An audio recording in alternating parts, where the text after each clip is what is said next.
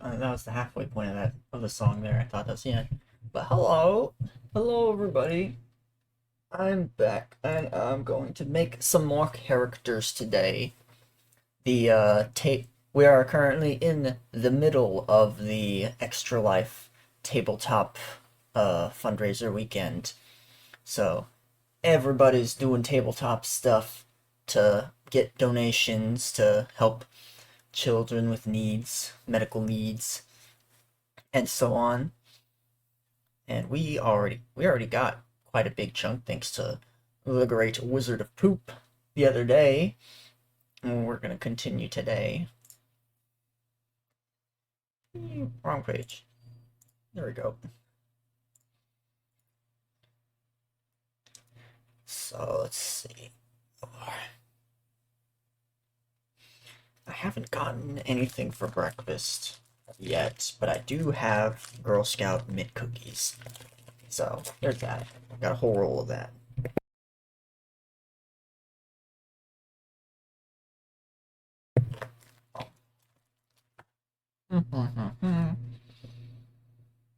So, um, um,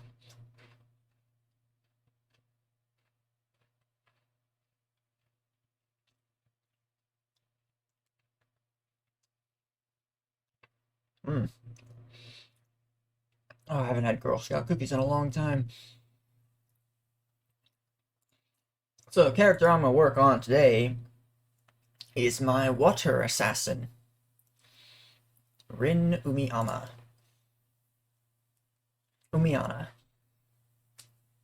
So we're gonna be looking for a water race based character that is rogue and stealthy and stabby. So let me think. It's probably gonna end up being Fae, one of the Fae creatures. It could possibly be a. Let me see what they got. I think there is like a water race base. A water race. Selkie. Aquatic Fae. Merfolk. Probably gonna be that one. Slime.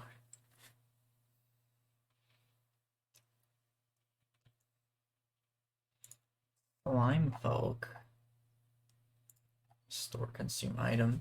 Store consume item. This item still counts towards weight limits. Without needing to equip the item, you can consume an item to gain its effects. Just store a. So you could just store a potion in yourself for when you need to use it. Hmm.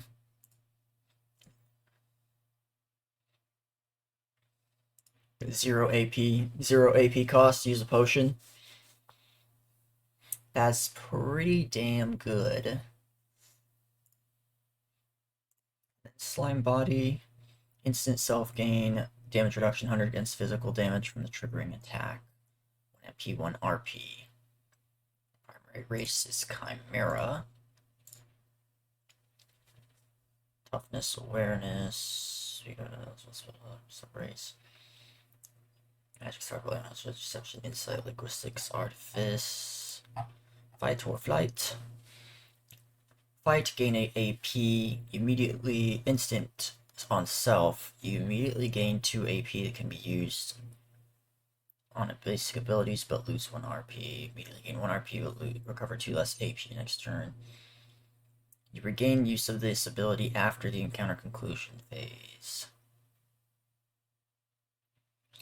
Okay, so it's a one-time per combat ability that you can give yourself some extra AP or RP.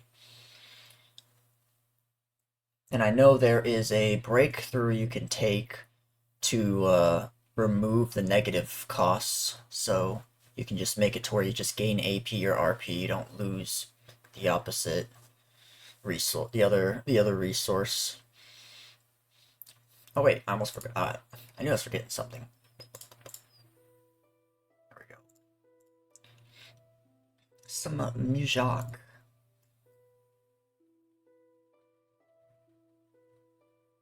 Don't know how it looks like. I think it's very quiet. What if I turn it to here?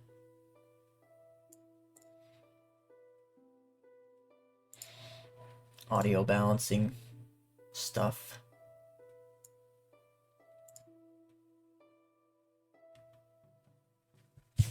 Bum, bum, bum.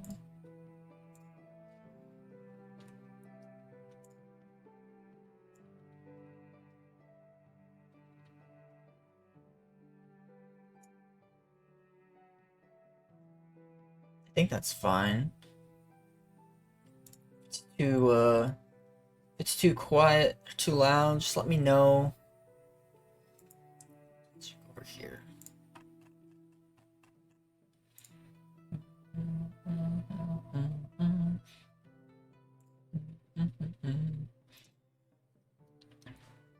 So,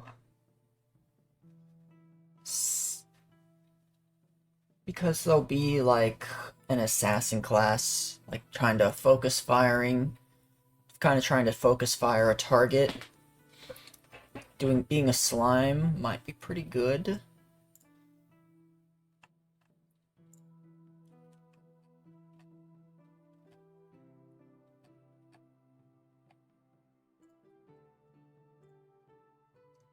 Can get that damage reduction against enemies while you're trying to beat the crap out of them. Consume will help you be even a little more tanky. Let's see what the Selkie has.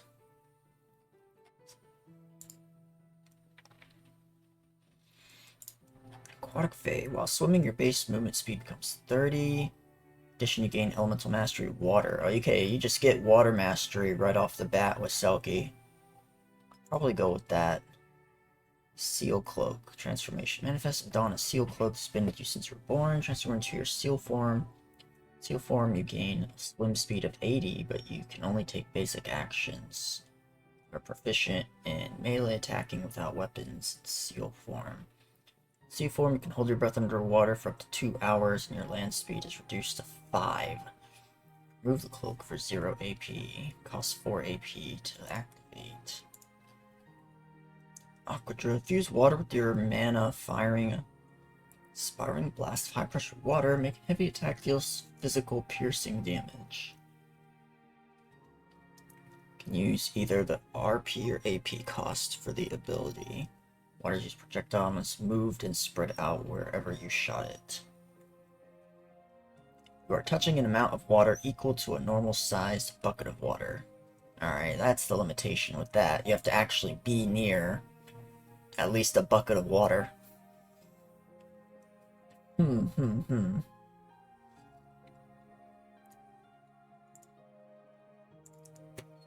this down just a tad. So I think we'll do that. We'll go with Selkie.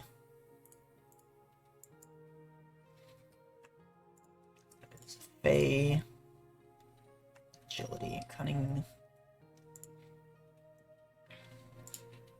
Now for classes, I know there's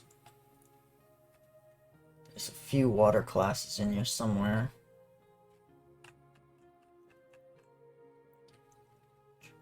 Arrowmaster. Angel Blooded, Angel, Animal Siren, to meet our concern. Take a look at Assassin. Bloodbender. Bloodbinder. Clear, Chronicles, Colossus, Cryomancer. There's ice, but what about water?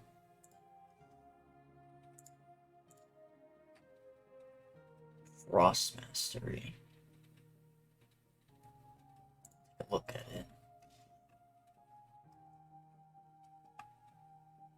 Very light eyes.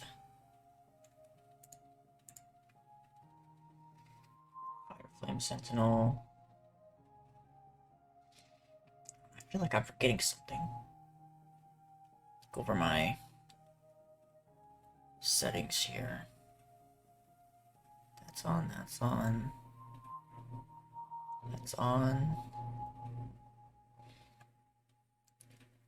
That's on. I got my little shoulder Kizu on. Not Kizu. What am I like? My shoulder Suzu. Suzu, not Kizu. Kizu's a whole different fox.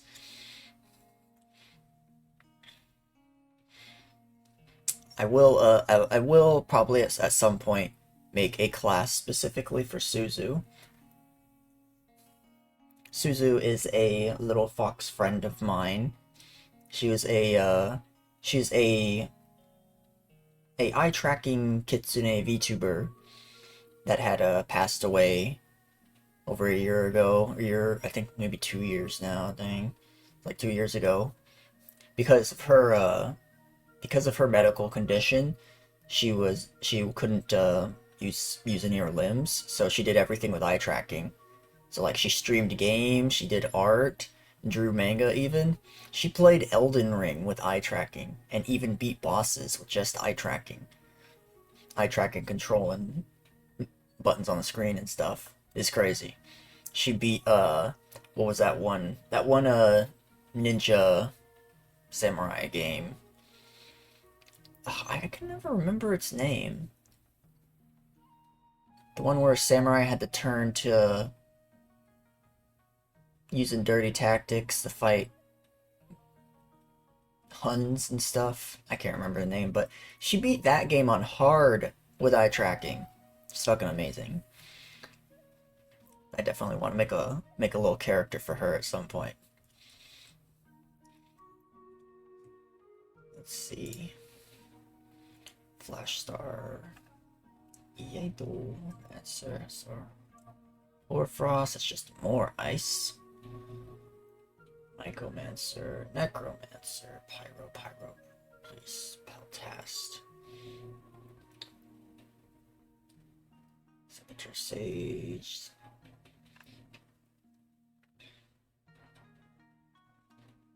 Oh, hold on. I need to... Where is the... Why did I X that out? Drive, characters, folder.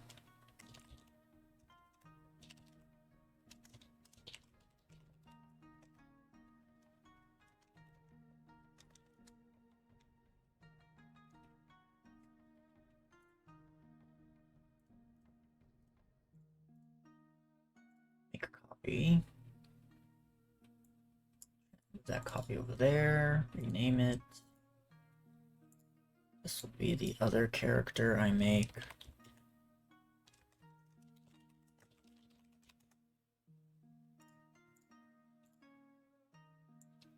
Put that over here.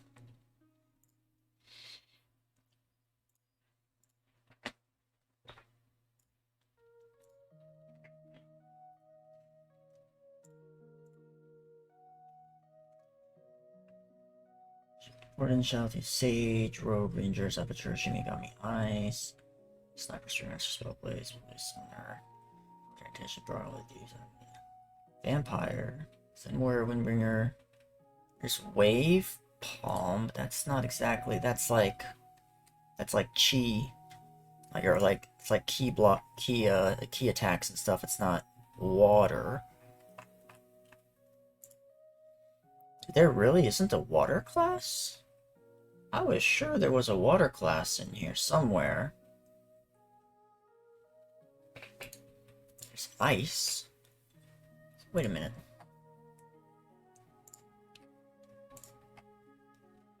Elements Mastery Water. But is there a class that even requires water? Cryomancer.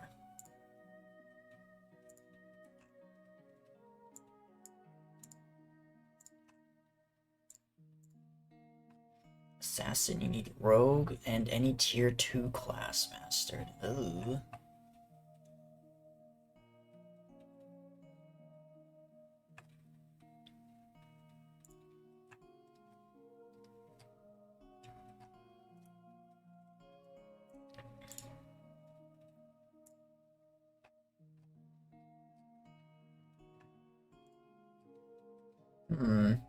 That's weird.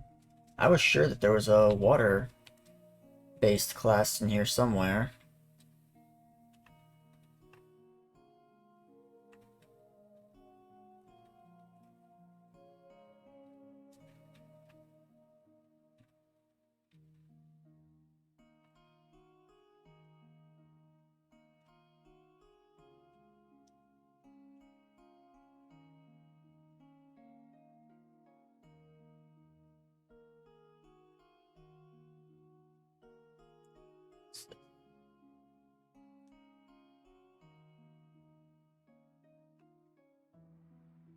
Barrier.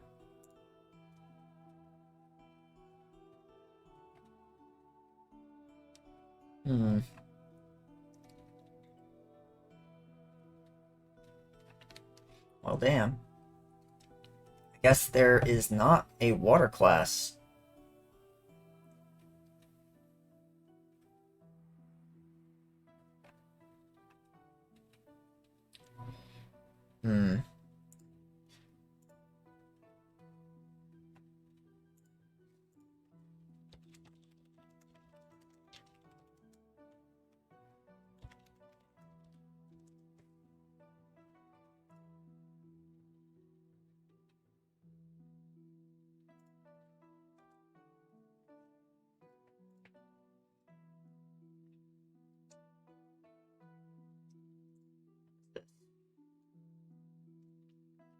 It's like a, yeah, advanced monk.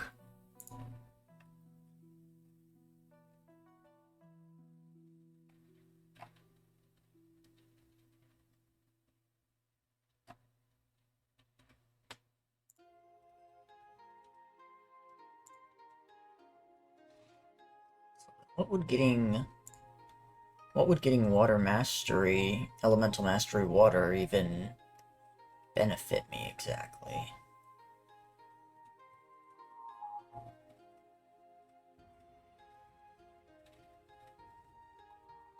Hydromancer? Yeah, that's not on the list yet.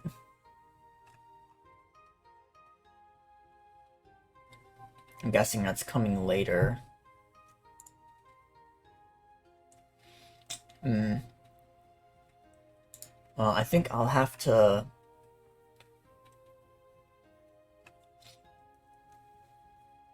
get Rogue anyway.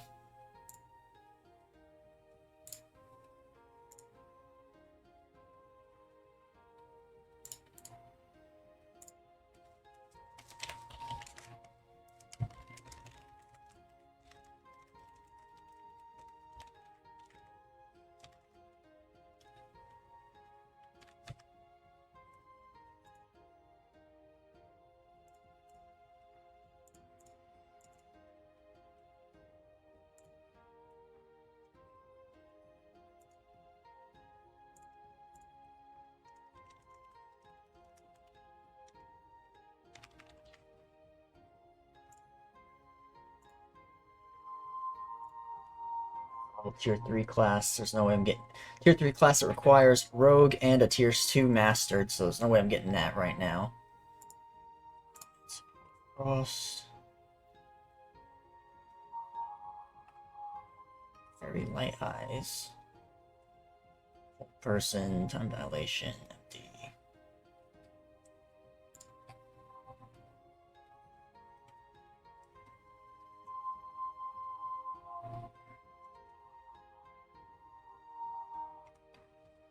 Oh man, this would be brutal.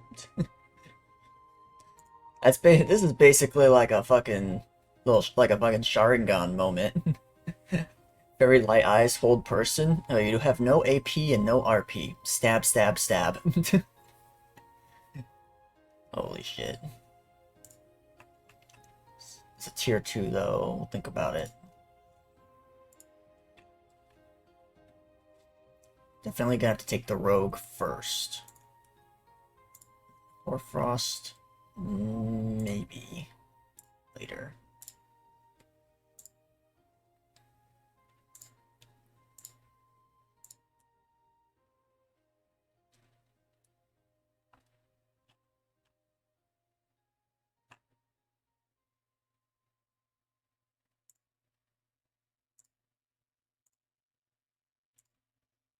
rulebook.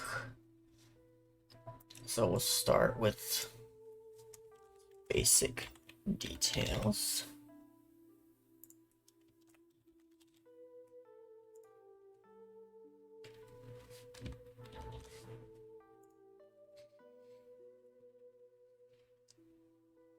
Height was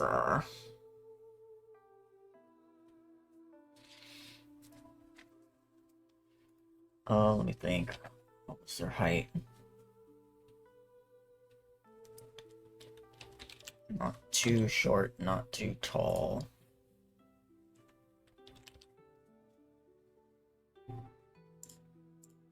Face silky.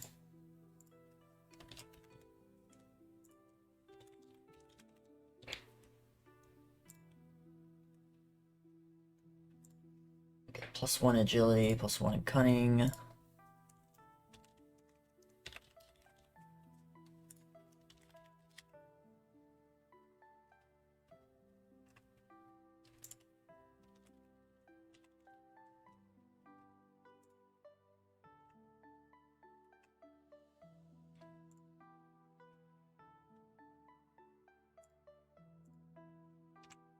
Tier 1. Look at some of the breakthrough stuff first.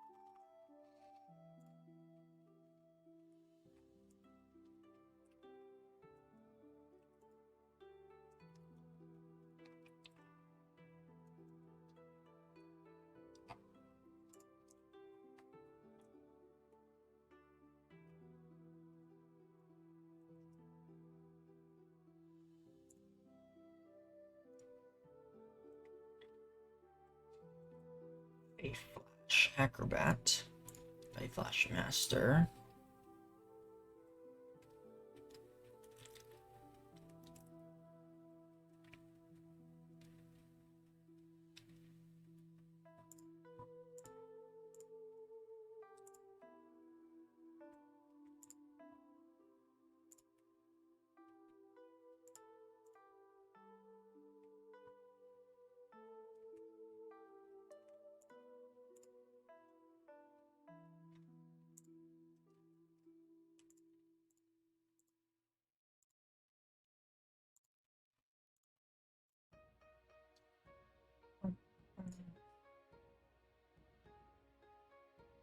Fairy eyes have developed into eyes of fairy light. May purchase the fairy light eyes class. In addition, you're immediately notified of any illusions. You are not immune to these, however. That's weird. I thought you were immune. I guess they must have changed that.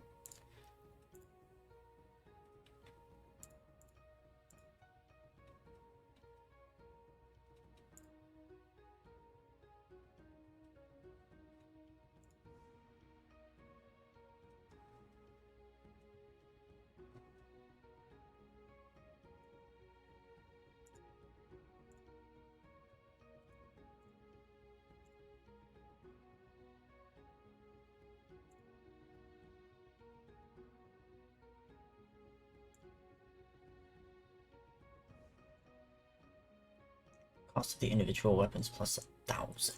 Oh god.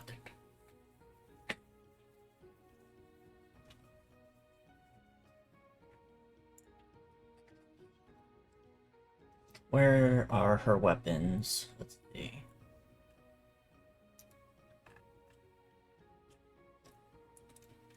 That's gonna be...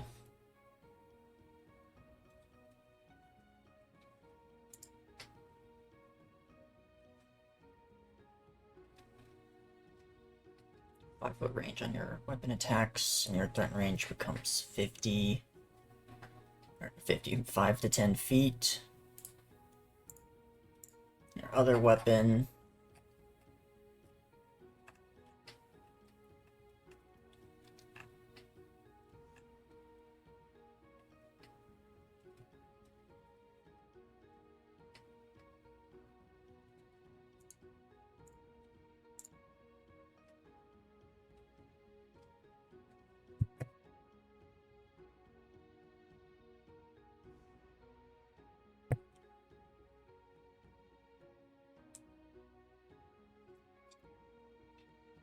So, yeah, the weapon that this character has is like, for those that heard me talk about it before, the all of my original characters have weapon combinations. So like me, this character here, their original weapon combination is a broadsword that can split into two long swords, or can like, what's the word? Rotate at the handle to turn into a dual blade. That's what this character's original weapon is. Haven't been able to fully find a chance to utilize that though in a tabletop games yet, because it's, you know, it's a lot of resources. It's a lot of resources and engineering. And then my other character, the Earth fighting monk, she uses a staff, like a long bow staff that can split into a three-way pull, and then it can split again into nunchucks. So this character, she's an assassin, but she uses a a double-ended pole arm. One side that has a trident, and the other side has like a hammer. So she can switch between stabbing, slicing, and bludgeoning, or whatever she needs for her target. And she does it it's like a big two-hander kind of weapon thing. The only problem with trying to make that in this system here is it's expensive. Heavy bludgeoning weapon and a heavy polearm is 1,000 each, and turning them into a transforming weapon is quite expensive. Because it's the cost of each weapon plus 1,000.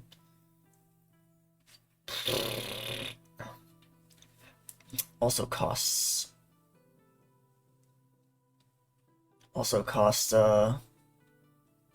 shells to activate.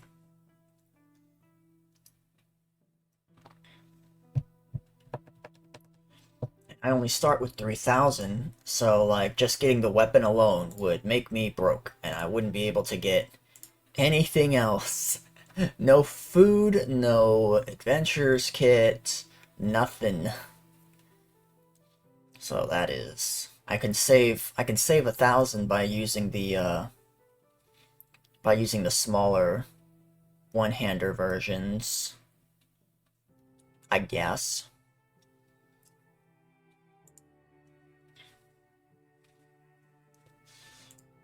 Hmm.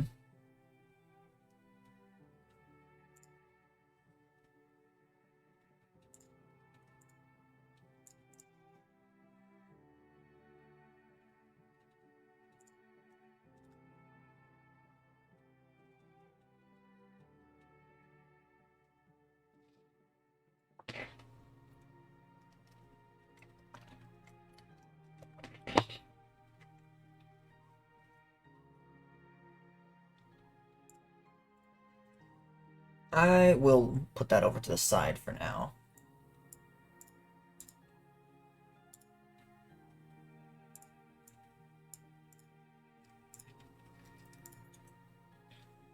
Oh god. My windows at the top are just... Ugh. Hold on a second.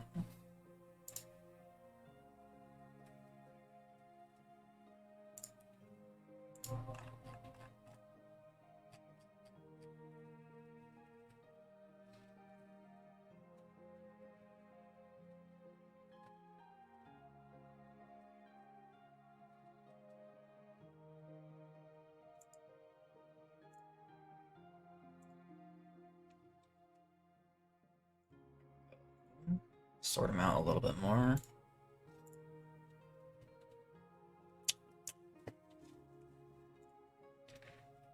Let's see. So I'll worry about the items later. For now, let's get the class stuff in. Let's get all the race stuff in. 5 skill points in either magic, medicine, negotiation, intimidation, insight.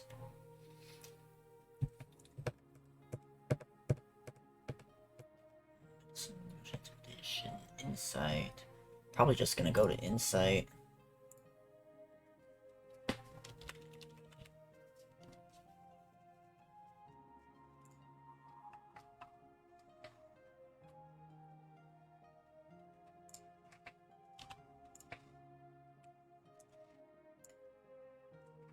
And then the other's 10 skill points. 5 perception, always gotta be perceptive. And being an assassin, always needs stealth.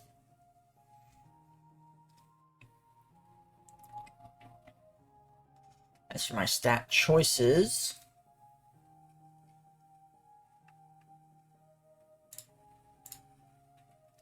I do want to have that high agility.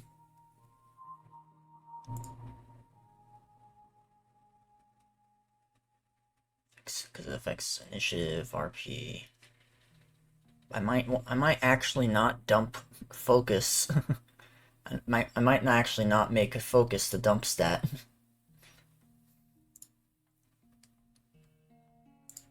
Focus or agility.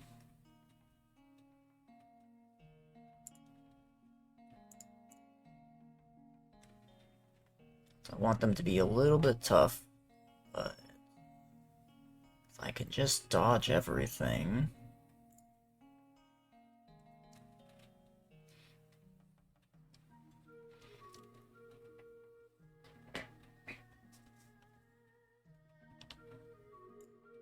Six. Agility.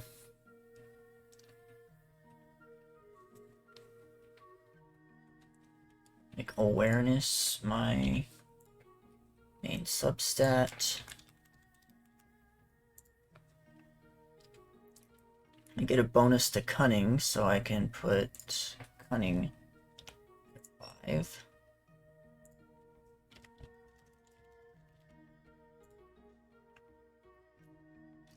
And that'll give me a really high stealth, perception, and insight. So I'm able to see everything very well, and I'm able to hide from everything very well.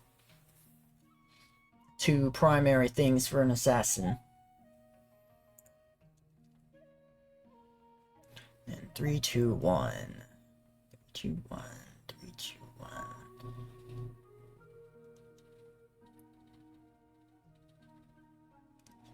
Fitness probably get the 3.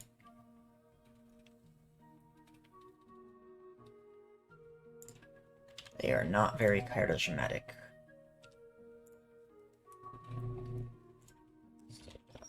Presence 1. Fitness 3. Reason 2.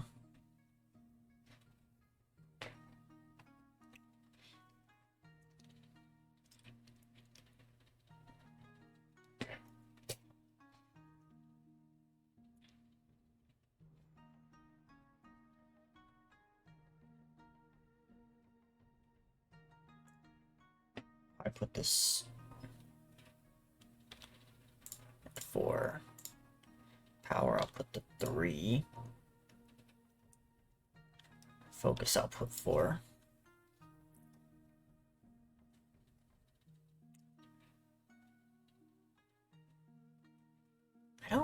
what potency does.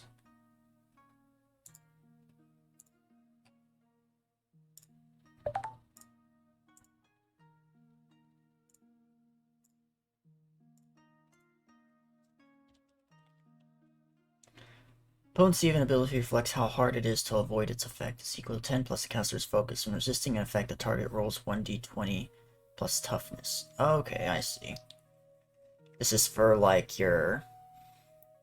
This is for like your your casting stuff.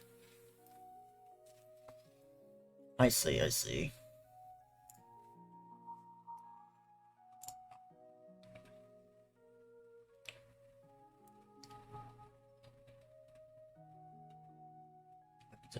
Keyword additions mastery lets them create minor magical effects relating to the element. For arcane, this could be minor stuff making tiny objects levitate, creating visual and auditory effects. Tricks do not damage, and the effects should never be big enough to affect something in combat. Okay, so I can do having water mastery, but no class existing currently to use such said water mastery. I can do little water gun finger guns. Pew pew.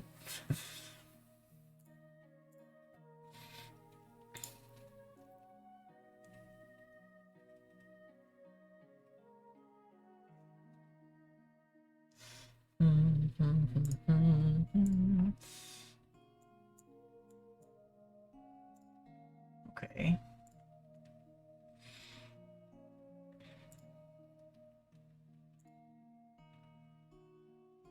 Got a decent 40 health.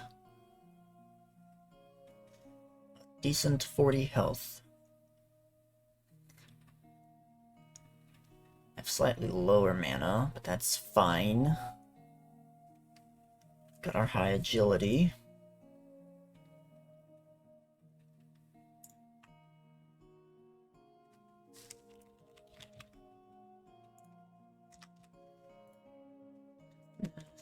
Focus. Power.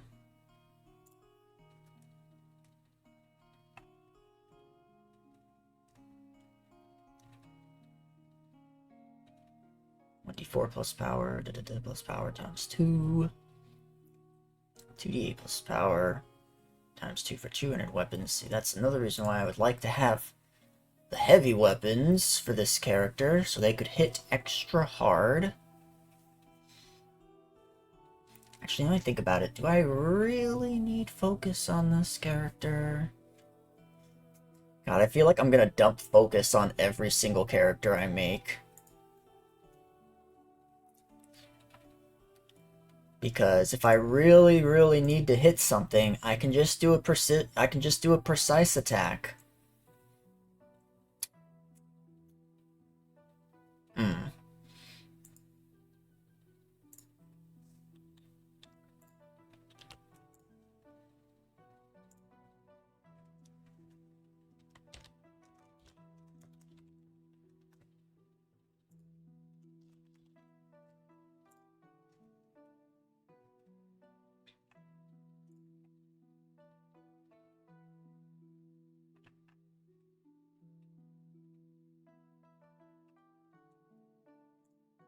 Okay.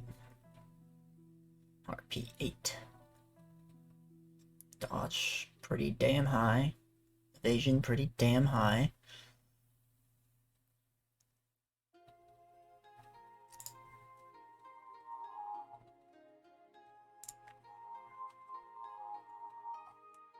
Get the Fairy Flash.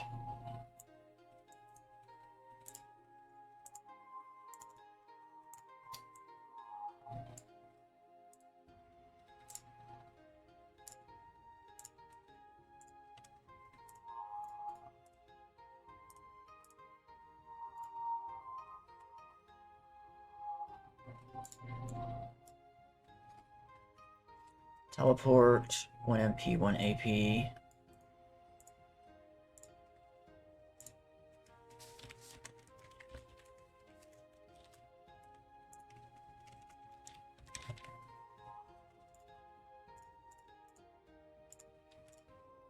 Teleport up to Twice your speed, unoccupied space that you can see, can only be used once per encounter.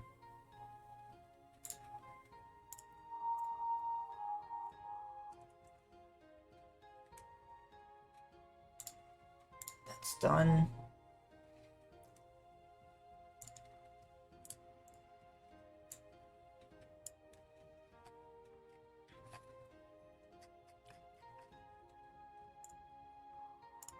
Folk.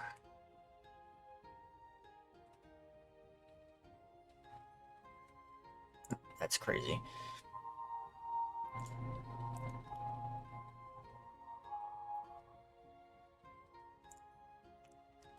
Are these even specialty weapons?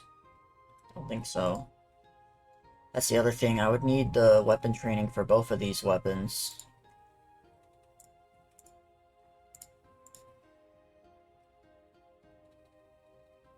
Do I need training with Artifice to use this? Also, hold on. There is a certain bot that is not online for some reason.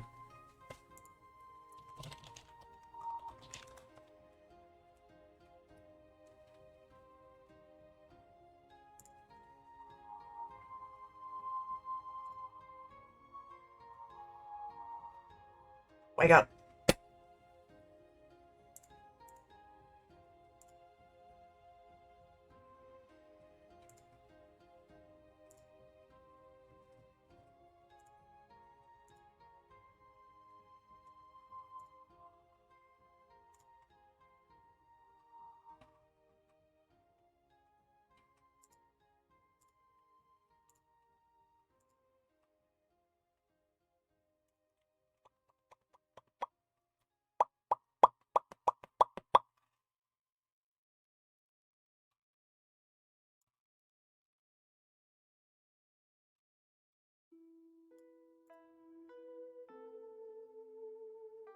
Bum, bum, bum, bum.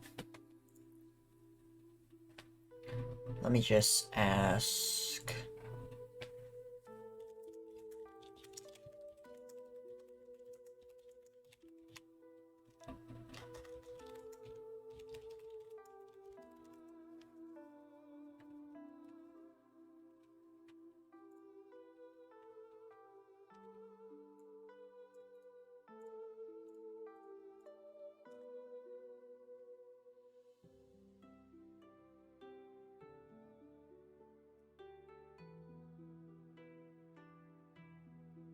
What counts as specialty?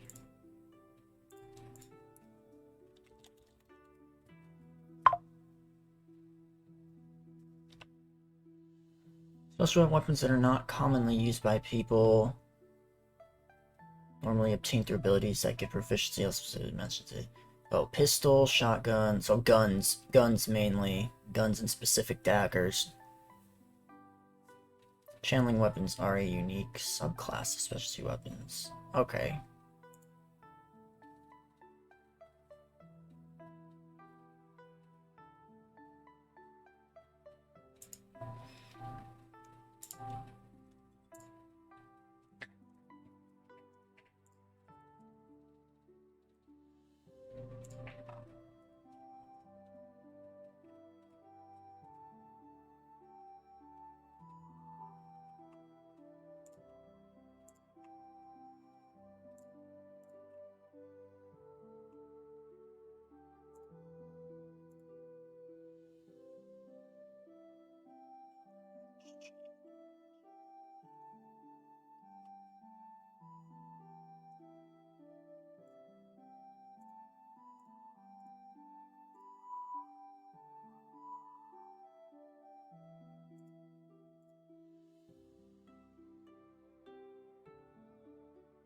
Jesus Christ. Automatically succeed on a check.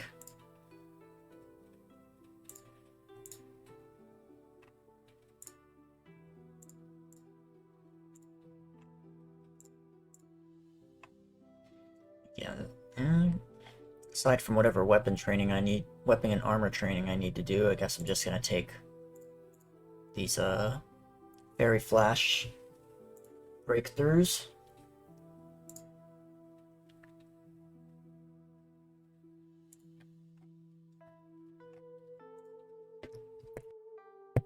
Ah. I'll be right back.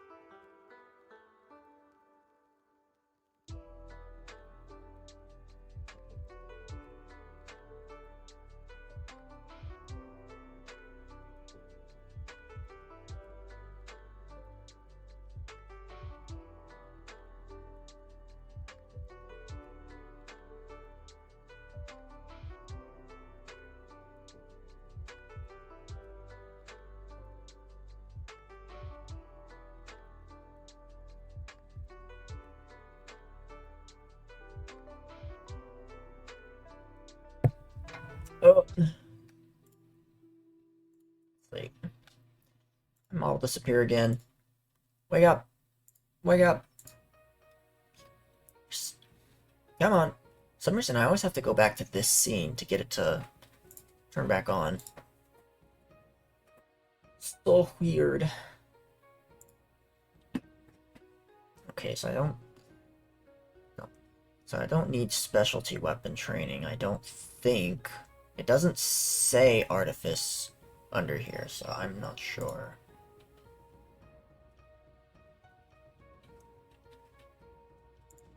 Okay.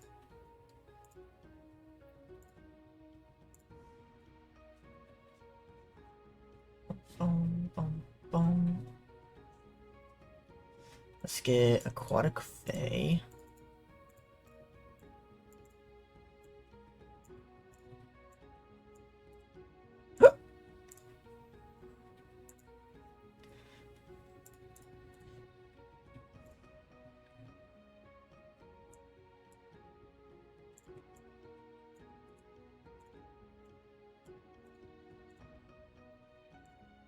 Description.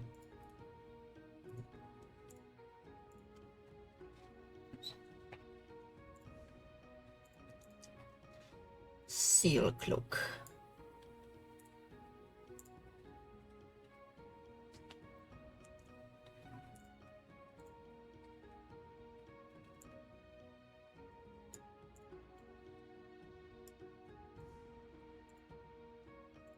Like, do you actually turn into a seal, or, like, is that just what it's called?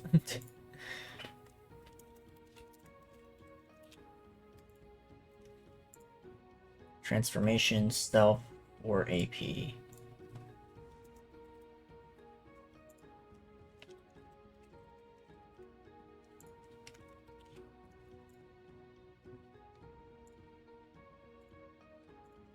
Aquadrill.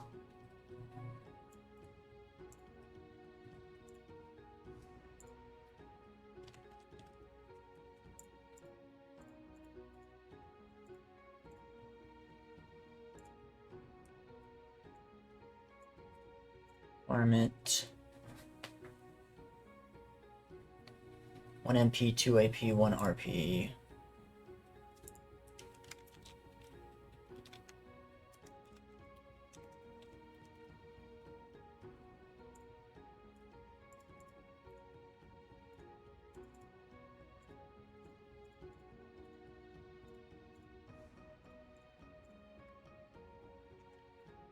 Come on.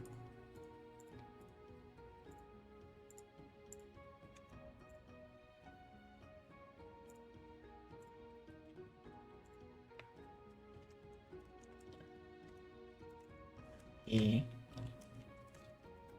P. R. P.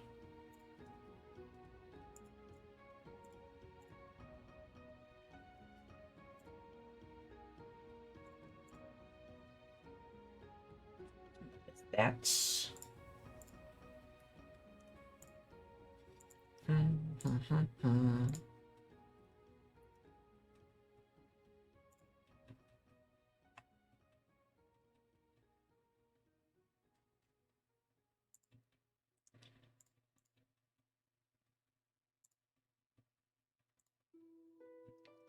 Get the class thing out of the way. One of cunning.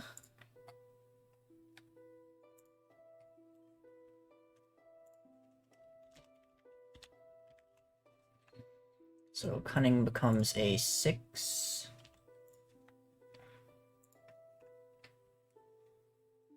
Then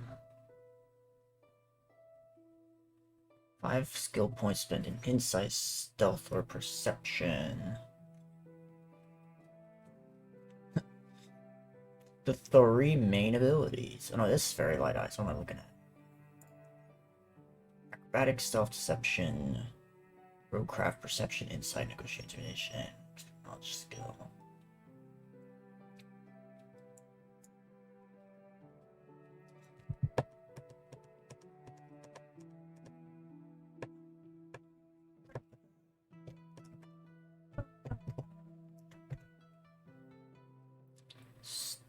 Deception.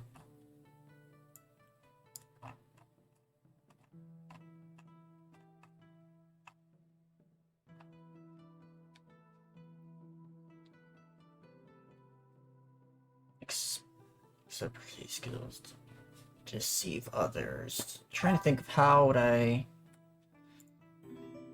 Holy shit! Bruh. Hello, everybody. Oh my god. Bruh, that's a lot of people. That's a lot of people. Oh my god. Hello, everybody. Holy crap.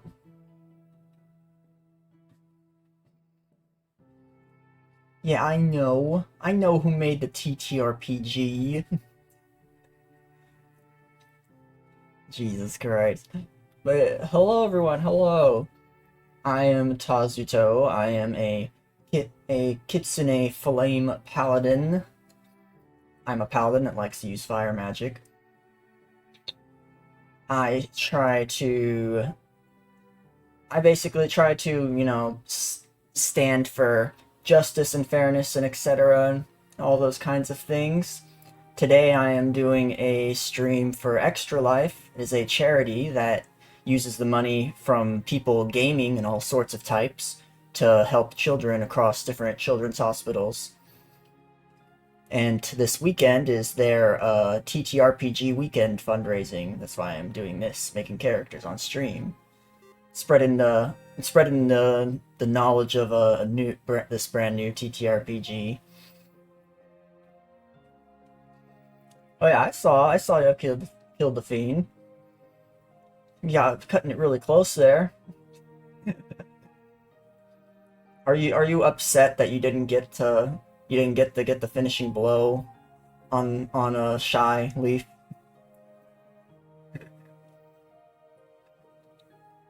But everyone, thank you for the follows, everybody. Thank you, Gain Hemlock, Renzel Blade.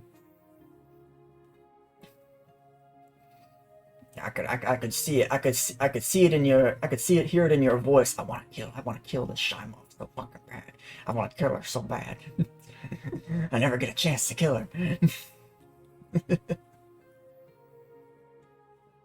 But yeah, I'm making characters right now. The first stream I did of this back on Thursday. I made my character.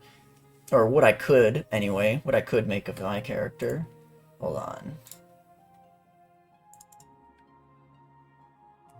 So got me. It's a paladin. I am not a orange and white haired fox. I am an orange and black haired fox. I got my character sheet all set up here. Trying to make what I was trying to make is very costly. It's like 3 tier 2 classes. It's like 3 tier 2 classes and a tier 3. So, and the best way I had to start with it was going a shield paladin at the start, using all my breakthrough just to get the requirements, the human requirement, the medium armor requirement.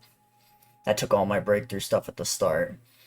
So if I use this character, I will need to adventure a bit and get some XP to get a Flame Mastery breakthrough to take the Flame Sentinel class next, which will give me all the fire abilities. And then the third class for the other part of this character would be the Spellblade and the Spellblade Master. So it's a pretty expensive class, but it's got pretty good coverage. It can tank, it can heal, it can do controlling with fire magic, and it can like focus strike targets, as well as obviously, you know, defend other players too. I like building him as a good overall type character. And the other character I made was my Earth Monk character. And she is a martial artist, a geomancer, that uses a, what is it, a dueling weapon. So she's good at focusing on a target, getting bonuses and stuff for that. And later, once she learns more of her geomancer stuff, she'll be able to do a bunch of earth stuff, make enemies prone, do rushing flying kick on them and everything. And she's got pretty top-notch dodge and decent decent block. I was hoping to, there it is. Yeah, I am waiting on the ruling for the armor plates though. If I could put armor plates on this Mana Weave light armor, then it would be pretty nice. Pretty nice to have a 4 guard and a 10 block on a dex tank.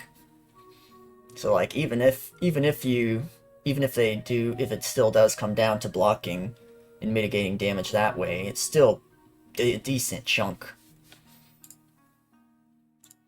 I am a Pathfinder 1E player primarily, so that's why I can spend a lot of time going into customizing characters and stuff, because the selection is insane for Pathfinder 1E.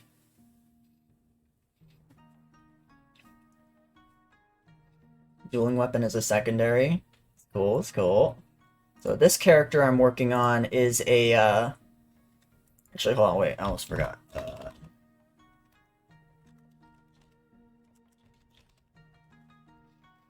So this character I'm working on now is my water assassin.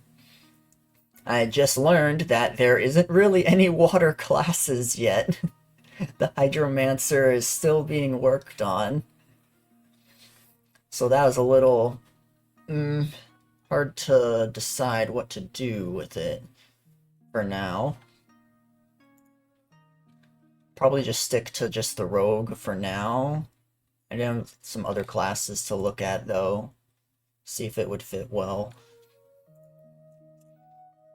And of course, being an assassin, just gonna be like straight agility build. And yeah, my Pathfinder 1 DM is starting to like make a Pathfinder 2 game, so I'm gonna have to learn that soon as well.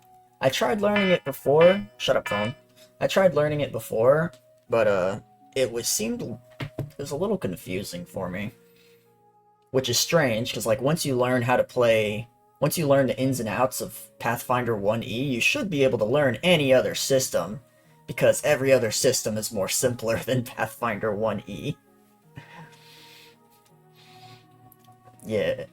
Also, normally I don't have my 3D model for streams because I'm like, if I'm playing like a game or something on my PC, I can't run the game and my model at the same time. In the past, whenever I would stream games and have my model running, it's because I was playing the game off of like my console hooked up to the stream. So it could the console was handling the game while my PC was handling the model, so it was more possible. But these days I use my my PNG model a lot which is just where is he? It's down here. Oh, not that one. Oh, it's a Discord one, a different one. But yeah, I'm hoping to get at least 3 characters done today. This one is already like getting pretty done pretty quickly since I've made like 2 characters already, 2.5. I have a gnome blacksmith forge master, but that one's using the official sheet. So I'll have to like redo that one on this sheet at some point. Rogue.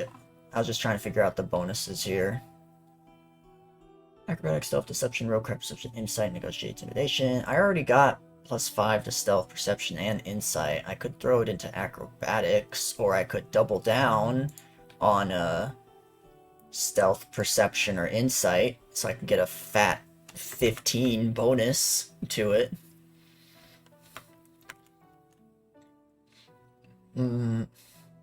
Stealth is more like...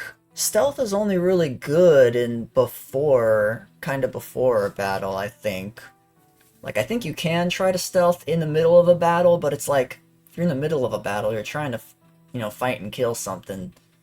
Unless everybody is stealthing to try and get away at the same time, it's not good to focus too much into it. I'll probably put it in insight, actually. Yeah, I'll put 5 more in insight. That can help me as an assassin character. That'll help me be able to glean certain details and information and stuff.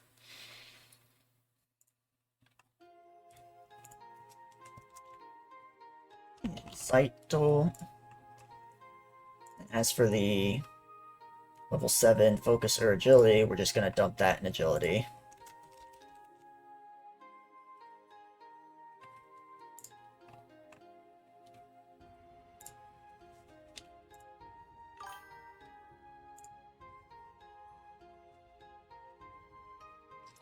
Yeah, it doesn't help that my PC is getting a bit old. It's about 5-6 years old now.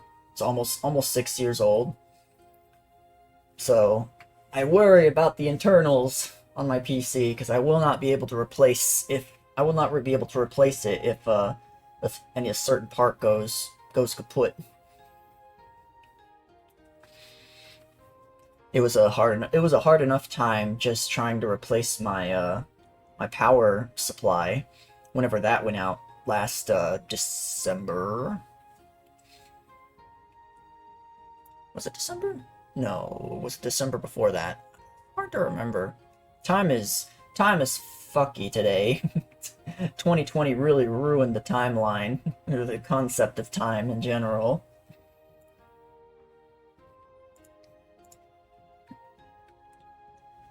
Where's my fucking bot at? It's weird. It's not doing it.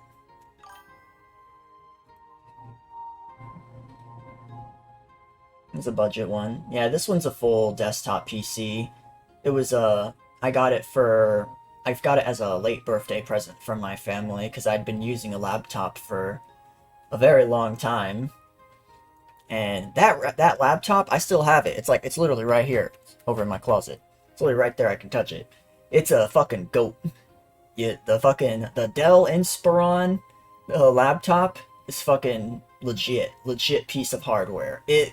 It carried me through over 10 years of doing shit. It was there when I made AMVs. It was there when I played an MMO, an RTS MMO for 8 years. Yeah, it's been through a lot.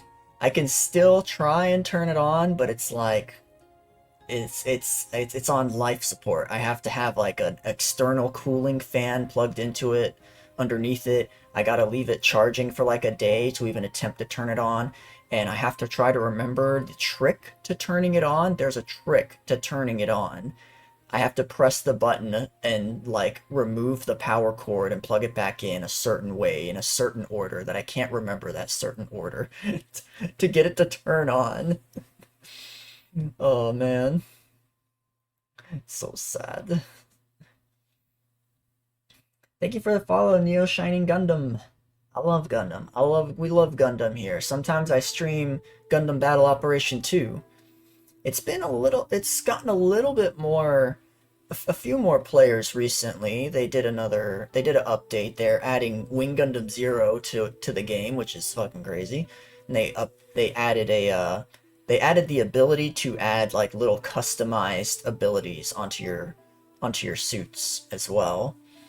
It's definitely a fun game. It got too much flack whenever it first released. The entire PC player base of whiners are just like, oh, the match times don't work, and etc. And it's not like connecting and stuff. It's like, bro, the game just came out. Like, give it a little bit to fucking adjust. But of course, they had to flood it with negative reviews, so it's never gonna get out of the negative review bombing bullcrap, which scared away thousands upon thousands of players because a lot of people don't even attempt to try a game before deciding that it's terrible. But yeah, back to this. I was working on all this stuff. So now I can put these in here. Rogue's Journey.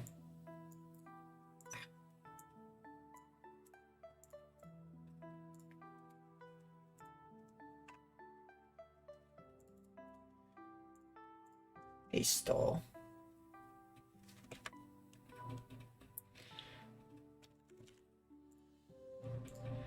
That gives proficiency with light armor in a group of non-heavy weapons. Okay, 5 extra skill points in Roguecraft and 5 in another skill. Damn, that's a lot of fucking skill points. You can use Feint.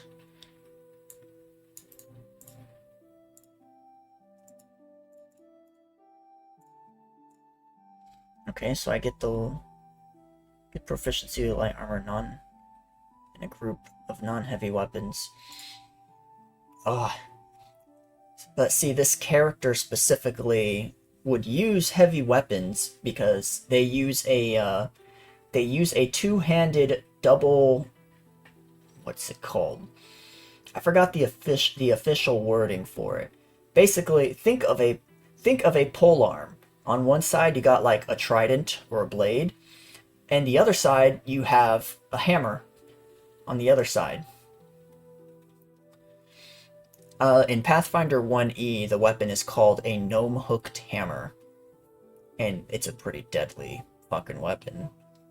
For dang sure.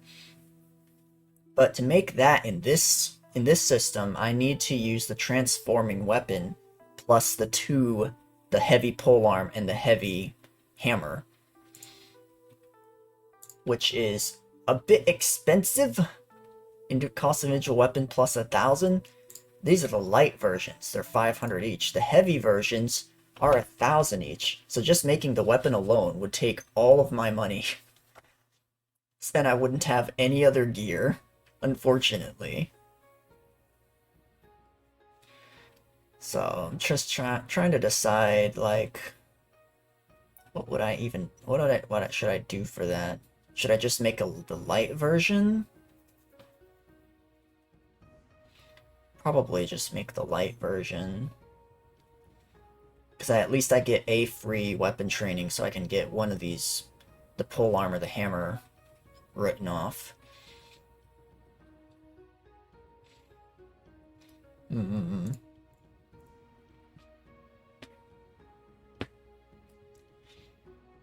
Oh, but as for like other stuff I stream whenever like when I'm up to it. These days I'm not streaming too much because I have very low energy and motivation.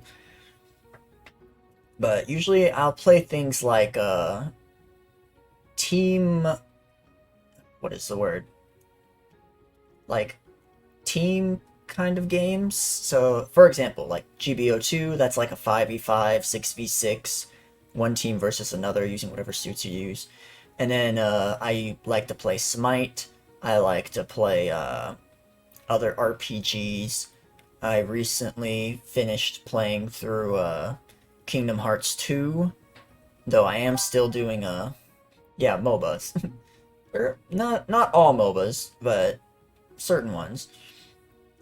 And I am still playing Kingdom Hearts 2 here and there because I'm trying to defeat the end game bosses on the hardest difficulty, which is very hard because you only have like a third of the max health you normally do in the game, and most of the enemies can put you down to 1 HP with one attack, so it's been a challenge. Of the 13, like, or 14 final dudes you can fight, I've beaten 4 of them. Yeah, critical mode. It's fun, but damn is it a challenge. So I gotta still work my way through that. And at some point I wanna start a new playthrough of Final Fantasy X and X-2. But I don't have that game on Steam. I have it on console, but the console is not usable right now, unfortunately. Like one of the plugs on it broke.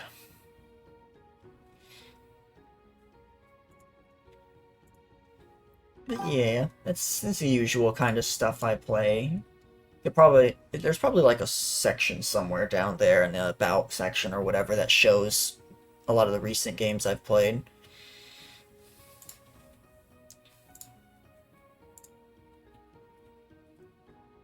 Let's see, feint. Target enemy, if the target is a grunt, or you have higher agility than the target, then they cannot make an attack of opportunity against you until the start of their next turn. Oh, that's neat.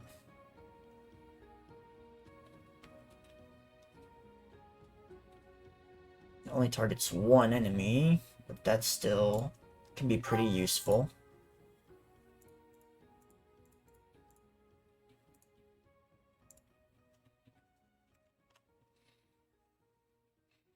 No, there you go. Now the bot's fucking working. The bot was asleep. Shut up! Silence, ad!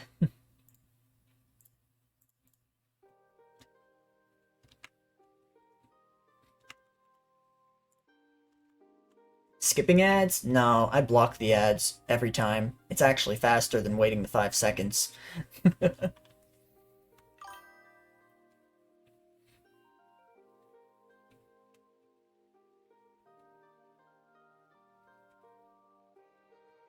Let's had the same thing happen. Their streaming mic. It's crazy.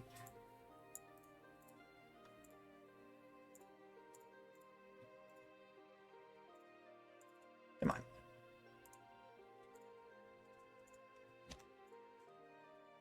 That costs an AP and 15 feet. Wrong box.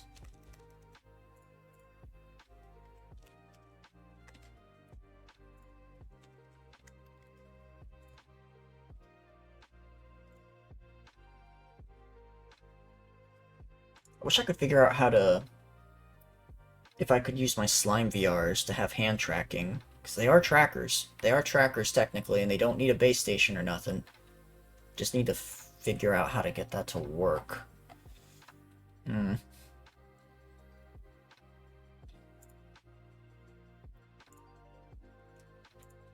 see here. Next is... actually, let me put these skill points in. 5 in Roguecraft and another 5 in Acrobatics, Stealth, Deception, Perception, Insight, Negotiation, Divination.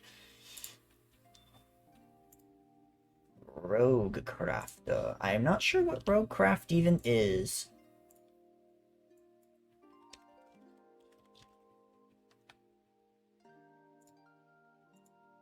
Skill describes your ability to take subterfuge actions. Things like picking locks, rigging traps, lock-picking jury, rigging traps. Okay. I see, I see. And acrobatics, stealth, deception, perception.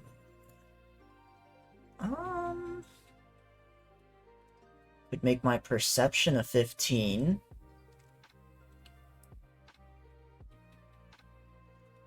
Or Or, you know what, I'll do, oh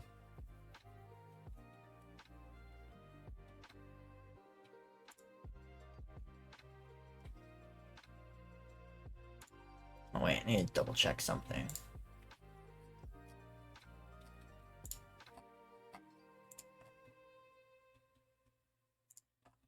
Okay.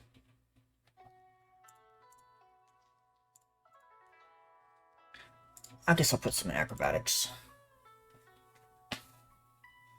Would not make much sense to not be a very acrobatic rogue, so that's a little loud. Let me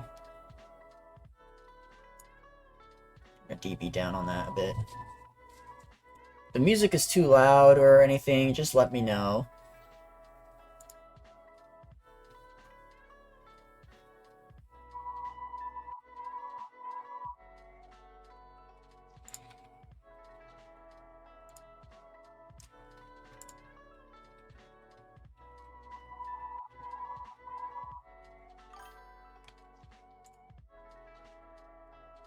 It is? Okay. It's hard for me to tell because I can't, like, watch and listen to my stream at the same time that easily.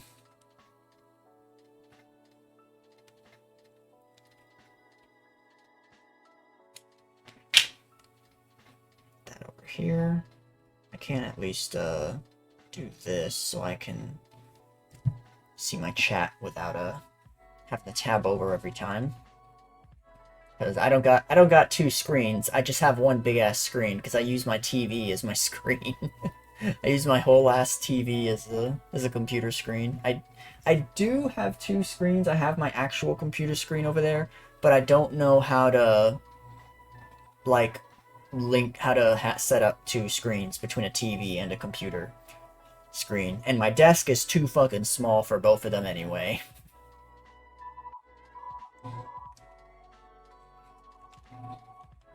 Back here, roguecraft and acrobatics. Not rougecraft, roguecraft.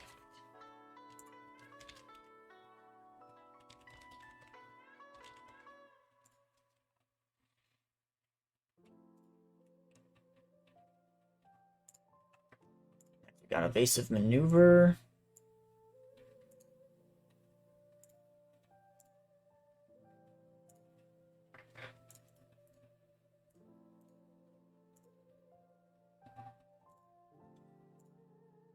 Self 1 RP. 5 feet in any direction.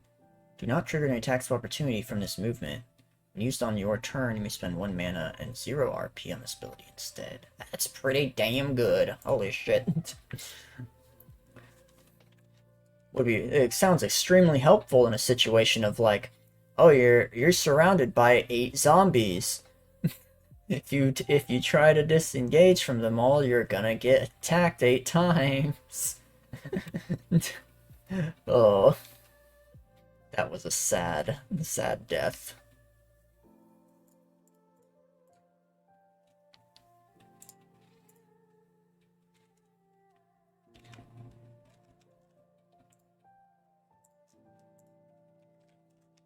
The amount of times that I have to keep, like, clicking back to check one specific thing because I forgot. Just ADHD problems.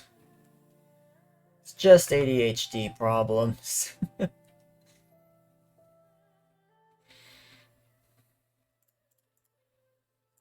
see. Did I not put a... What other thing hasn't popped up yet? Is that a...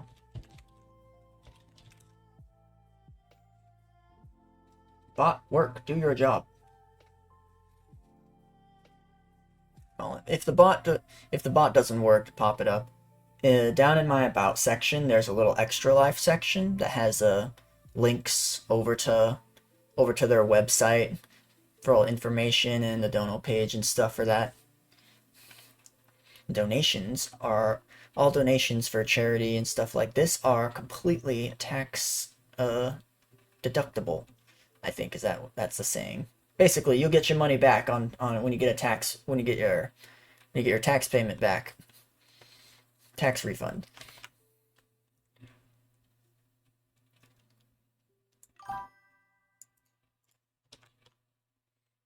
Hello, sapling. What's up?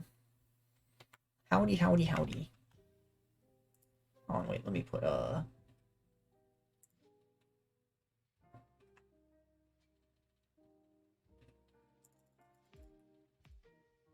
there we go.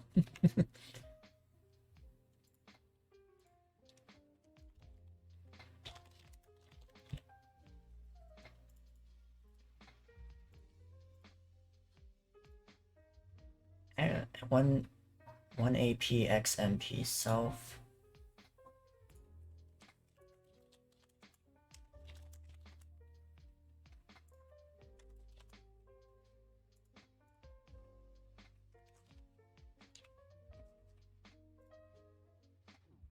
You may move up to your speed plus up to 15 feet per mana spent on this ability. Any unspent movement is lost afterwards. This character has a lot of movements stuff. Especially with the Fairy Flash teleport.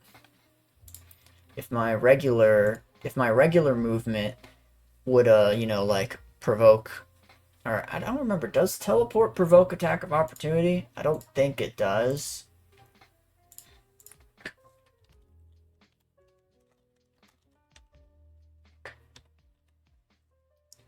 Force movements, teleport abilities may also move you out. That's mount, moving while mounted. Where's the? That's the only mentions of teleport here. Teleport said move north. Teleport does not provoke attack of opportunities and ignores most forms of slows, roots, and grapples. You need to see where you teleport to, but can otherwise ignore difficult terrain, solid objects in the way. So I stated you can only move yourself and your belongings when teleporting, not other creatures you might be touching. I see, I see.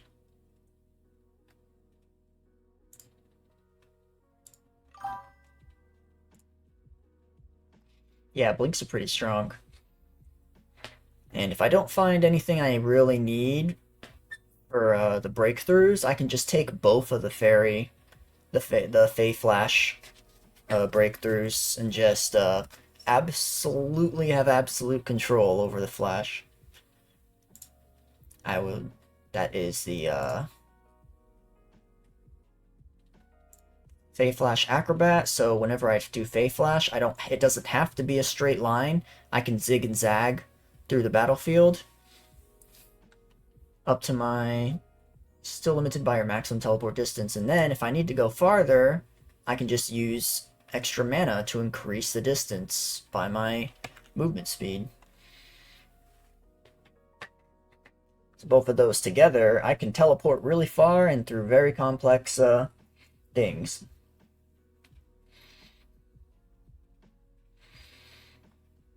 Got enough, come across a you come across a labyrinth. Got enough mana, you can teleport through that bitch real quick. And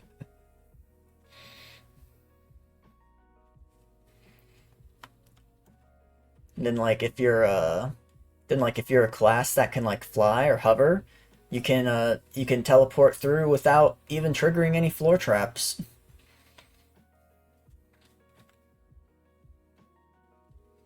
Which is pretty nuts.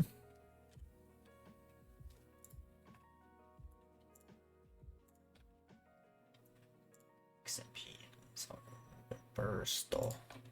Move on to Basta. Sneak attack. Trick attack. Did I get the...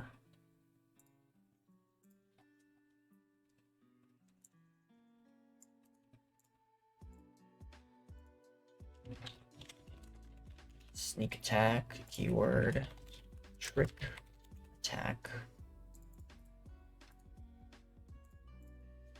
You may make a heavy attack against the target. Melee weapon range.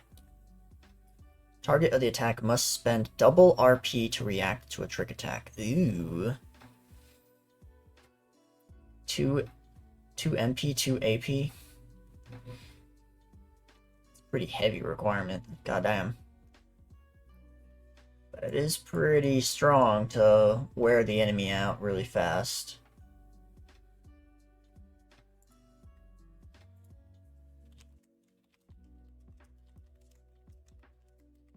2 AP.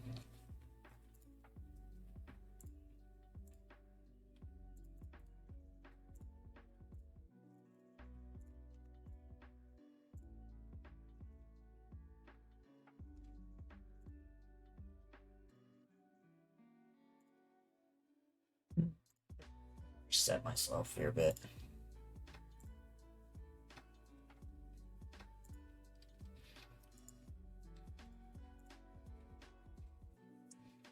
Oh, but yeah, this character's coming together well. There's only one more elemental there's only one more of my original 4 characters after this one is done.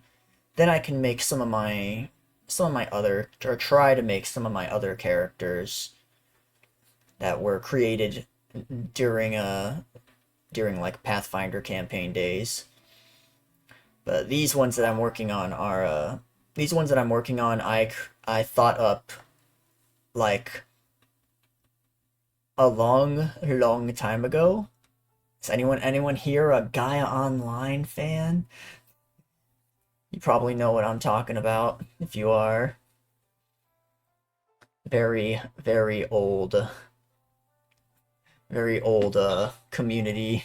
That what website that is. Tricky track be tricky, yes.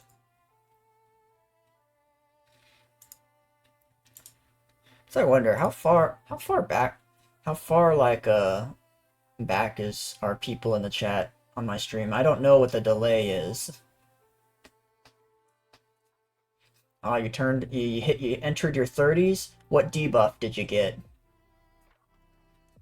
The debuff that I got was you can no longer play mouse and keyboard games for as long as you want because your wrists hurt. That's the debuff I got turning 30. Unfortunately. So like back when I played a lot of MMOs like Star Wars, the Old Republic MMO and stuff, can't really do that for a whole day anymore. I can do it for maybe like an hour or two.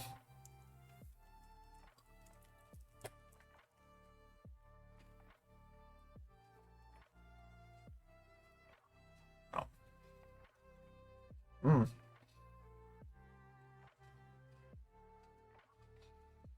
Delicious Girl Scout cookies. I got those Thin Mints. Delicious.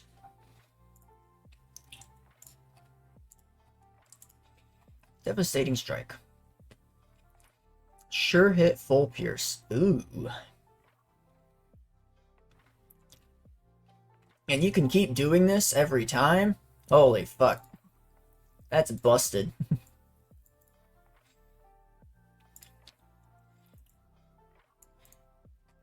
Stop it.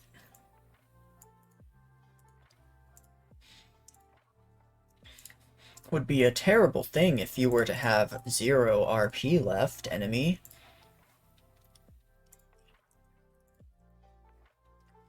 Full pierce sure hit.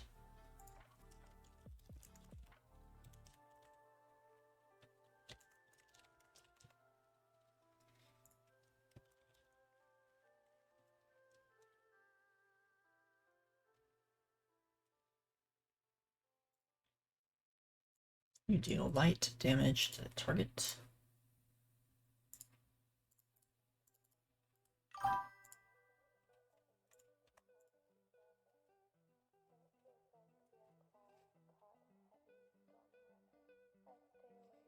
Oh, I got so many ailments. I got so many ailments and no ability to get them looked at.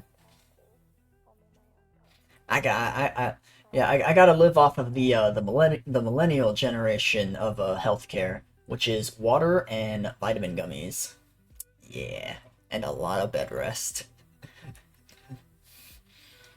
Nature's true medical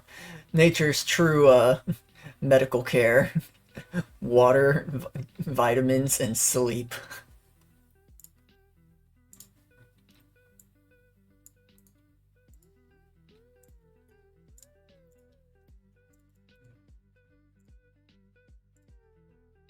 One AP. Damn. So if you get an enemy to 0 RP remaining, for just a cost of a regular light attack, just get full pierce sure hit. They can't dodge and they can't reduce it. Get fucked. And that is all of that stuff for Rogue. So wait, what did I spend in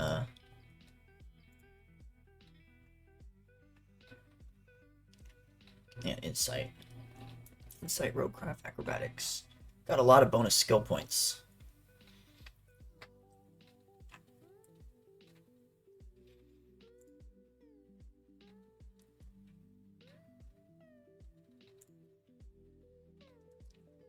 Class level is 8. The cost is 800.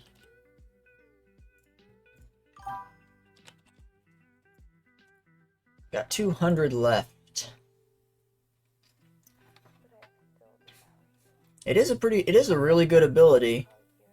The moment an enemy gets down to 0 RP and they can't and then they cannot avoid your attacks at all. Not even passively, because it's got sure hit and full pierce. You can't dodge it and you can't reduce it. It's only a light attack, but it does only cost 1 AP, and it doesn't have actually it doesn't have rapid, so I can't do that multiple times in a turn, can I? I'm guessing. Abilities you can only use once on a turn. Okay, so there is a little restriction to it.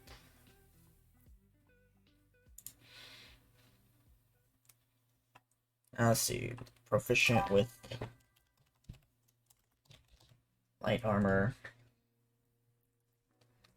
No 4 full pierce sure hit attacks on the same turn. That would be devastating. Unless you're running 4 rogues. He's out of RP! Get him!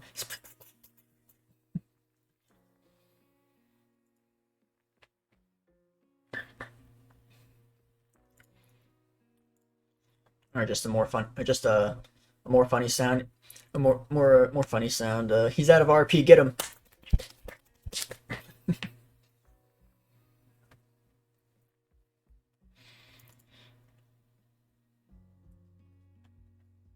What? Now to figure out what next class to take. The assassin class is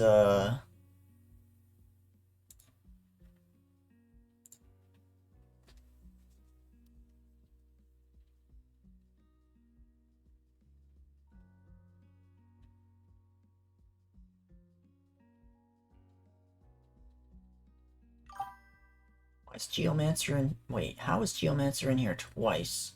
Oh, one is the 9.10 and one is the 9.11? How the hell did that happen? That's weird.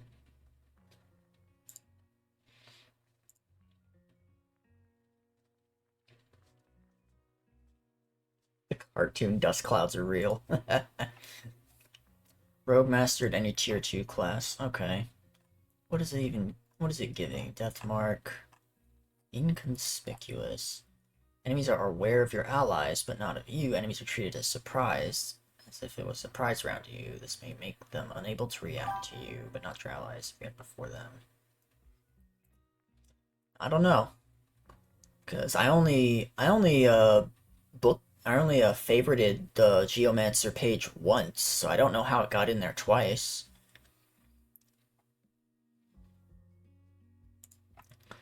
Death mark. Encounter start.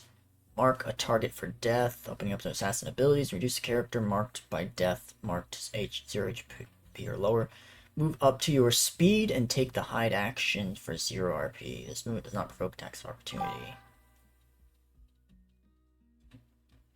Requirement, enemy is surprised. That's what the conspicuous is for, so as long as you're trailing, like, behind your party and staying in stealth, you can get a surprise round on any enemies. Study target, lock on set of full pierce sure hit overcharge, neck attacks against target gains Lock on, overcharge, but instead making it. Next attack gain the sure hit and full pierce.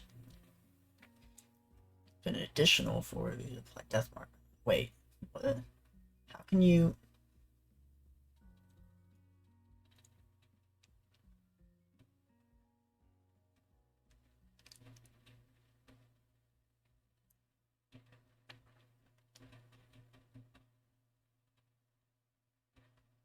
Oh, I see. I was wondering, like, wait, how are you supposed to spend 8 AP in a turn? It's because it takes the 4 AP from the next turn. So this is like charging up to do a big ass attack on an enemy. And this also will let you do Death Mark again on another target. How much debt are you in? I can't use any of my AP next turn. Devastating Strike 4. What happened to Devastating Strike 1, 2, and... Well, wait. We got Devastating Strike 1. What happened to 2 and 3? Why do we just jump to 4? It must be marked by death. Oh, I see. There's 4 classes that can do Devastating Strike. I see. I see.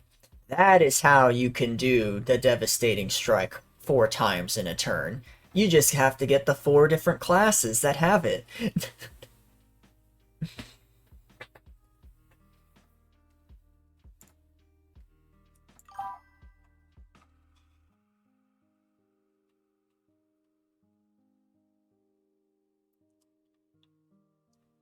Your secret arc sure hit, so it can only be done once in a battle.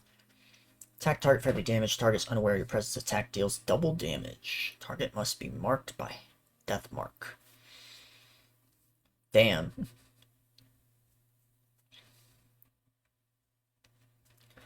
Do this attack with a heavy weapon for 2d8 plus double your power, and then you double the damage again. Fucking Christ. And it's got full pierce and sure hit. So, like, you literally just assassinate the shit out of whoever you target for this.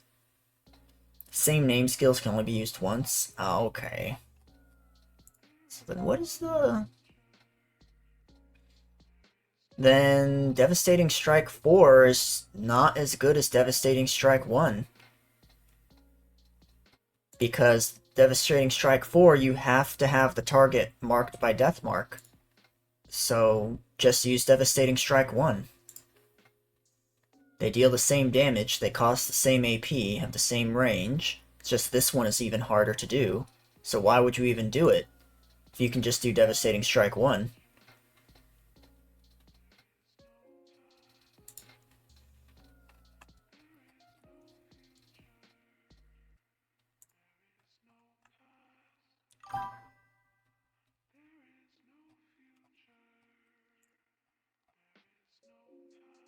Let me see here.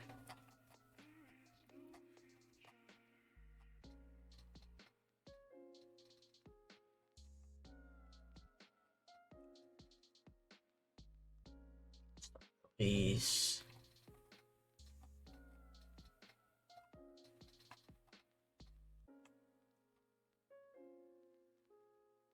RP reactions, Using abilities. Abilities are special abilities you can find inside classes and races that are more than normal actions. You can't count. Each ability has its own range, cost, and requirement to use. You can use multiple abilities per round as long as you pay the cost requirement, or you can only use each ability once per round, unless that ability has the rapid keyword. Upgrade abilities count as the same ability. For example, cast Fireball 2 expends the usage of Fireball.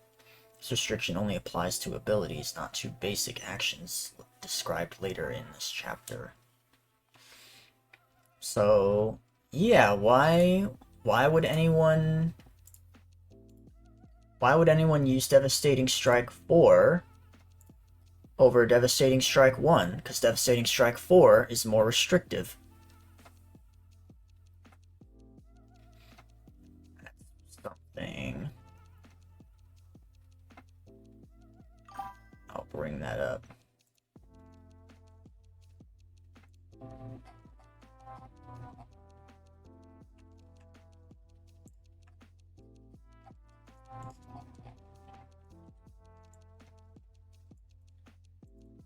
Not print.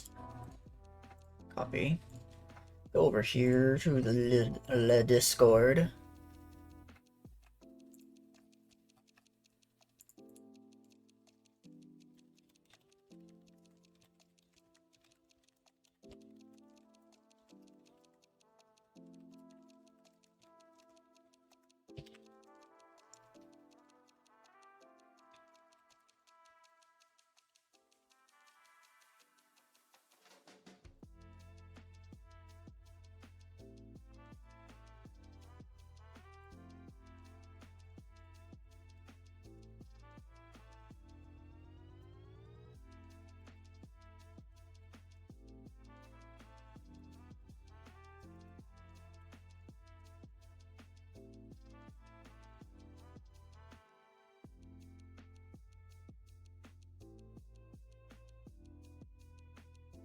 Alright, I posted that question in the Discord. I'll let them figure it out.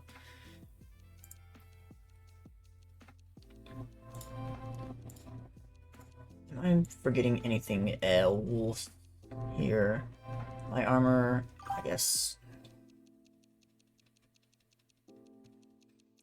AB. Transforming weapon. Polearm light. Since normally this character likes to use a trident. So that'll do.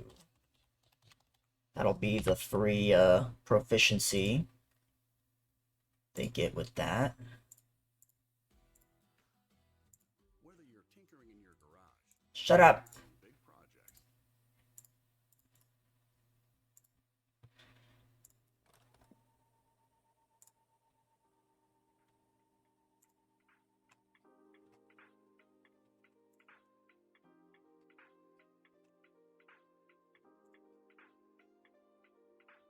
Group of non-heavy weapons. That's 1. That's 1 ability. I could still make the combination weapon. I could still make the transforming weapon with this character with just the light versions. I do want a heavy version though.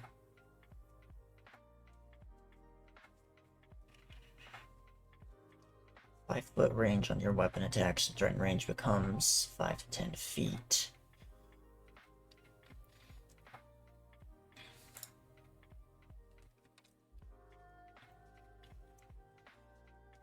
Attacking and hitting a target, you always deal at least 2 light attack or 4 heavy attack damage. Damage effects do not trigger. The damage would be reduced to 0 without this ability. But the rogue itself has a lot of full. Well, it's got like full pierce hit for its devastating strike. It only works if they have 0 RP remaining.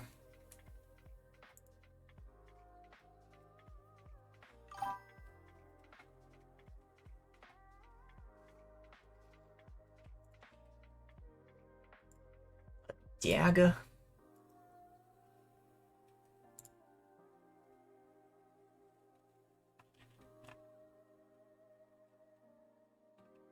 You mean the small weapons, light? That's a dagger, right? Draw this weapon for 0 AP. Each combat after you draw the weapon, if the next attack you make this round is using this weapon and its basic light or heavy attack, it gains the trick attack keyword. Benefiting from this bonus, you cannot do so again in the same combat, even if drawing a different weapon. Trick attack. That's right. That is the...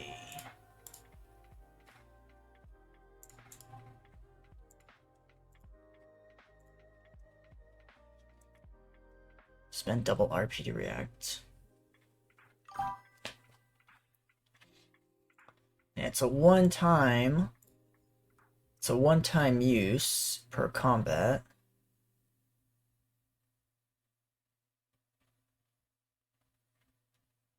Even if drawing a different weapon ability. Hmm.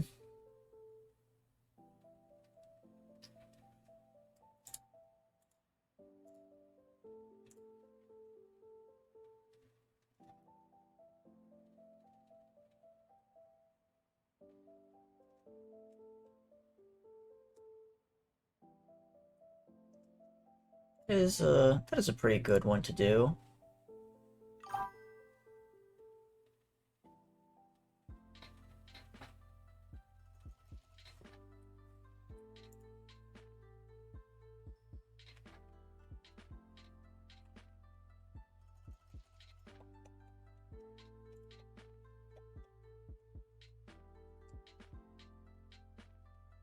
5-foot range on your weapon attacks. Threat range from 5 to 10. Man, it would be nice to get her full weapon right away, right off the bat, but fuck, dude. It's so expensive. I wouldn't be able to get anything else. That's the problem. I wouldn't be able to get basic adventures kit, wouldn't be able to get military rations. That's like the most basic things you can get. The adventurers kit and food. Adventurers kit and food are like the absolute must-haves.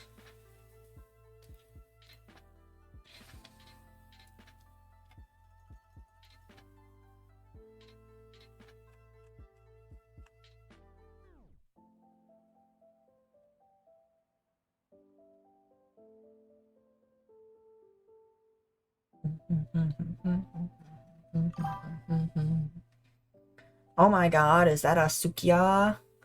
It's a Sukiya! Hello!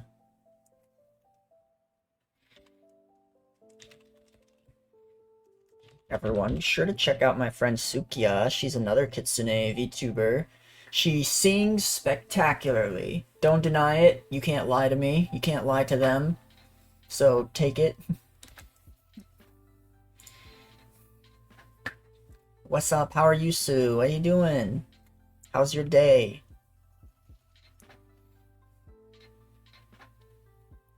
I am making I'm making characters for a new TTRPG called the Lyrian Chronicles. One of my friends made the system, and it's pretty unique.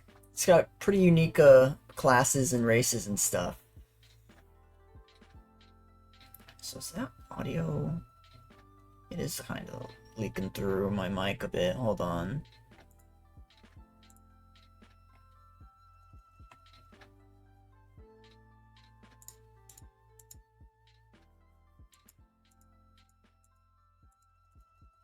Just by a little bit.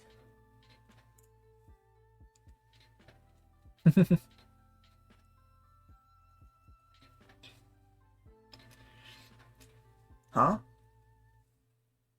Got rated? Yeah, I got rated earlier by quite a lot of people. I'm not very entertaining. I'm only funny in very specific situations.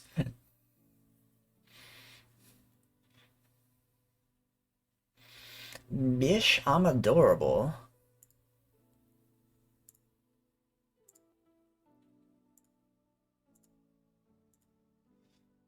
I gotta decide on what weapon am I gonna use. If I'm playing as a rogue, an assassin, I want to make sure that all my attacks do damage. Guaranteed to do damage. That would probably be like an axe? Actually? Actually. Attacking a target, you always deal at least 2 light attack, 4 heavy attack damage, even if the attack misses. But if they have if they have, you know, any guard whatsoever, that's not gonna matter much, now is it?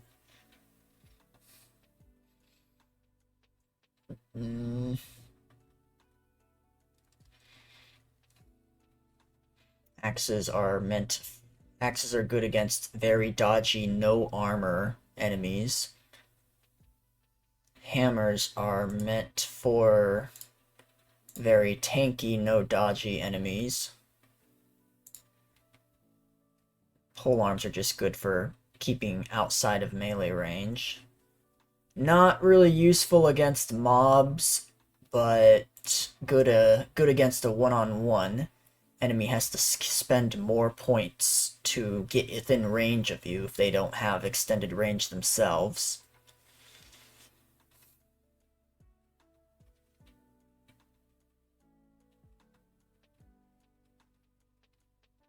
Hmm.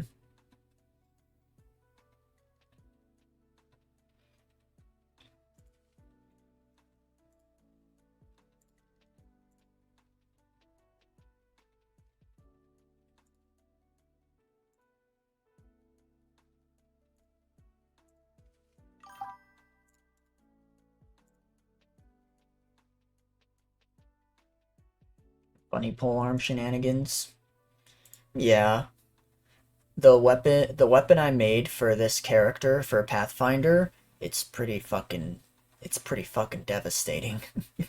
I gotta tell you. I think it's got like a 19, I think it's got either an 18 or a 19 crit range, and it does 3 times the crit damage if it hits. It also has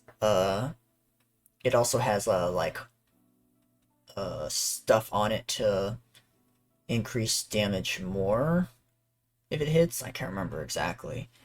But because it's a yeah, it's a pretty devastating crit machine. But because it is a double weapon with with the little trident hook on one end and the hammer on the other end, I can just choose to do piercing, slashing, or bludgeoning damage at any time with it. So for an assassin, that can do a crap ton of sneak attack damage, and also the character can make themselves invisible. As a pure rogue, they have the ability to cast greater invisibility on themselves. It's fucking amazing. Good luck attacking what you can't see, and I get sneak attacks on you every single time because I'm invisible. It's messed up. It's really messed up.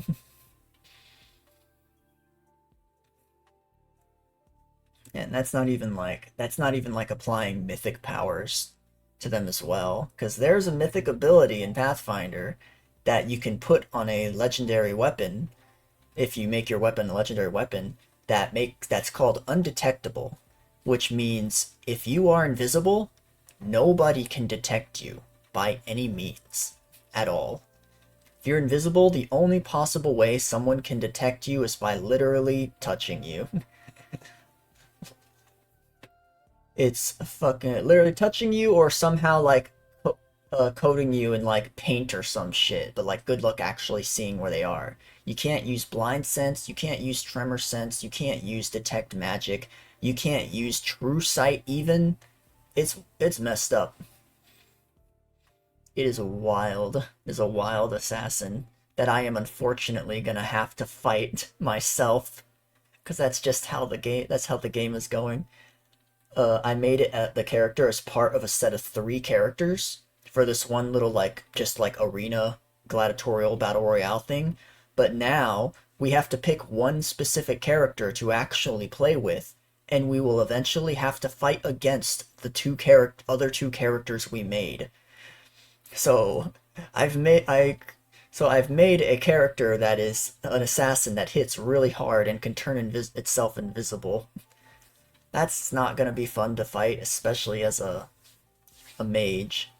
But the character I did pick, which is probably one of the characters I'll try to make with this system later on, she is a like a warcaster, so she's got divine and arcane magic, and she knows a crazy amount of spells.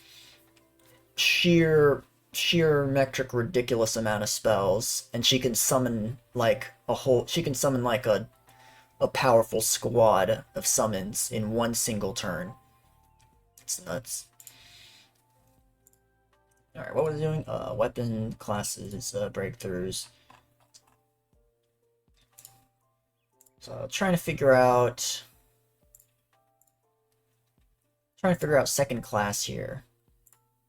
Since I need any tier 2 class for the assassin class.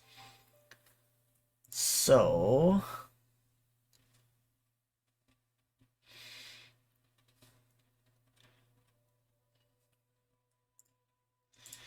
Hold on.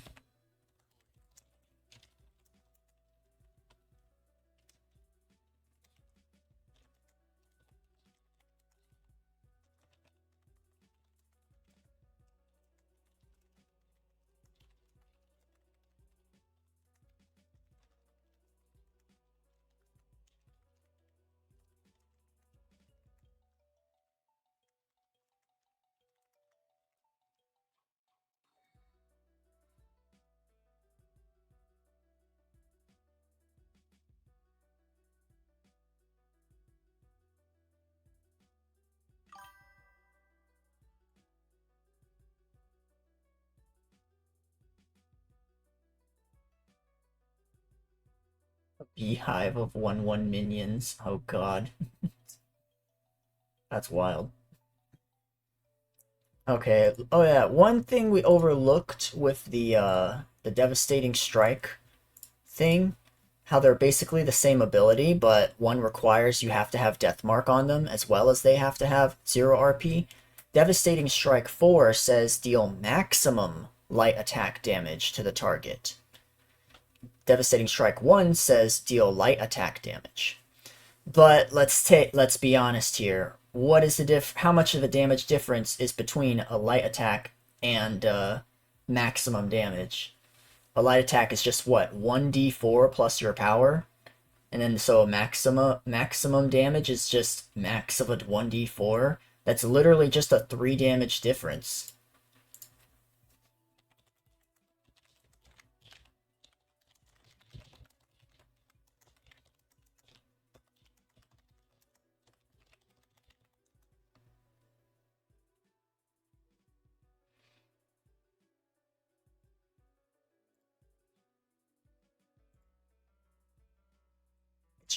That's just a 3 damage difference.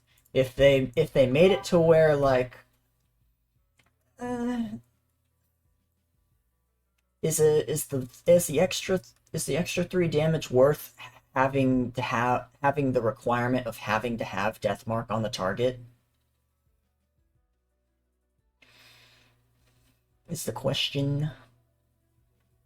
Maybe if they made it heavy attack damage instead of light attack, maybe it would be worth it. But I don't know. That's just me. That's just me trying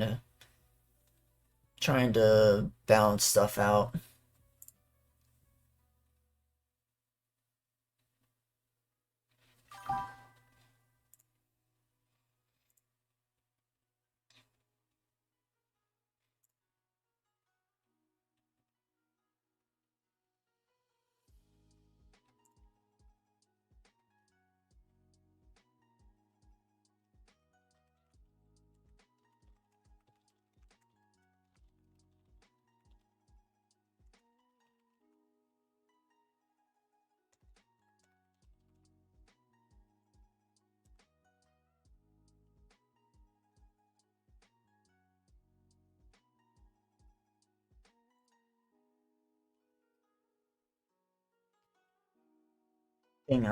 Only thing I could suggest maybe is like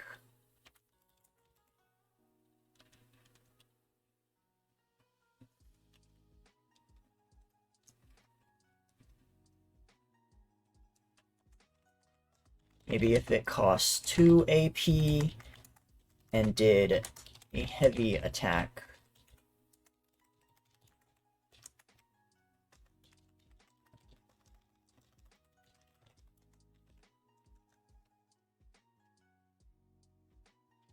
Maybe if it costs 2 AP and did a heavy attack instead, I'd consider using it more often instead of just using a DS1 strike. Because DS1 strike still gives you full pierce, still gives you sure hit, so you're still going to hit and you're still going to deal whatever damage you deal to the target. But but doing a DS4 strike and doing an extra 3 damage, but you have to have the death mark required, just doesn't feel like it's really worth it. Lancer, Dragoon, Fencer, Convenience Order. Interesting. Yeah, you do need the Lancer to learn the Dragoon, right?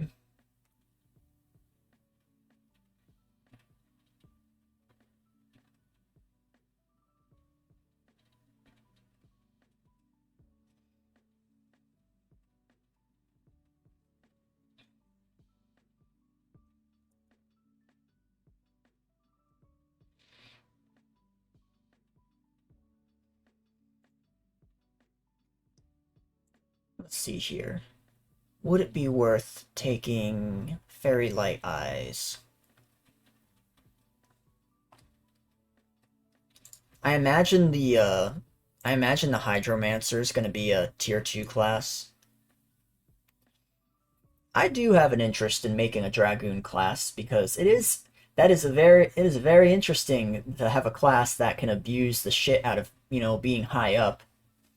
The higher up you are, whenever you use the Slam Strike or whatever it is, the more damage it deals when you land, and you don't take fall damage either, which is pretty spectacular. I feel like you can I feel like someone can make a really abusable Dragoon class. With some of the other things I've seen, I haven't like actually thought about making a Dragoon class, but I'm definitely considering looking into it.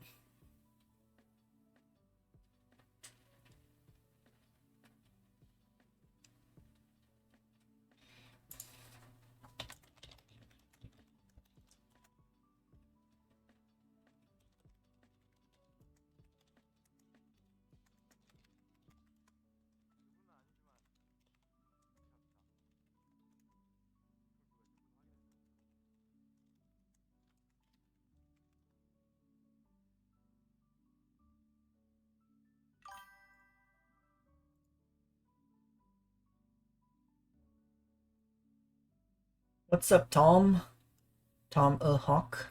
How are you? My day's going well. I'm just doing a little doing a little fundraiser, doing a little tabletop stuff, making characters.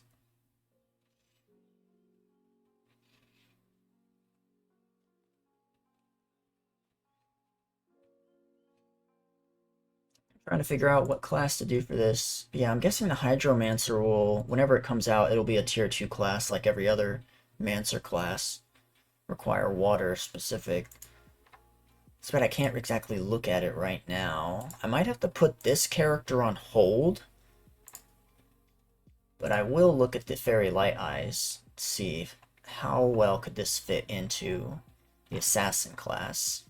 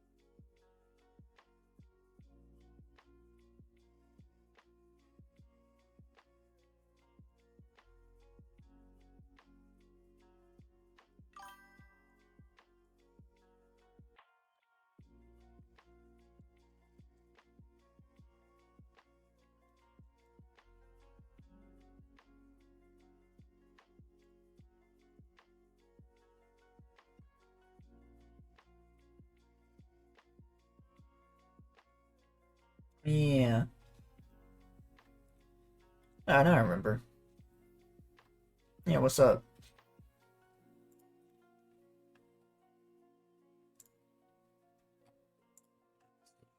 Fairy Light Eyes class. Person time dilation, awareness, cunning, focus, agility, empty, golden illusion. 5 skill points on insight, stealth, and perception. Must have mystic eyes, a fairy light breakthrough, and that's gonna cost 200.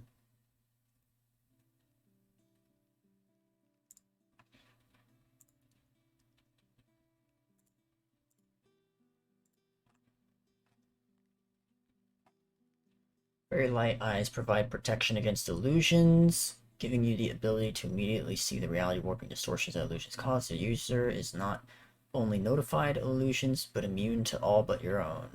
Wait a minute. You are immediately notified of any illusions. You are not immune to these, however. So which is it? I guess this is like the base skill. By itself, you're notified of illusions, but you're not immune. But once you get the class, then you are immune to them. I see, I see.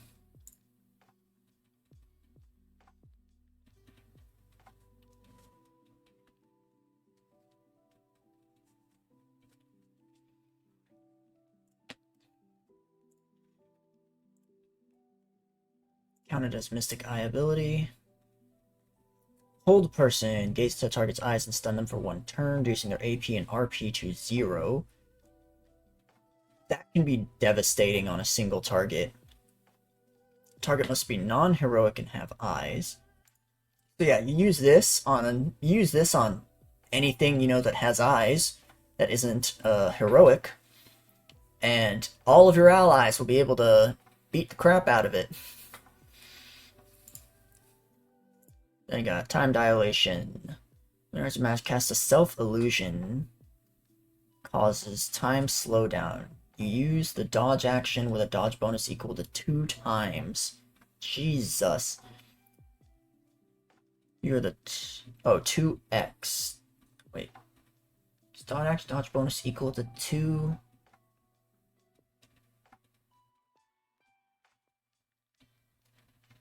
So is that okay? I'm gonna guess that's let's see, it says 2x right there. I'm gonna guess they mean 2 times however much mana you spend. So 2 times 1, you get a +2 dodge bonus. 2 times 2, you get a +4 dodge bonus.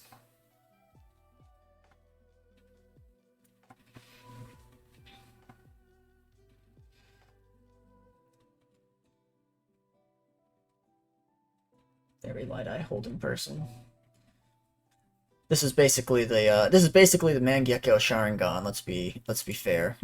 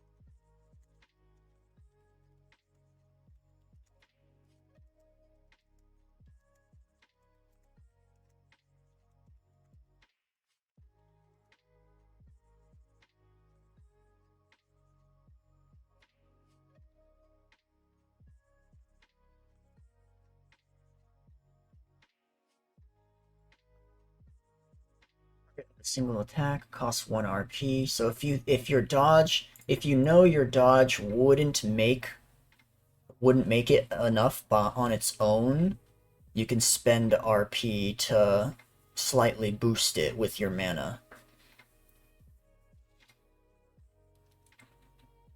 A lot of the classes are lifted out of media.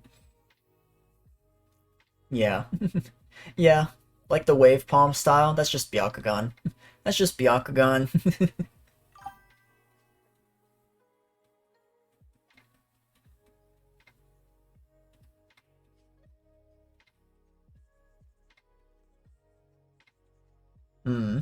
Sid from Enemies in Shadow.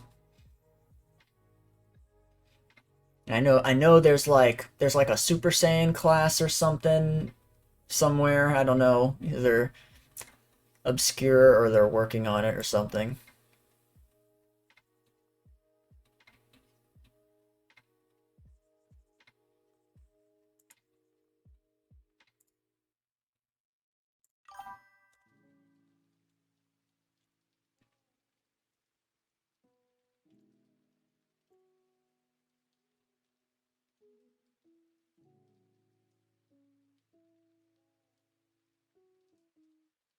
Hmm?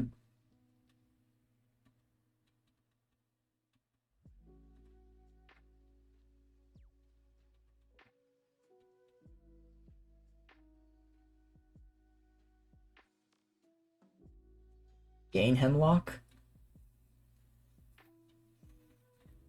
What do you mean? What are you talking about? What you talking about, Willis?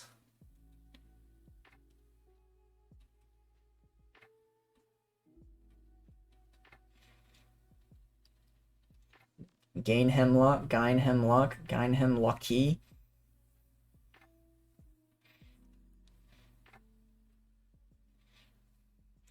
I do not watch Family Matters. I am just a memer. I'm an old millennial, so I've heard it at some point. I heard it at some point in time, and it just went into my brain, picking up random catchphrases. Let's see. Empty. Concentration, mind affecting illusion. Lock eyes, target casts illusion on target's mind. Name an ability that the target had previously used in the current encounter. I gotta name it? Like I gotta know the name of it? Do I have to know the name of it, or just have to describe what the ability was? Target must save or forget that target ability. I probably gotta say the name of it. Great. Being unable to use it completely while the illusion is in effect, ability cannot target secret arcs, climax arts, or esoteric arcs. Only one target may be under effect of this illusion at a time. If the target is non-heroic and under the effect of very light eyes, whole person, instead the target immediately is rendered insane permanently. An insane target takes no further combat actions? What? Holy crap, so you can just hold person and then you just hold person and then empty and then just, oh, you're just insane now. And that cost a whole 1 MP, 1 RP, and 2 AP in one turn. That's fucked up. That's really fucked up, man. And then Golden Illusion. Wholly overpowered Batman. Copy a target's ability that was forgotten and add it to your abilities till the end of the encounter. You must still fulfill all requirements to use this skill. Oh, I wonder how often that's going to happen. This ability is generated from illusion and gains the keyword illusion. You can only have one golden illusion ability at a time. Costs 0 RP.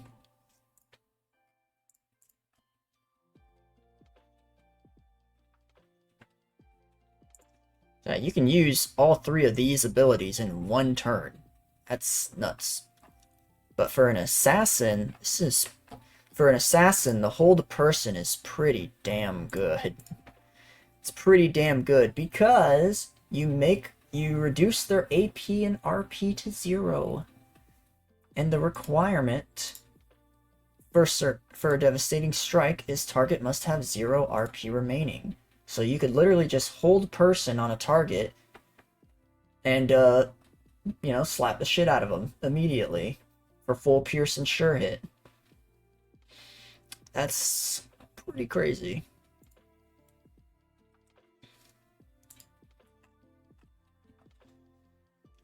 I don't know, I might not even take the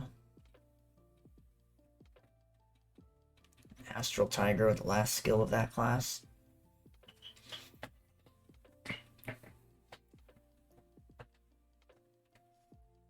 I think it'd be worth it to take this class. Get the Fairy Light Eyes. I could still get the I'll still likely get the assassin class later down the line, because I'll probably try to get like the Hydromancer class after. Technically, I don't have to master the full Fairy Light Eyes class. I only need to get it to level 2. I only need to get it to level 2 to get the hold person. The other abilities are interesting, but it's the hold person primarily that'd benefit this character. So I could just get the Fairy Light Eyes, then later get the experience to get the get the hold person, and then I can immediately go into getting the Hydromancer to get the water abilities on top of the water race. So let's do that. We'll get the breakthrough. Mystic Eyes, Fairy Light.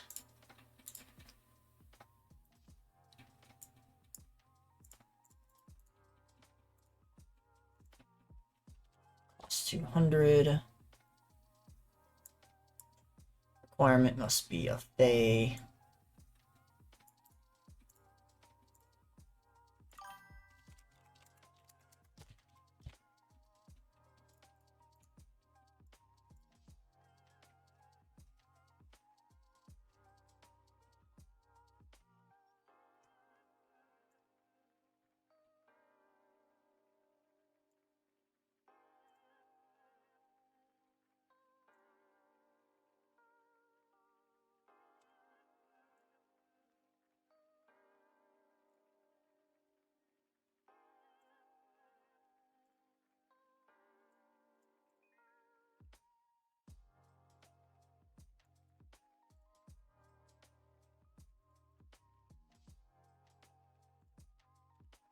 Two, level 1, cost 200.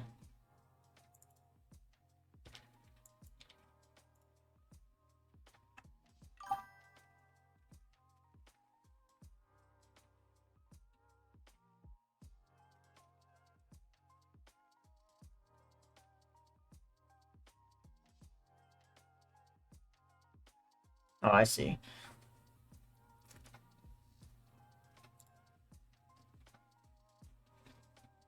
Would be nice to get the extra agility from this class, though. So I got 100 breakthrough left.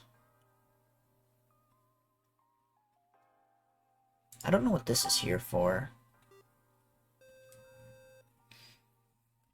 Sanny8888888, thanks for the follow. Hello, welcome.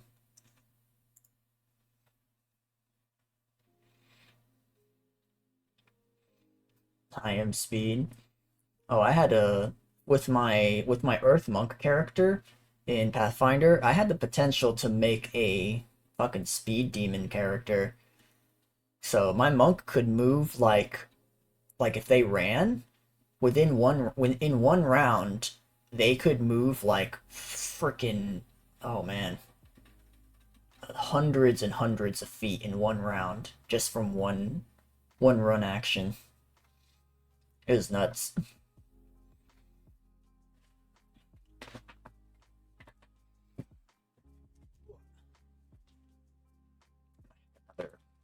Thin mint.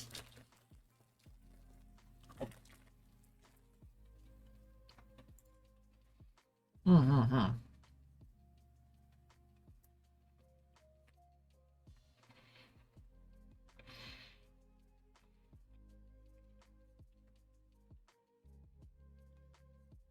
Let's see here.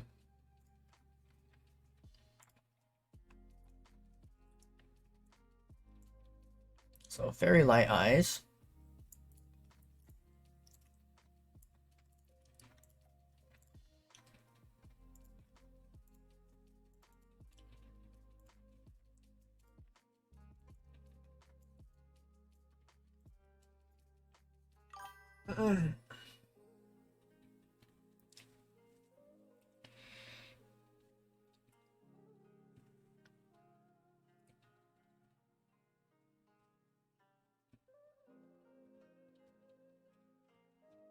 Oh, wild. 320 tiles, 320 times 5 feet. That's quite a lot.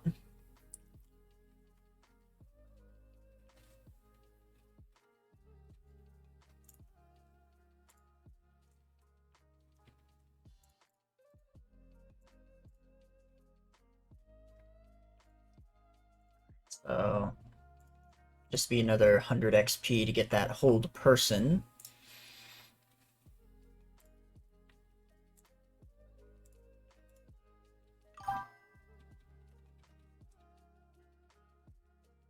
Only level 7 and she can go that far? That's crazy.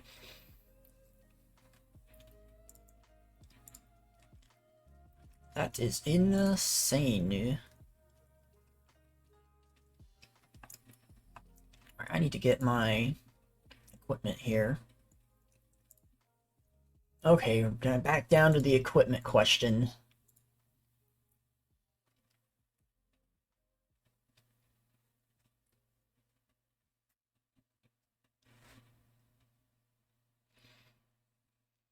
I wonder though, would this interfere with my own trick attack? After benefiting from this bonus, you cannot do so again the same combat, even if drawing a different weapon with this ability.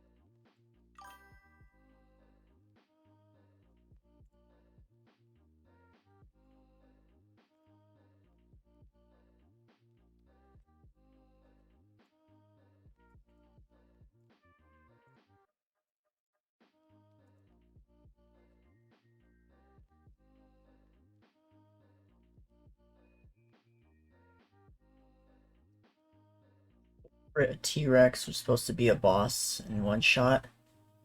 Ah, yeah, that happens a lot. That happens a lot. There's a lot of times DMs their bosses get absolutely destroyed, absolutely wrecked. I once seen a party drop a brontosaurus on top of a boss. Airdropped a brontosaurus.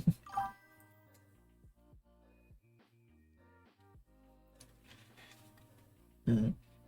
Maybe level 3 when that happened. That's nuts. May want to may want to like double or triple check their character sheet, their stats and everything, and their weapons and all that. Make sure there isn't there's something wrong somewhere that's giving them a unusually powerful buff. That happens a lot. There's a lot of times things get completely overlooked. It's definitely happened a lot of times in my Pathfinder games. We got a certain ability or a certain weapon, something got overlooked and it made it far more powerful than it should have ever been.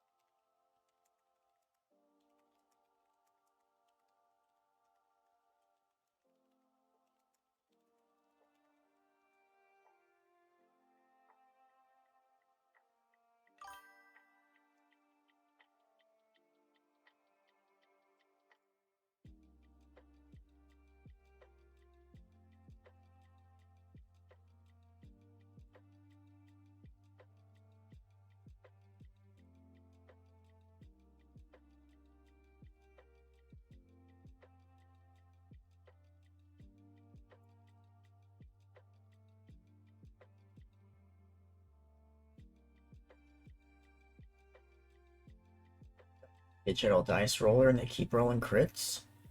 Hmm. Like it's just it keeps rolling just straight 20s, or does their weapon have a higher than normal crit? Like does it crit on like an 18 or something? Huh. I don't know. That's either the luck of the gods or there's something or there's something in the program in itself that's making the 20s roll more often. Might have to investigate a little bit into like the dice roller.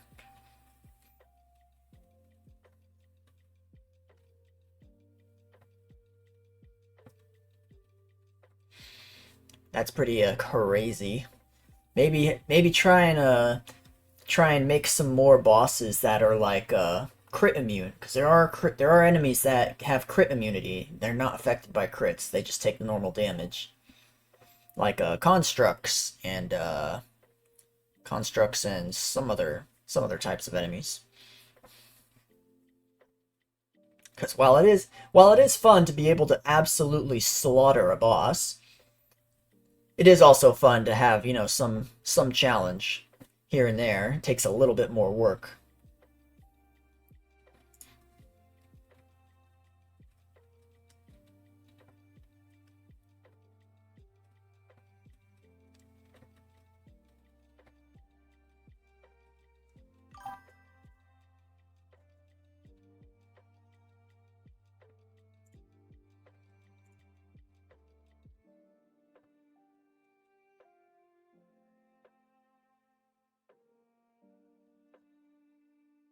No, I think Tom is talking about actual like 5e D&D, not not Lyrican Chronicles, not Lyrian Chronicles.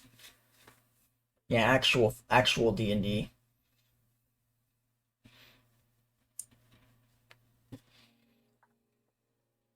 Which I do kind of know how to kind of remember how to play regular 5e D&D.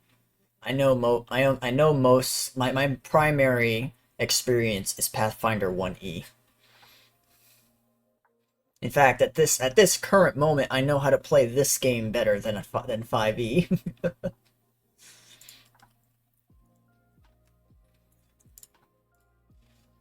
So I got 3,000 money to spend.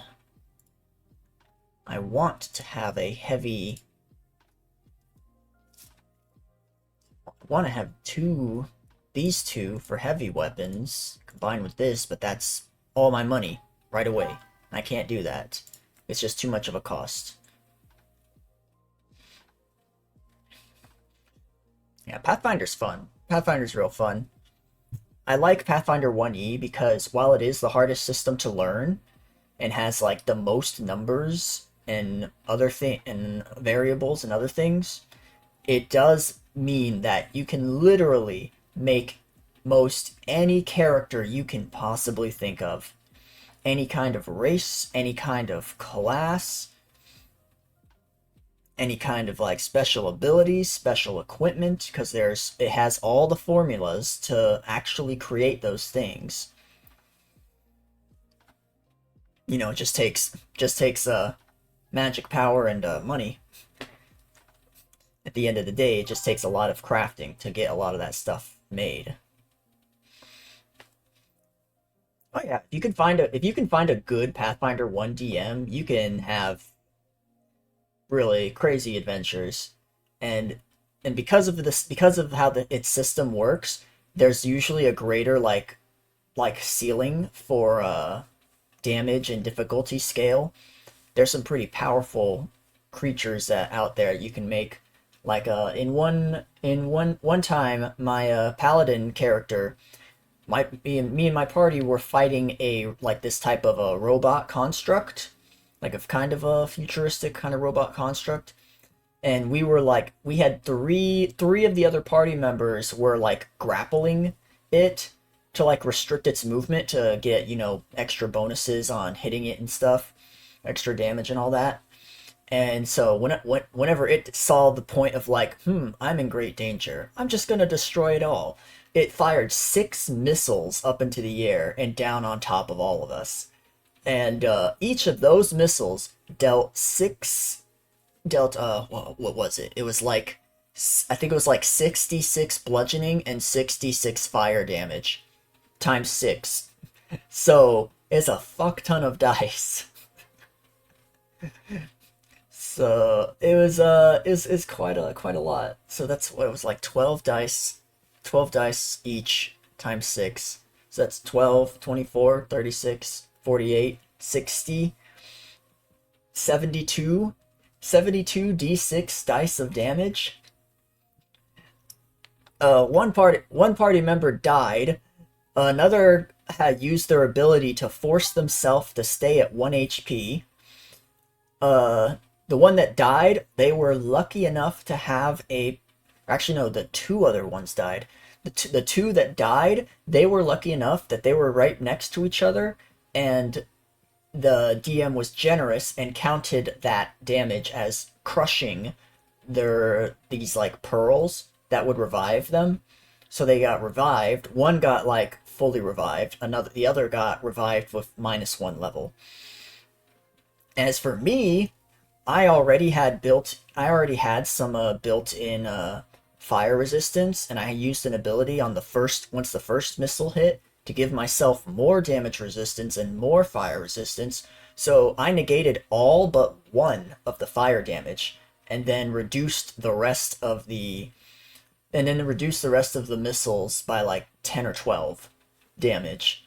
And I was still alive. I was like buried under rubble, but I was still alive with like 30 HP or something. It's crazy. I'm still okay. And I was grappled, by the way. I was in its hands and grappled by it, grabbed by it, so I couldn't really do much else except that ability, just straight tank it the shit out of it. Not today, Satan. Oh, fantastic. So I'm kind of hoping I can recreate my paladin character to make him very tanky in this system. This system is a lot different though, so I probably won't be able to have any crazy tanking shit like that in this one, unless I take another shield defender kind of class. Back to a weapon for this.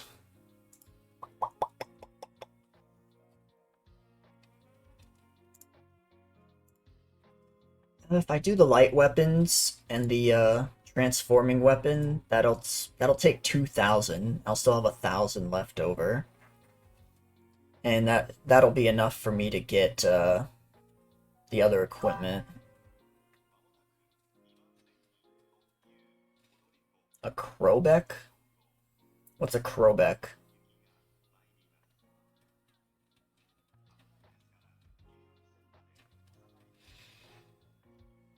The what? The weapons, do you mean in Pathfinder, is there a Krobek? I don't know what a Krobek is, though. Like, describe what kind of weapon it is.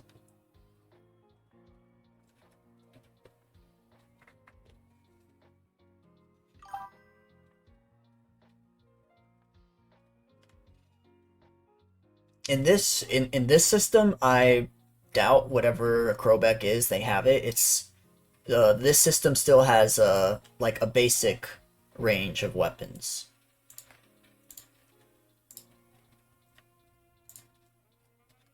So it's got axe, crossbow, katana, lance, sniper rifle, staff, shotgun, throne, wand, whip, swords, muskets, bows, pistol. It's got a simple selection for now. Game is still early. Game is still young. More types will come out over time, probably.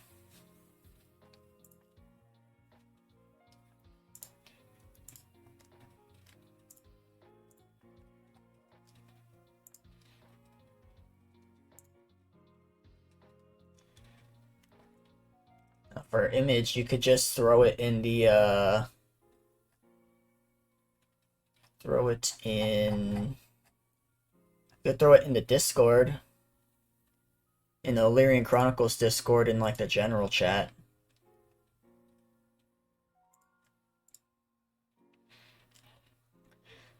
Pathfinder, whatever a Krobek is, Pathfinder likely has it. It might not specifically be named a Krobek, but Pathfinder does have a ridiculous selection of weapons.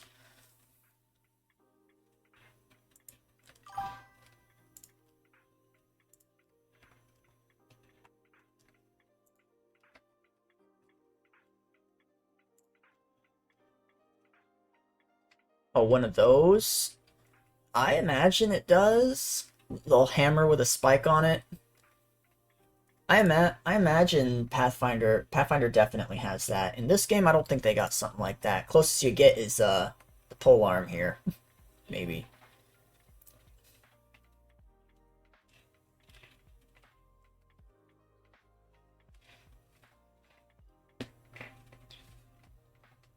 Yeah, they don't have many multi-use weapons. Like they have it set to where each weapon has its specific special ability. Hammer, war pick, and a spear.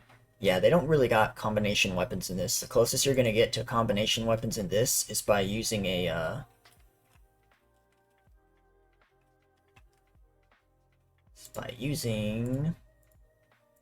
where'd it go? This, the transforming weapon. So it just lets you switch. It just lets you switch your weapon between two specific weapons.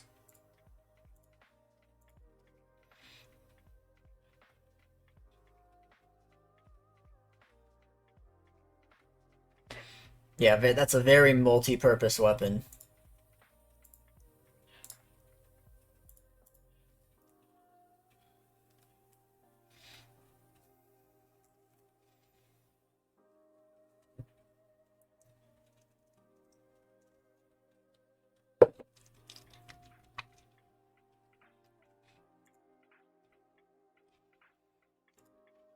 Oh,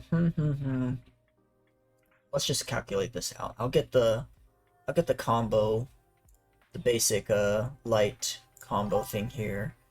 That'll be 2,000. And then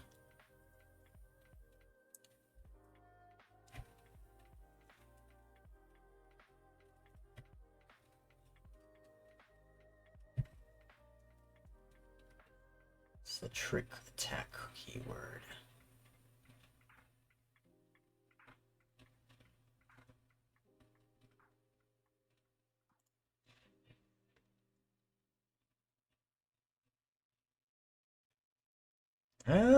You can try to convince Ira to include that, but that's a very multi-purpose weapon. It has a lot of different like functions of all the basic weapons together.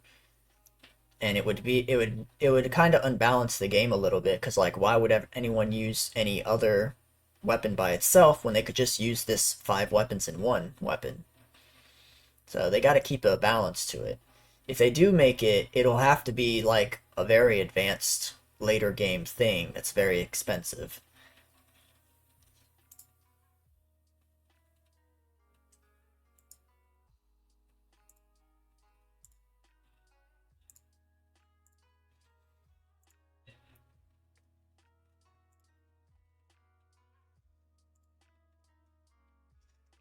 What I'm wondering is, do I take a small dagger? No, it's fucking 500. It's so expensive. I still need my armor. I still need my armor. Oh man.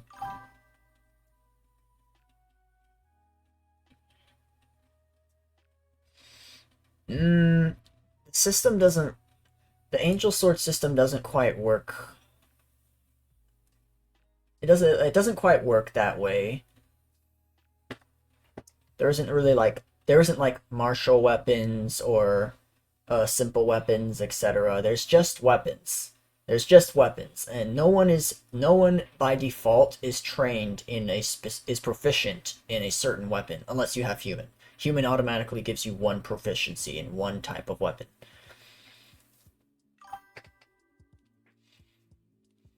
So yeah, to use something like that with this system, you would need to have weapon proficiency for spear, hammer, sword, pike, or whatever. Like you'd have to be proficient with every type of weapon that's involved with that weapon. And the weapon itself would cost quite a lot since like every base weapon is light version is like 500, but this weapon would have so much stuff on it, it would have to be a heavy weapon, and heavy weapons are 1,000. So it would be a very expensive thing to create. Like it's possible it is definitely possible to create in this system, but it is a very expensive thing that would have to be made much later on for a high price and high skill. It could be possible, but it's nowhere near starting game. It would have to be a much later game thing, or a very special type of like divine arms or magical weapon or something. Just the amount of blacksmithing alone to make that weapon in this system is quite hefty.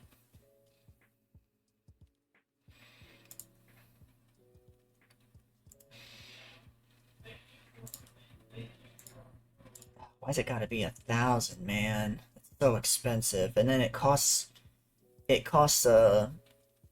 shells to actually trigger the change.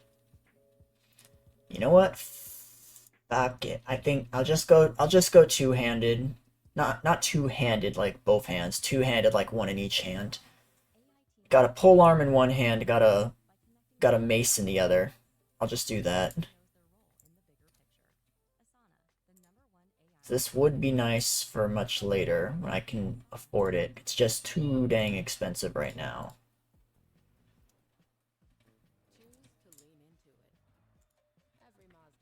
Shut up, ads!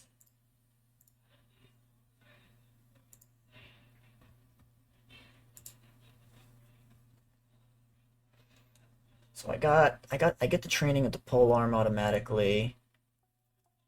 I would need to get weapon training for small weapons.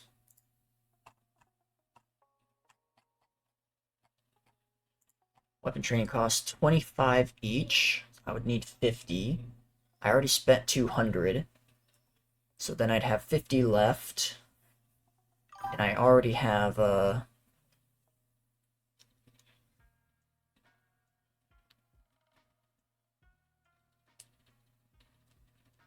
you'll find a way to make a crowback and angel sword. You probably have to make a blacksmith character then.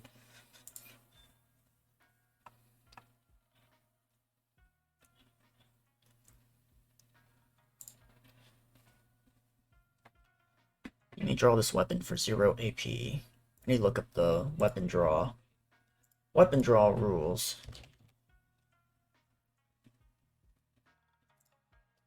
Sometimes we're not drawn. Draw. When drawing a weapon, you may draw 2 weapons with the same action or stow and draw a weapon at the same time.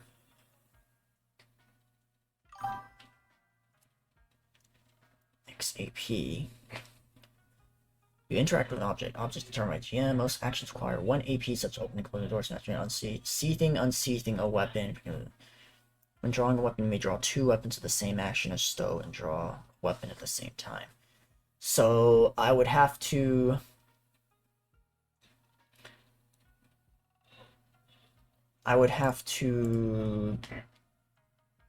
first draw this weapon, but I can draw this one out for 0 AP for free. The next attack I make that round is using this weapon, using basic light or heavy attack. Gains the trick attack. Target the attack must spend double RP to react to the trick attack. Alright, see you later, Tom.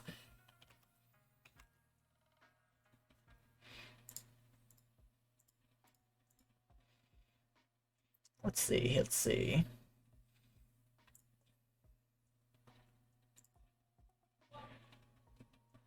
Benefiting from this bonus, you cannot do so again in the same combat, even if drawing a different weapon ability.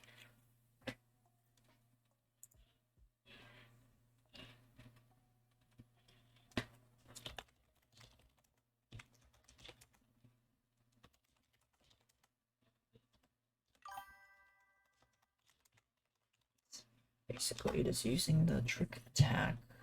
Oh, there's the extra life thing for the bot. Wonder why it took so long.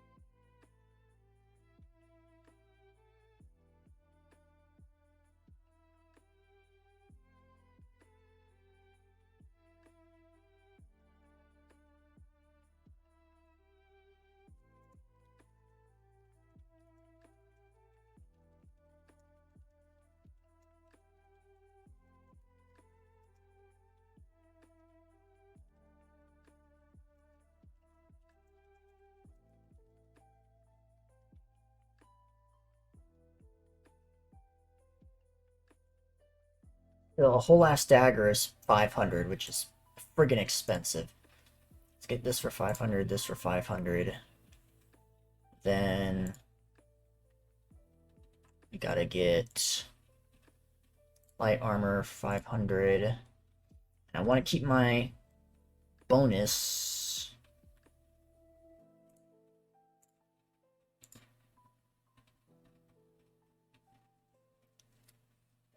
Spider Silk armor reduces agility penalty by 1, but the wearer takes double damage from fire. Is there a way that...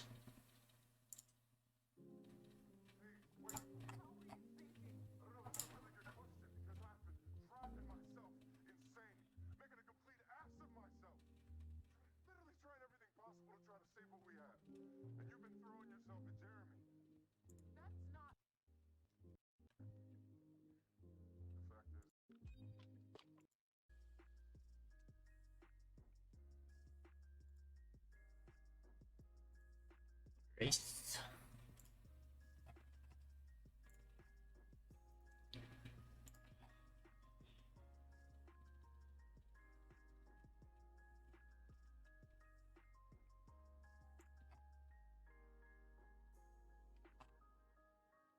Hmm.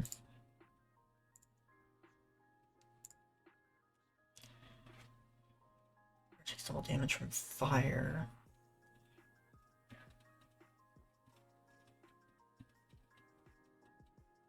I wonder if there's a way... I imagine the Hydromancer would have some way of reducing fire damage from themselves or others. Maybe. Maybe.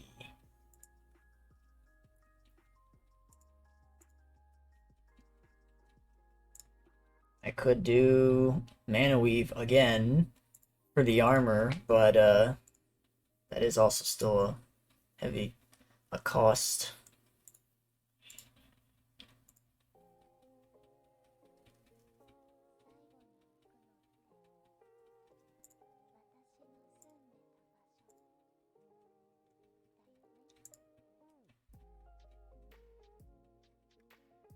Yeah, I need to get this one out of the way. I'm getting caught up on the equipment too much.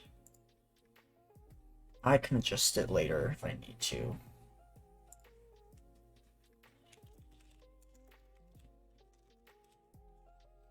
That's a bonus 1. One.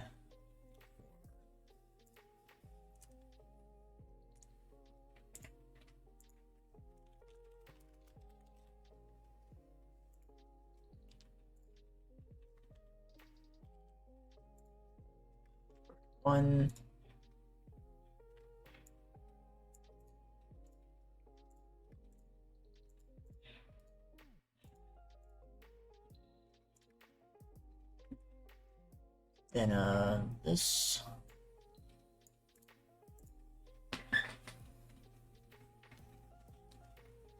Light mace.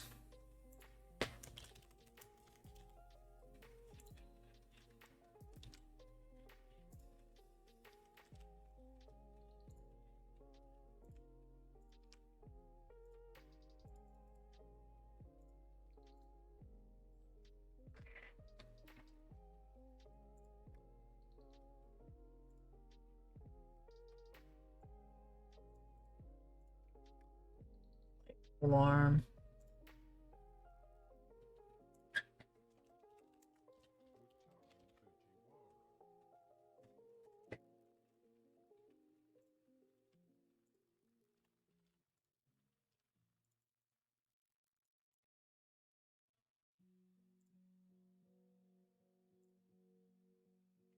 Dagger, let's see. 5 to 1500. I got 1500 left. I could get a dagger. Technically,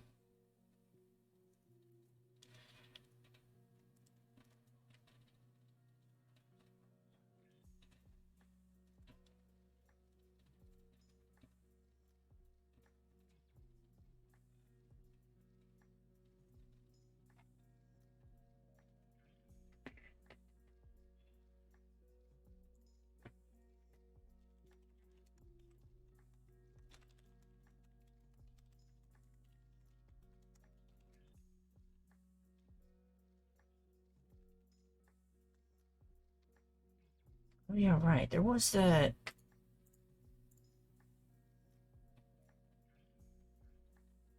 Fire robe. Oh, that's 3,000. That's way too much. That's a lot. Can be activated, give the wearer 5 damage reduction against fire until the end of the encounter. Effect ends, the shell inside the robe is immediately used up and needs to be replaced for the weather repelling effect to function. So normally this robe will keep you cool in intense heat, and in combat you can have it reduce fire damage against you for 1 shell. 1 shell per arc? Isn't that a whole ass campaign? That's a lot. One-time use.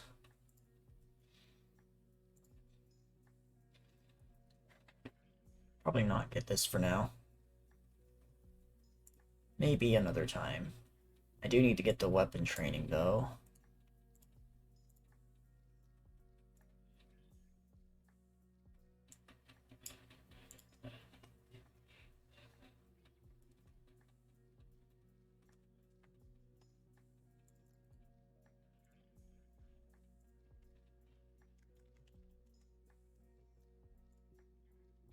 It's 25.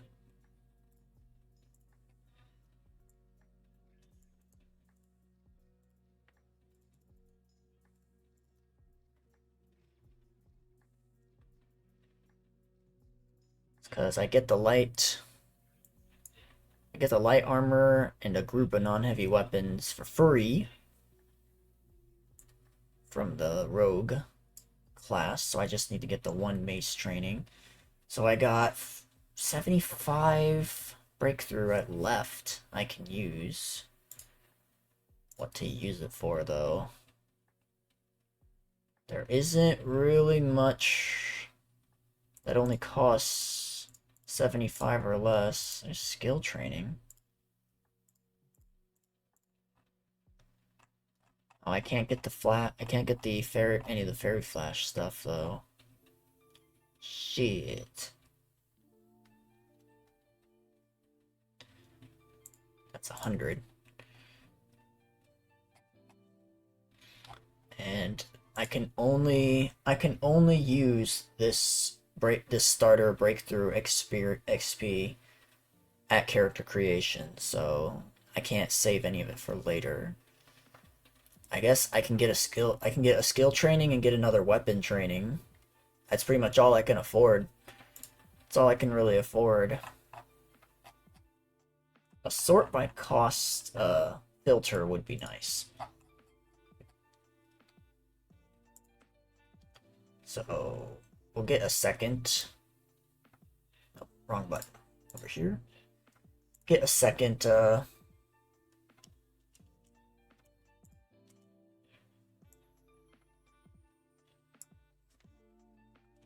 do I copy? Paste. There we go. I'm learning. Small weapon training.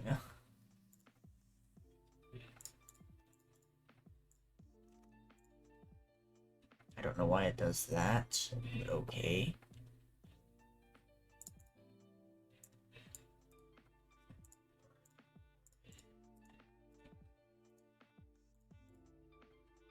That's weird. So I am trained in daggers. Might be able to afford a dagger. We'll see. I gotta get the required stuff first.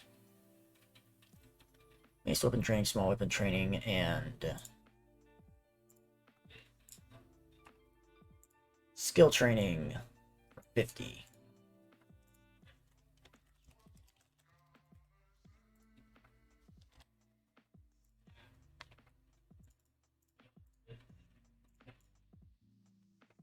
Single skill point or 2 expertise points. Spend it to a skill. Whoop.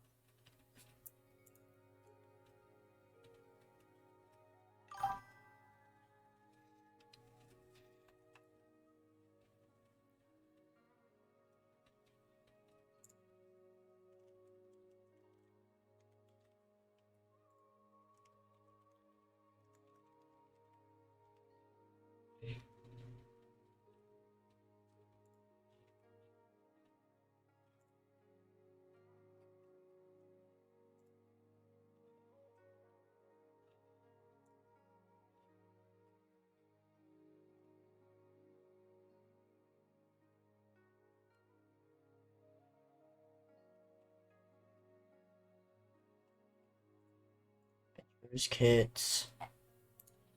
Military ration.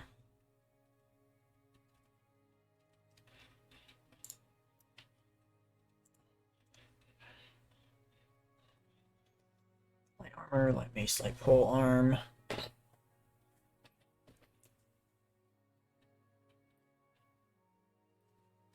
And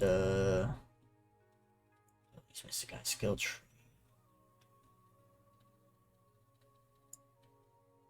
What skill to give the 1 point?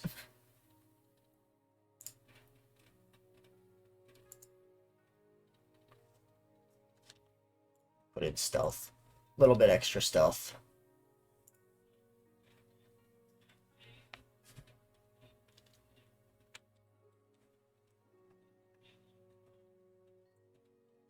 $20, $31.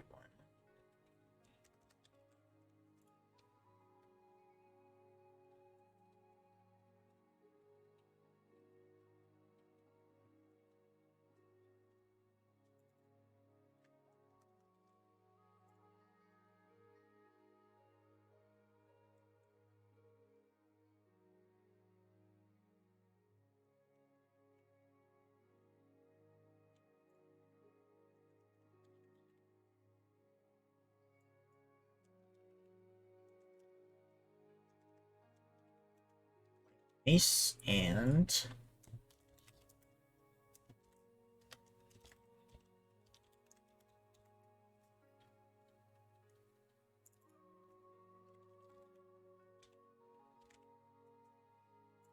so I'm gonna call it trident.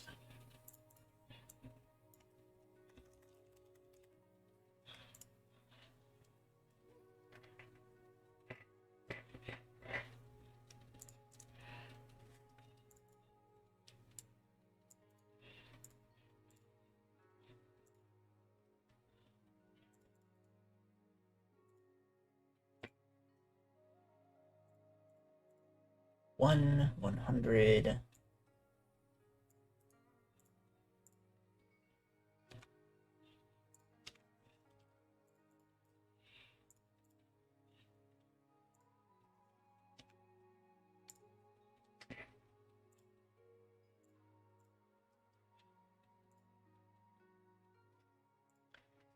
This you usually just go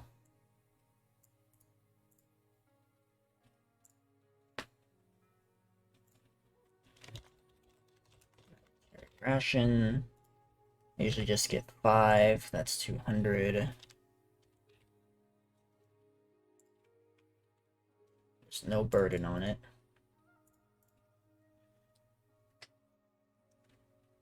5, 10, 15, 1800. I got 1200 left.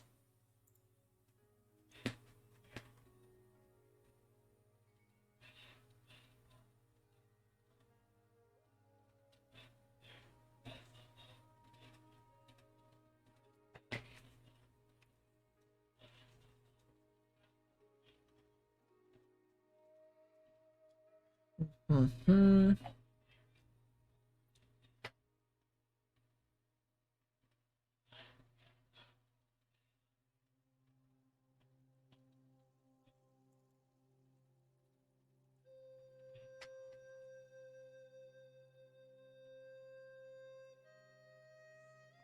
Massive guard bonus. The agility penalty it would have is reduced by 1.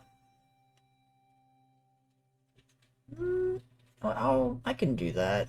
I can work with that, I think. Work with barrier armor.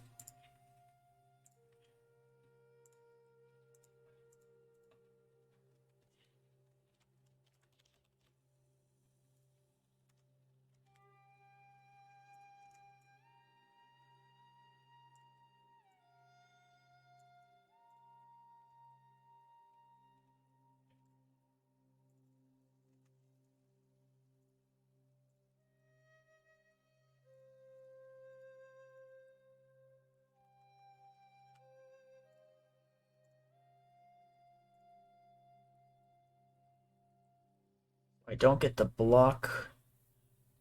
I don't get the guard bonus, but I do get extra agility.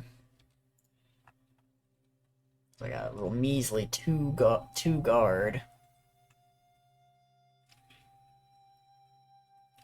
But I keep my max agility bonus.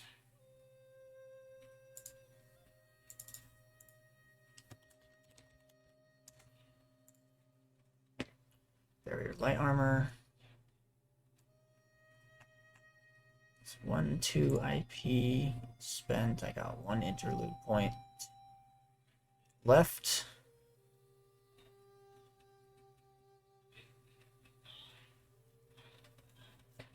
I think that's everything here.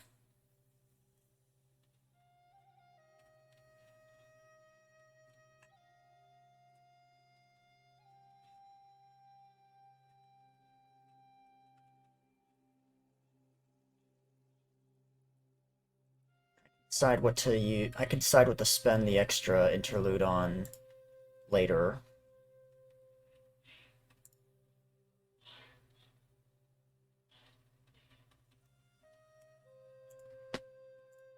For other items, this is just like this is the base. I guess this is just like the basis. 2,300, so I got 700 left.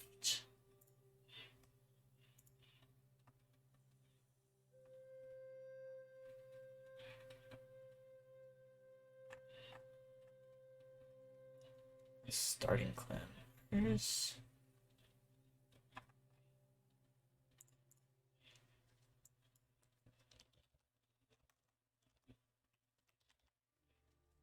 700 left.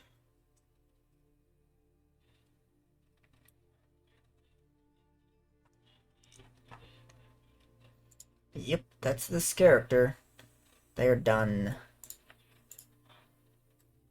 The water character is done. It only took 3 hours. Oh my lord. Oh my god. Let's see now. Which one to make next? Could probably do the air one next, but I feel like I probably want to make a slightly different character next. No, I'll get my air character out of the way.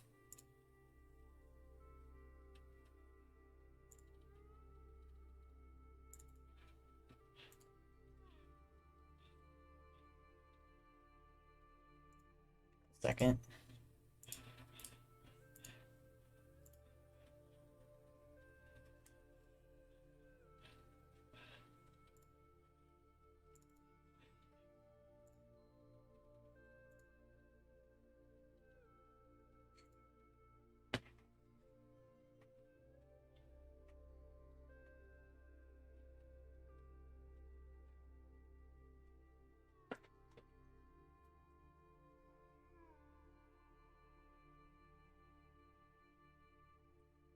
You want to, cat? You're meowing at my door.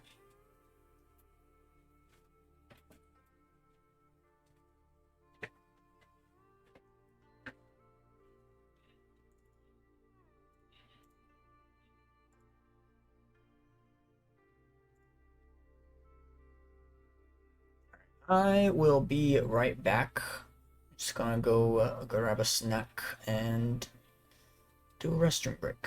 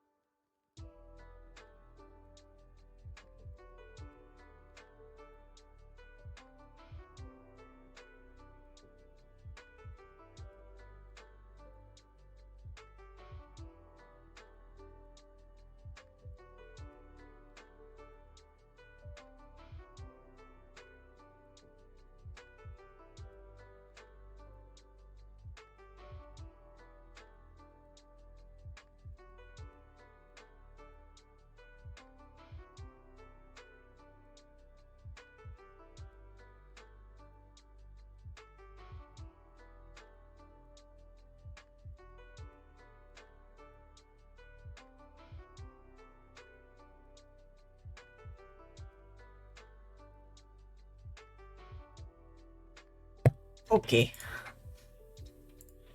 Back over here.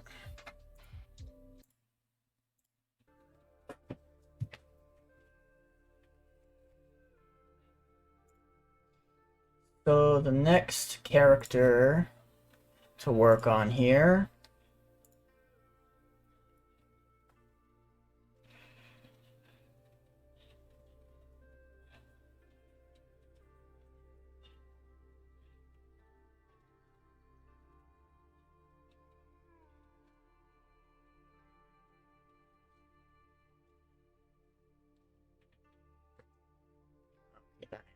questions answered. Where'd my model go? Wake up! Why?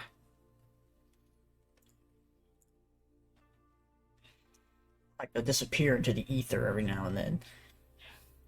Alrighty, let's see. Second character for today is we are making a air focused kind of caster, an air, like a flying healer focus kind of thing. So that's gonna be a little tricky. I already got one class in mind.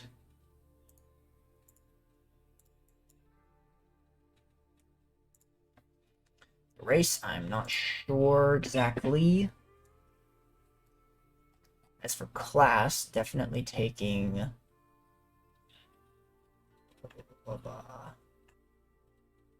the Peltast. Just a throwing weapon kind of focus, because that is their thing. Flying, air combat, and throwing weapons. Throwing weapons, a valid choice for main weapon, boomerang key ability. Makes it so you no longer have to keep paying AP to draw more weapons. The Peltast ideally wants to play close to the enemy and isn't afraid of melee combat. Meaning you can attack with a throwing weapon or take the thrown attack basic action. You may retrieve the weapon or draw a similar weapon at no cost.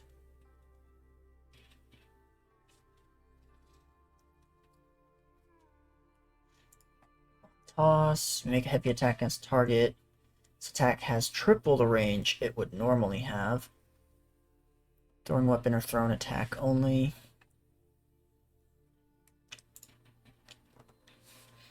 Phantom Knives, 20 feet radius. Make a light attack against all enemies in range. Considered ranged weapon attack that does not provoke attacks of opportunity.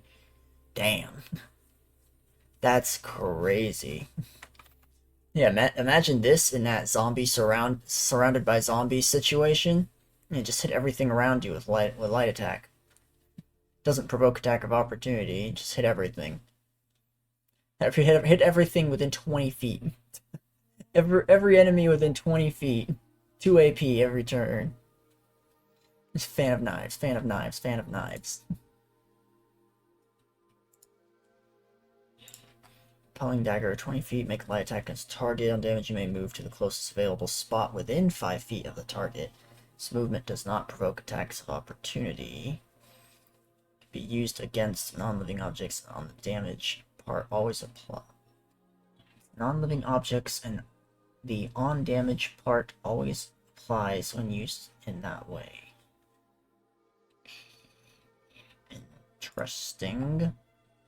Stab and throw. Make heavy attack against a target in melee range. Then use the same weapon to heavy attack a different target within your ranged weapon or thrown attack range. Second attack does not provoke at opportunity from the target of your first attack. Okay. Any class master proficiency in throwing weapons. This covers the ranged throwing weapon, because normally the weapon that this character uses is like a y'all ever see Xena Warrior Princess? Basically a little hand circular blade. It's like one of those, except bigger, and it can split in half into two little dual blades. for melee attacking. Throwing weapon that turns into a melee attacking weapon. Kind of thing.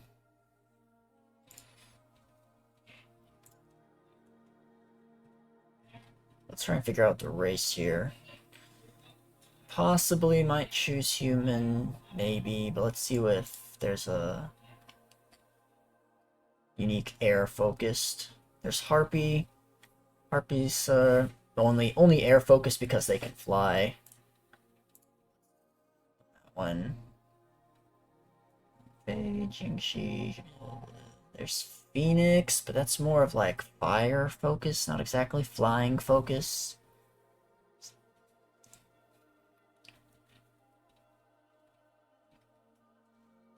Pixie. Probably not Pixie.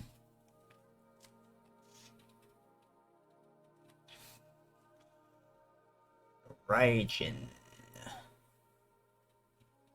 Raijin can't fly. I need something that has the ability to fly. It's Tengu.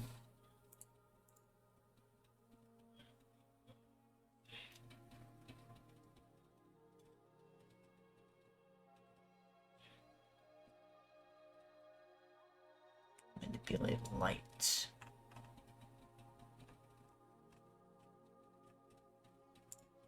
What does the Raijin say? Consume lightning, lightning weapon.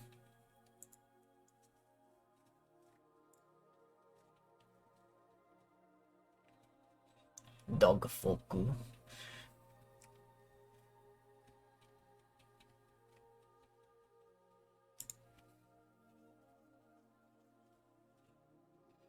Mastery Fire, Phoenix Tears Fiery Rebirth.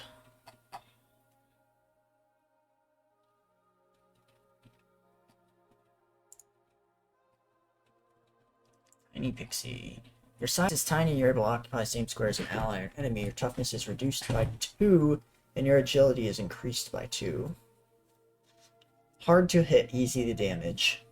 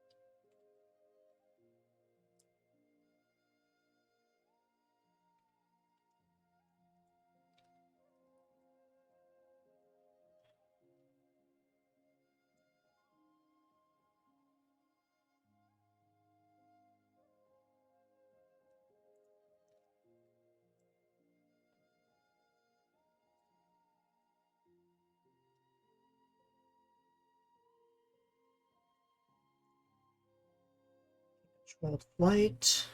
Yada yada yada. Swallow acrobatics.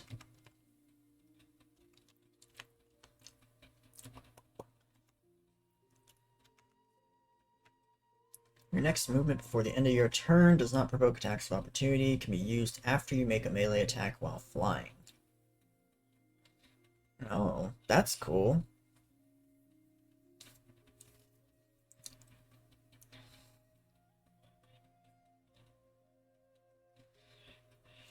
Cost 0 AP, can be used after you make a melee attack while you're flying, so you can just get out of range of dudes. Lock on spell wind. Range 720 feet. You may make a heavy attack that deals wind damage against the target. On damage, target immediately begins to plummet to the ground. Taking falling damage is normal. Target must be flying. Okay, this is the anti-flyer thing. That's pretty good. Pretty good options here. The Tengu, though, they have flight. Wait, they have flight, but they don't have hover? Huh. Interesting.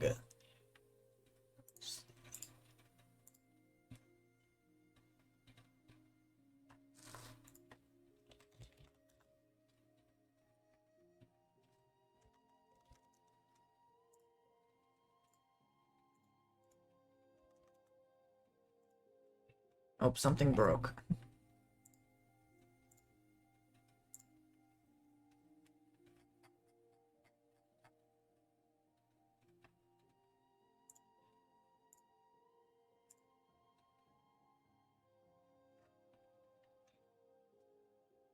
When using flight, no longer lose altitude when taking damage. However, you must pay an upkeep of 3 mana at the start of your turn or fall to the ground.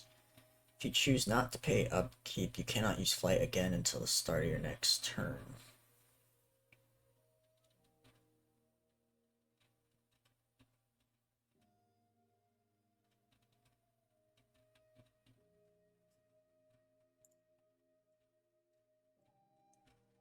Using flight, the upkeep is reduced to 2 mana.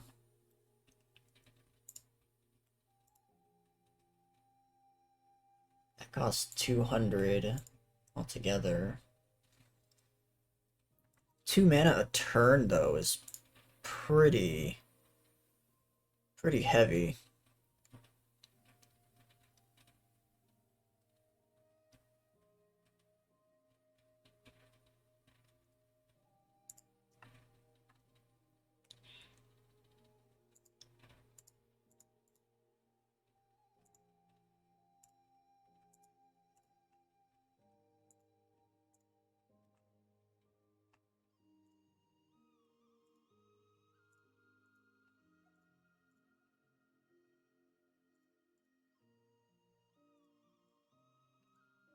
Jiangxi, Final Flight. I thought there was a Tengu specific thing in here somewhere.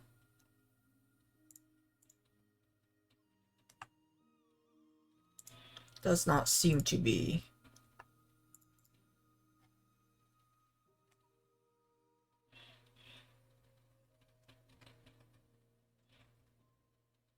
Jesus Christ, 600 for a one-time avoid mortal wound.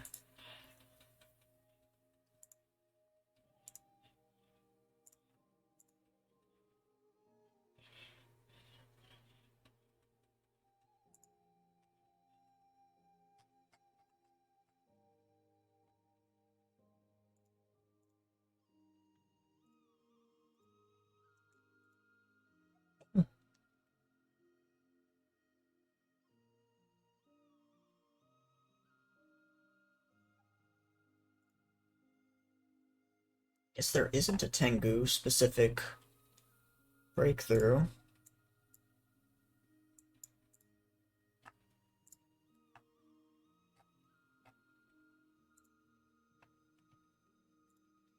Tengu Mass, Presence Concealment. Not use any mana abilities or aura abilities while in Presence Concealment. You can end this effect for 1 AP or 1 RP to either remove your mask or to wear. To remove your mask or to wear it on your head in a way it doesn't cover your face.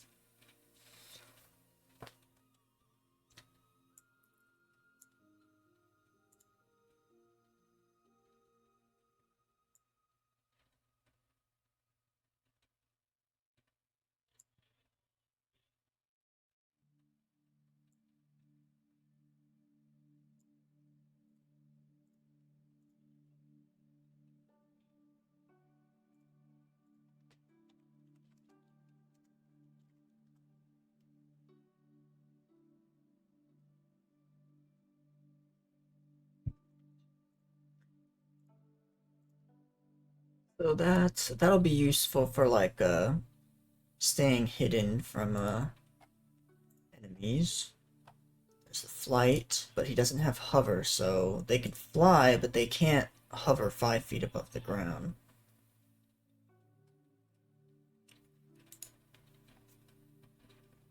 And they do get a aura weapon. Use your weapons of fiend-killing aura, making them equivalent to silver weapons for the purposes of harming fiends. Attacking a fiend with a silver weapon disables their regeneration.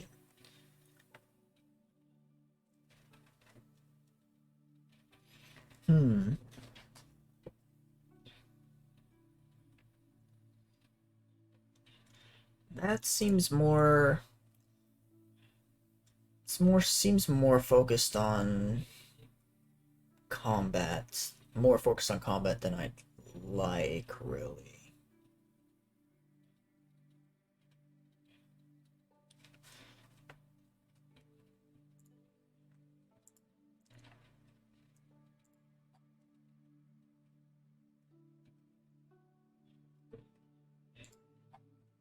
Okay, they have flight too, but they don't have hover.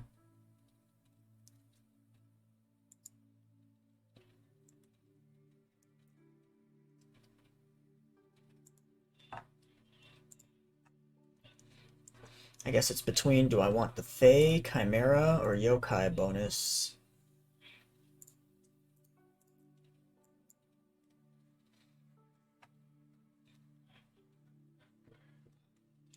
Toughness, awareness, agility, cunning, focus, and presence.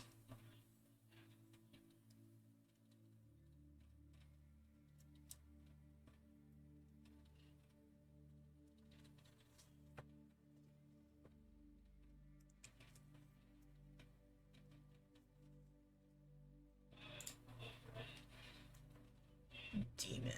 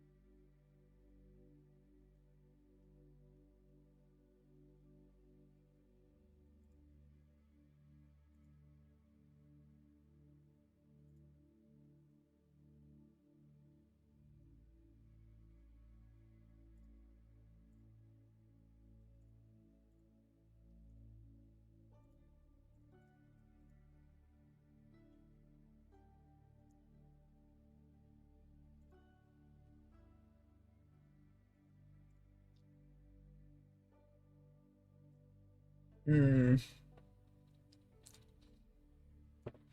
I want them to primarily be a flying healer that can do that can do strong ranged attacks.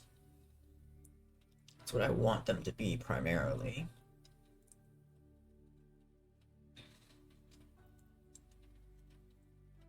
What affects healing?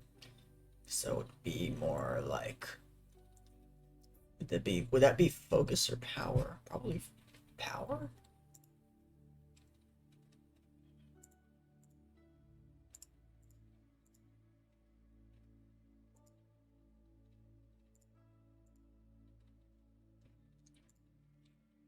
I guess what healing class would it be? Any class master, proficiency in throwing weapons. Oh yeah, what about look at the air stuff here? Aeromancer, Aeromaster. I think there's some more air focused.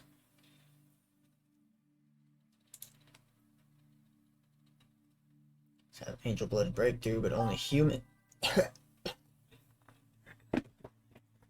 A Zephyr Warder?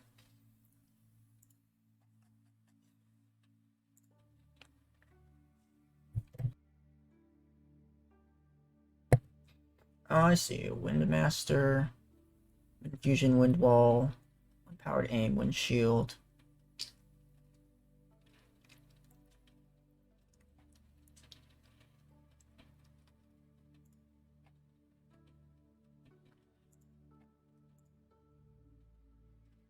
Can use Glide.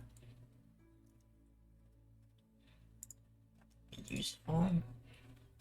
So target's protective wind, changing their typing to Wind 2 as Wind 2 type take regular damage from all of their elements, but only half damage from attacks with the Wind keyword. +2 their evasion against ranged attacks, or last until driven. Wall.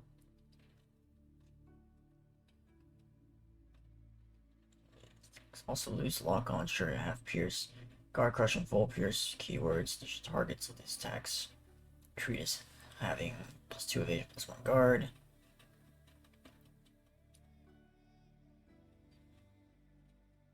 Also suffer this penalty. Projecting aura around yourself powers the ranged attacks of your allies. Heroic ally, 20 if you makes ranged attack, they may add 1d4 to the accuracy roll. Spend 1 AP at the start of each turn. That's pretty good. Does this aura apply to yourself as well? Or only your allies?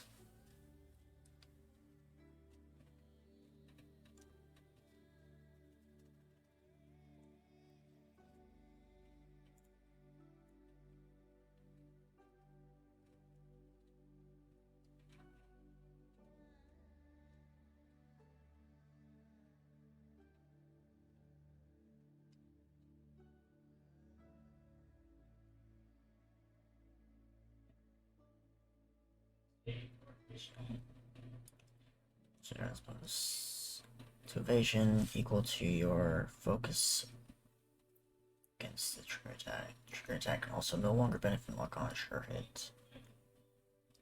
1 RP to give someone else 1 RP. The windshield.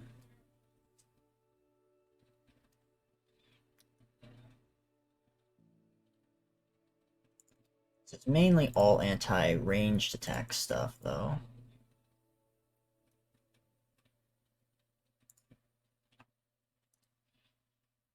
Definitely a good consideration to go with a healing class.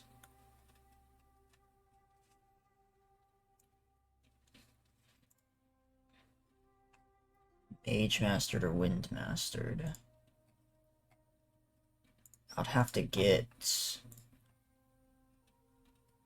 Unless I get a race that gives Wind Mastery.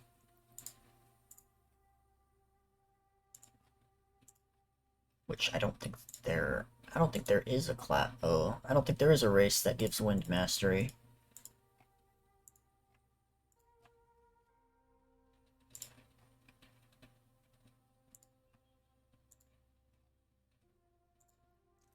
No. Does not seem so.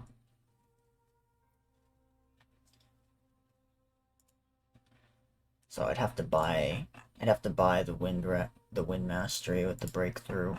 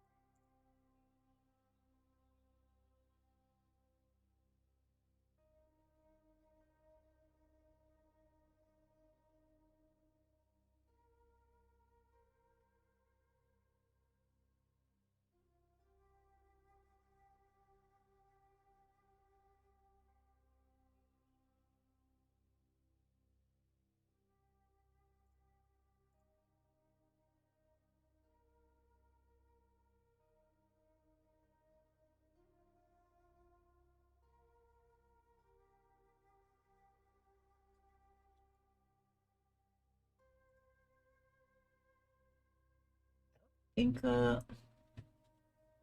I've missed a few of this. I've missed a few of the Mirane campaign stuff. I don't think I've seen y'all fight any flying enemies yet.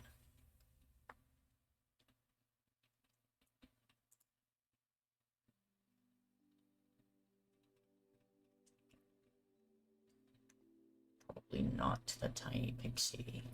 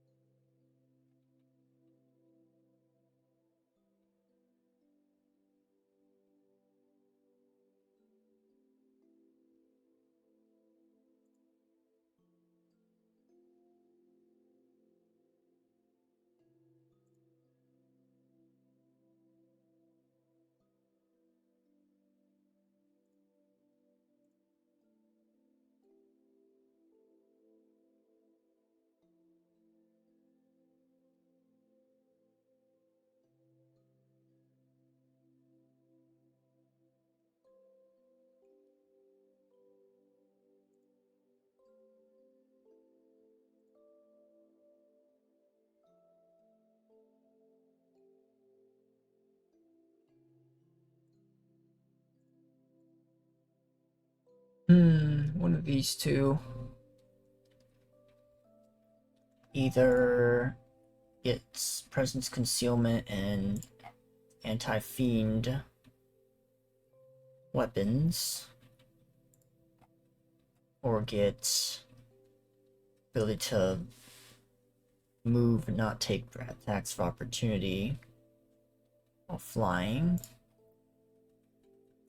or to have an anti-flyer spell. That's between Chimera and Yokai. This one in toughness and awareness versus one in focus and presence.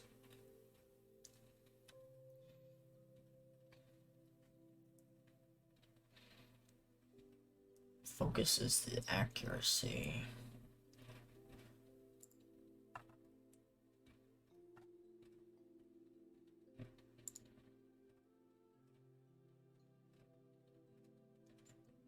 Focus agility, focus power.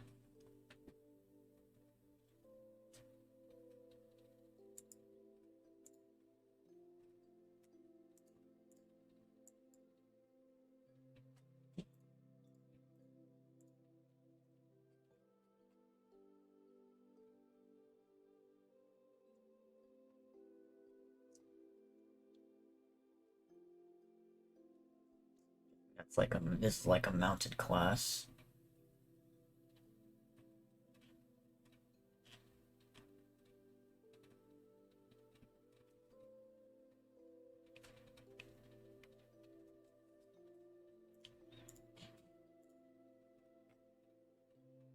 Clay Master. Secret Art Resurrect. Oh shit.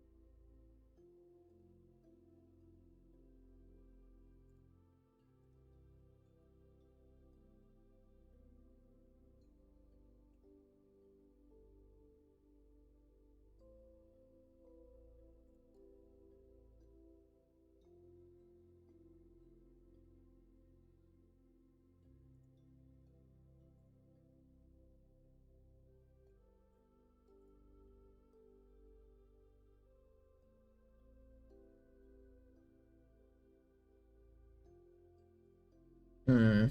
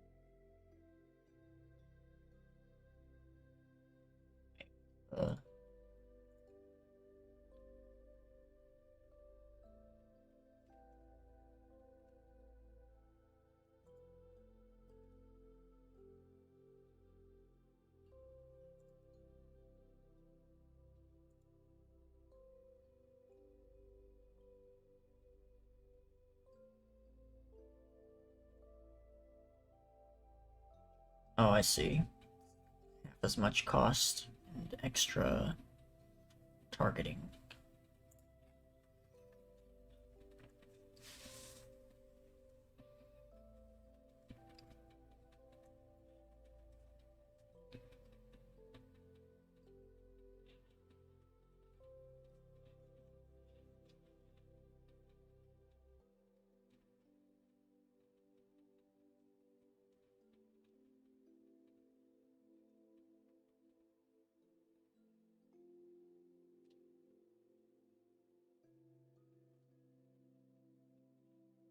I see, I see.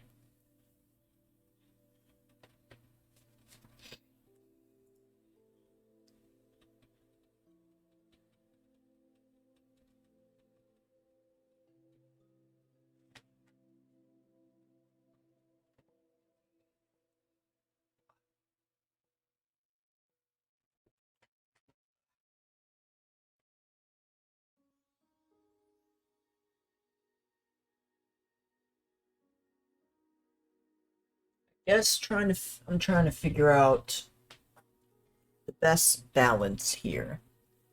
So the three parts of this character is a mastery of wind and wind spells and such, a mastery of using throwing weapons for damage, and also healing.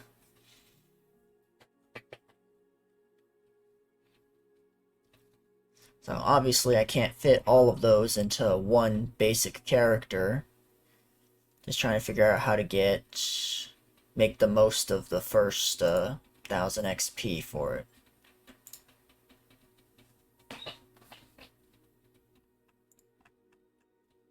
There's three wind classes. Some acolyte. There's the peltast.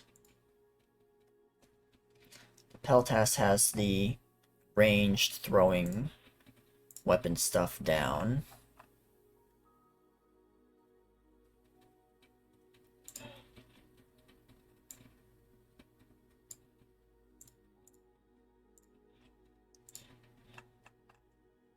Aeromancer, Aeromaster.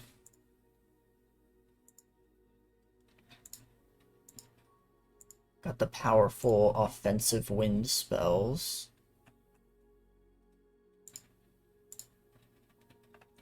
Warder has the defensive wind spells.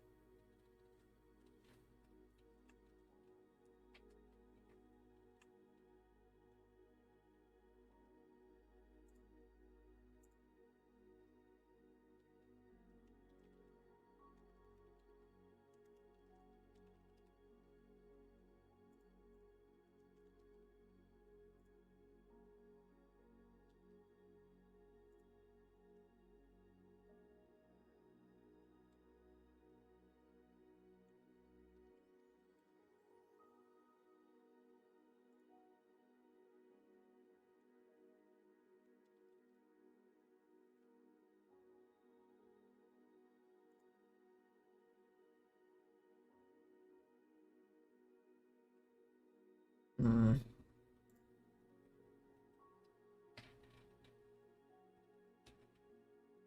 What would be a good first one to do?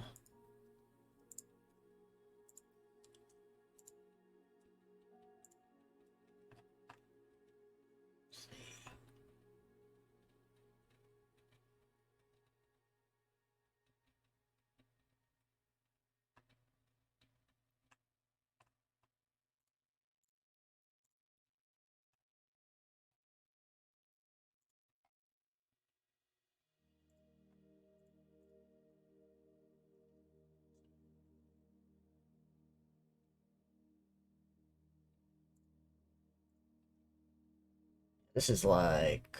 This one does have a ranged heal, though. 3 plus powers. Not a whole lot, though.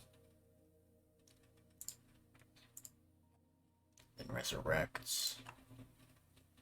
Need to master the Acolyte first, though.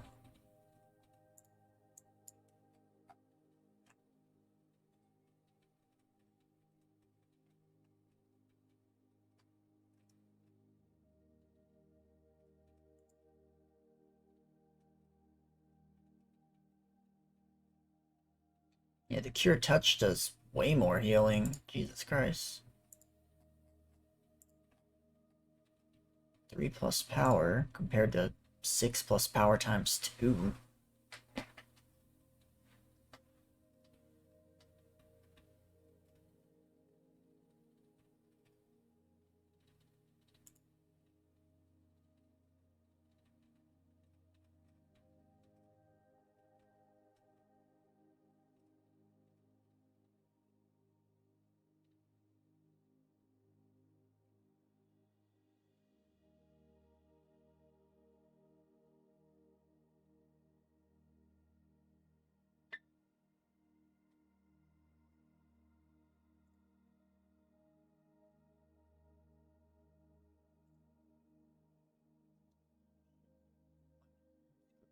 Channeling weapons.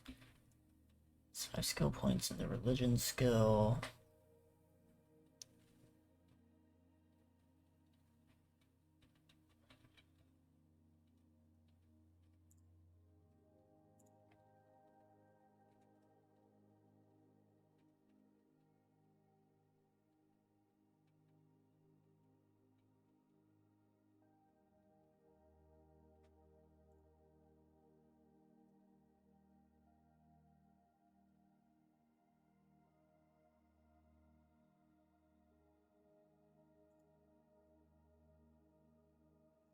Could just get 2 levels into Acolyte to get the Cure Touch ability.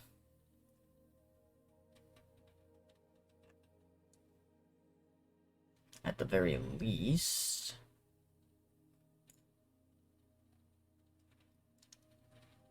This is... These two... This one doesn't seem as useful. It's ranged, sure, but it's very weak.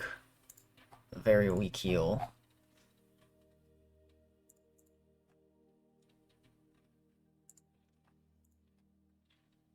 And the resurrection is good, of course.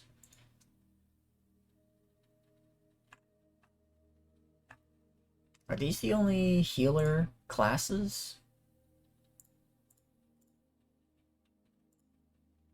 There's a few.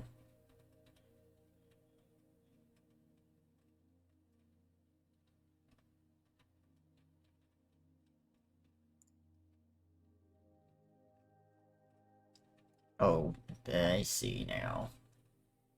Priest Mastered. Heal for 2 times the value when used out of combat. Damn. 12 plus 3 times power.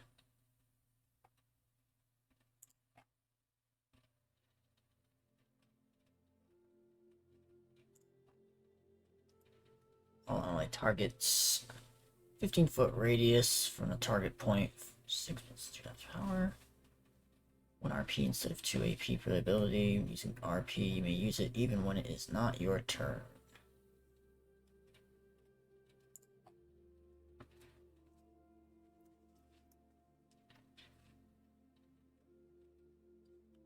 Till the end of your next turn, target gains damage reduction 1000 against all damage types. God damn.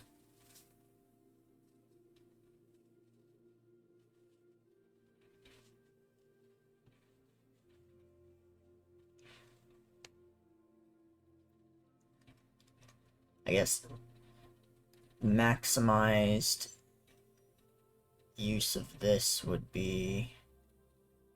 No, it's only 1 turn. If you're getting wailed on by a lot of enemies all at once, like being surrounded by zombies, that would be helpful.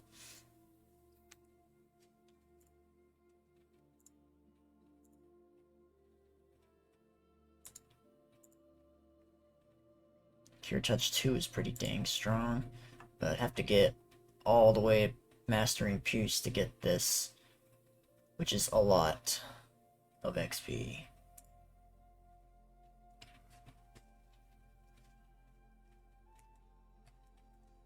Hold on.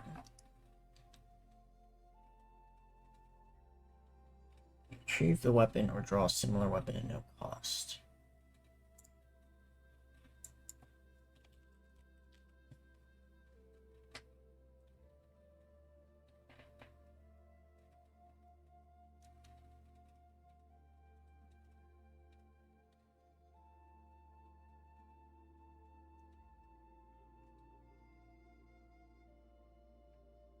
Be used as a melee weapon without penalty, but only has 20 feet or 40 feet. If the range weapon does not have no penalty associated with throwing a weapon.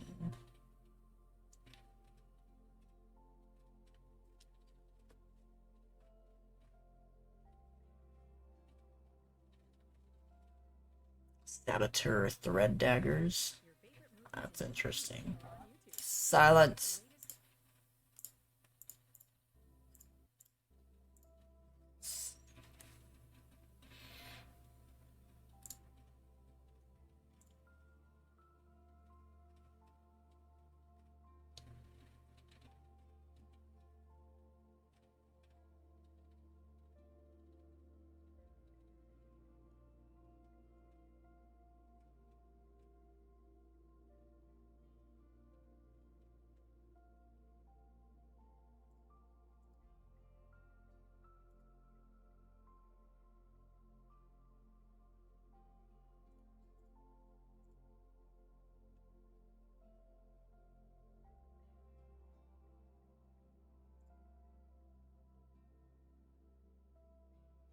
So 20 feet as if it was a throwing weapon. You may crawl the weapon after throwing it for 0 AP. What does...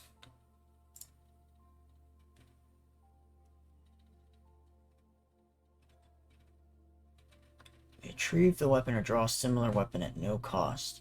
What exactly does this mean here?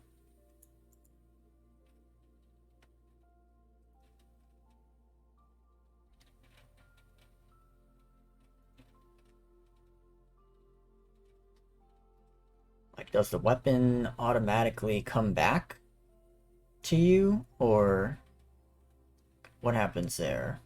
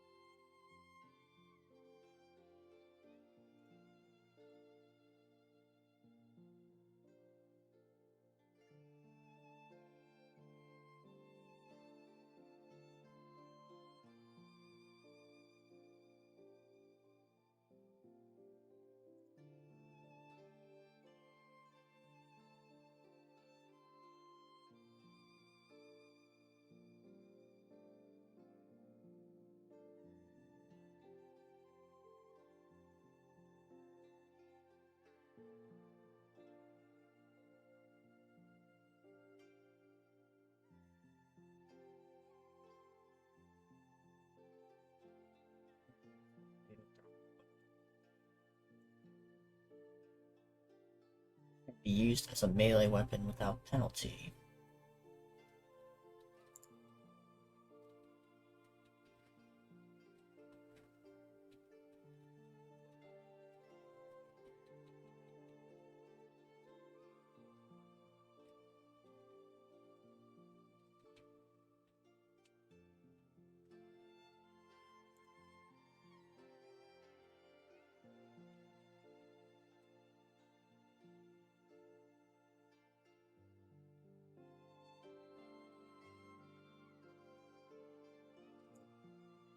Okay, I see.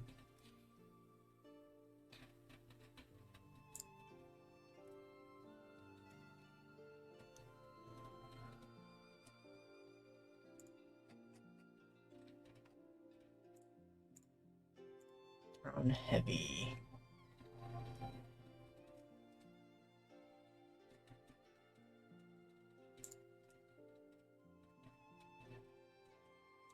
Okay, what is the main...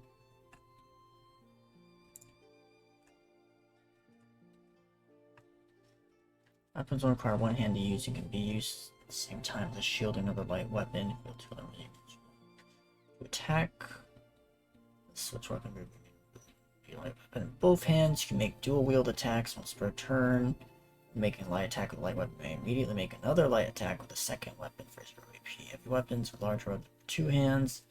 Carry a single hand, but you must use both hands to attack with them. Making an attack or using abilities. Home weapon. If you make heavy attack with a heavy melee weapon, you deal d8 damage instead of 2d6. Oh wait, so how much... So if you use a heavy weapon to make a light attack, how much damage is it dealing?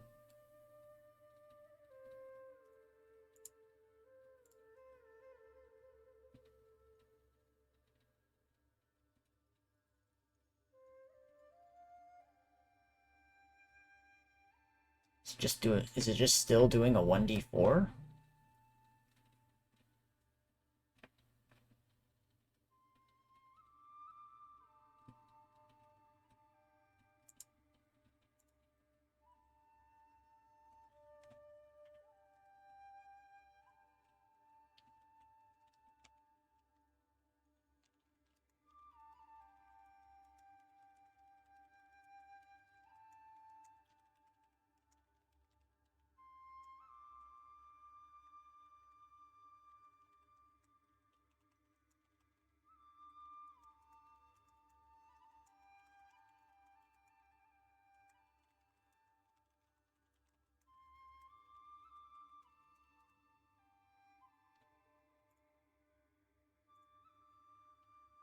Hmm.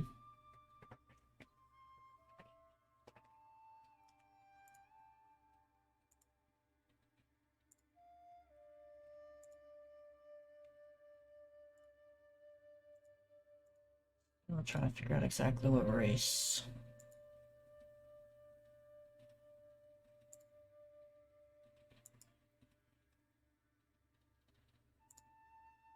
Getting Aeromancer would take a while.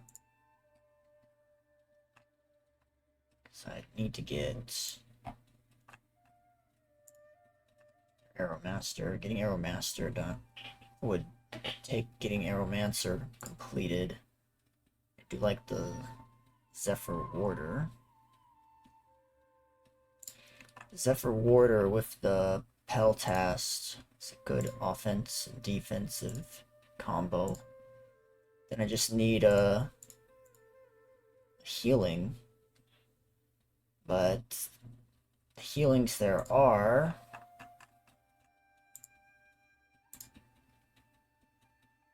that would fit. Doesn't seem to be much. That many.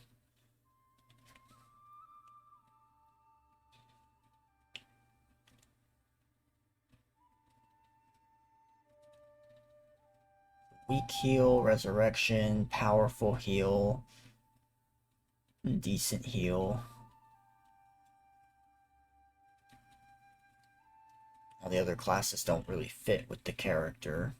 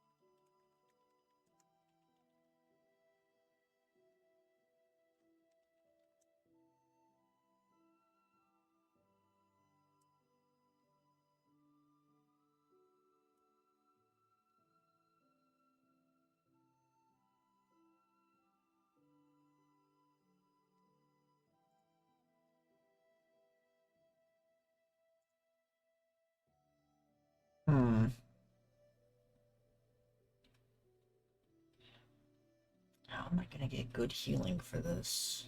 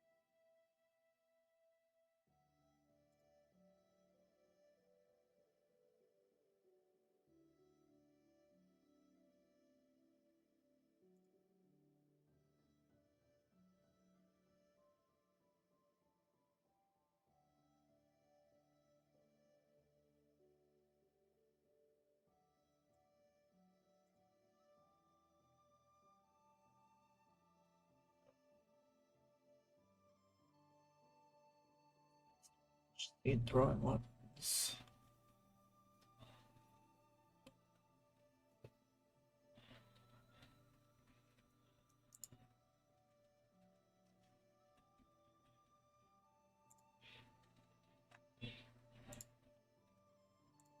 That any class master part.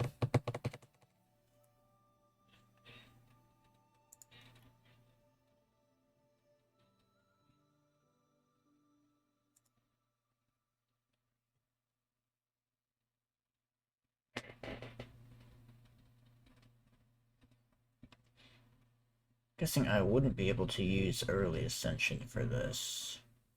It's got a secondary requirement.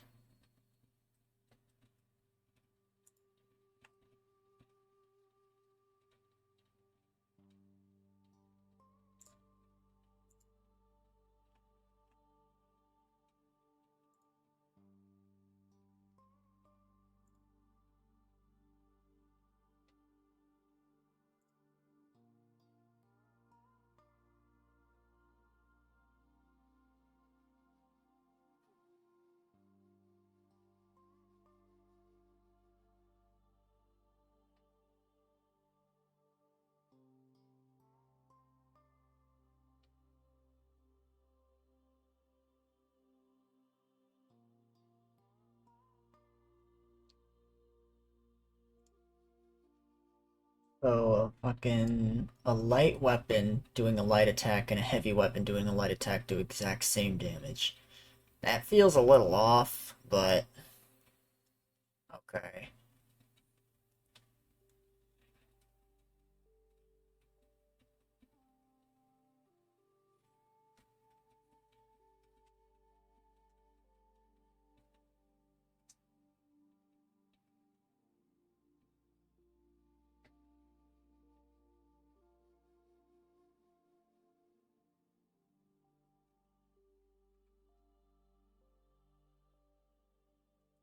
I think, do I want a heavy thrown weapon or light thrown weapons?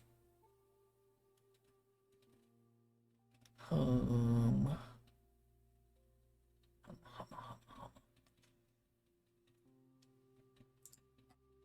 about.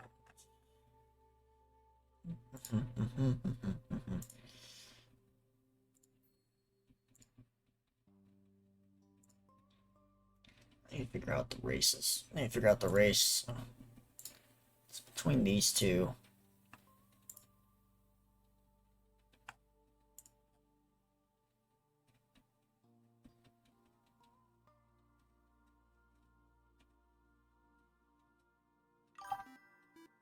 What?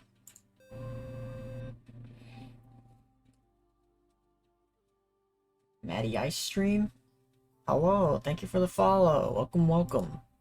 What's up?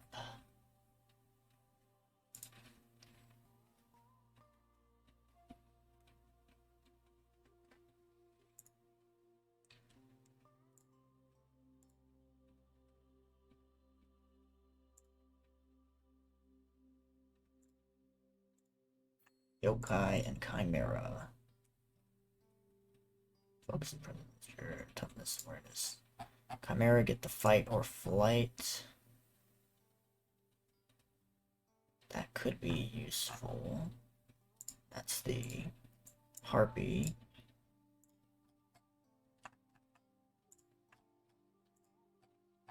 Yokai get the spiritual sync.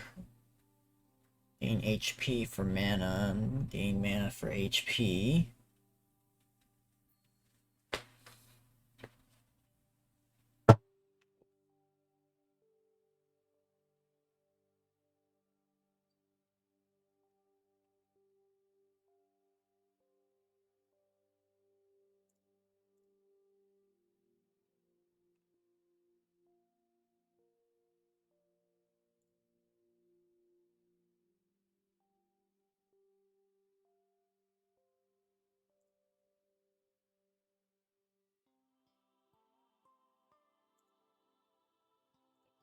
I think the fight or flight ability is more useful.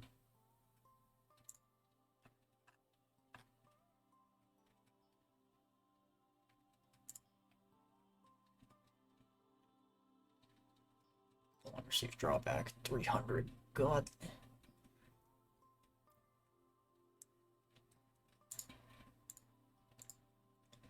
The Wind Mastery requirement.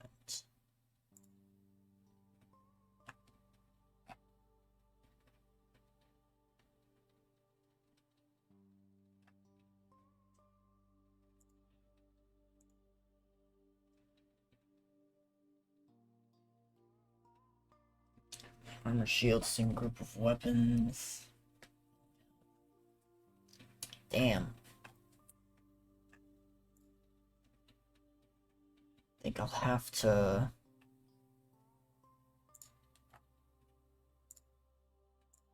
I'll only be able to get Acolyte and start a Pel test. I think. Is power, toughness. Ugh.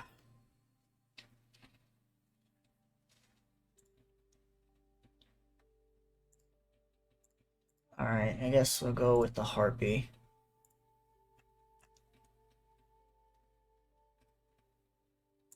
Chimera Harpy.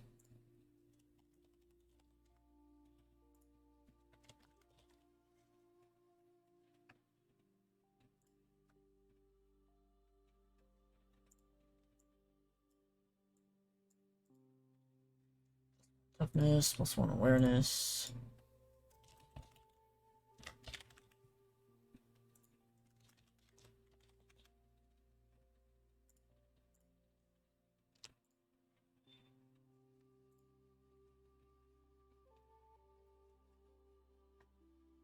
Special dialect of your subrace.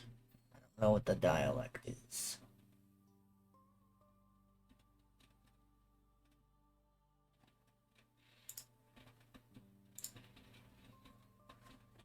Magic, survival, animal husbandry, perception, insight, linguistics, or artifice.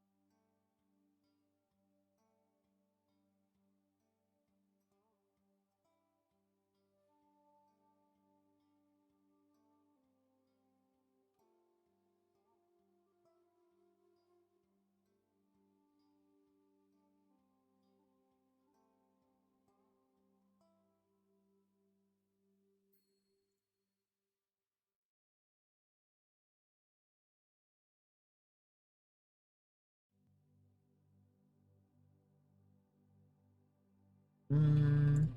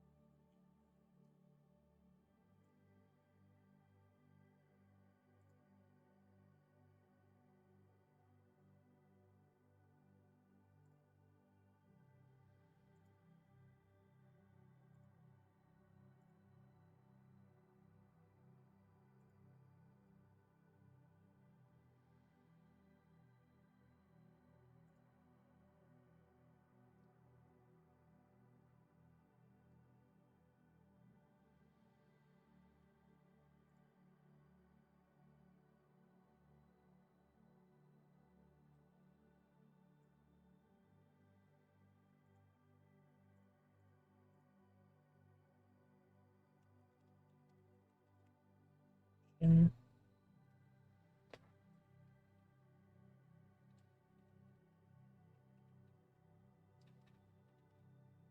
I've got 5 more points to spend on whatever.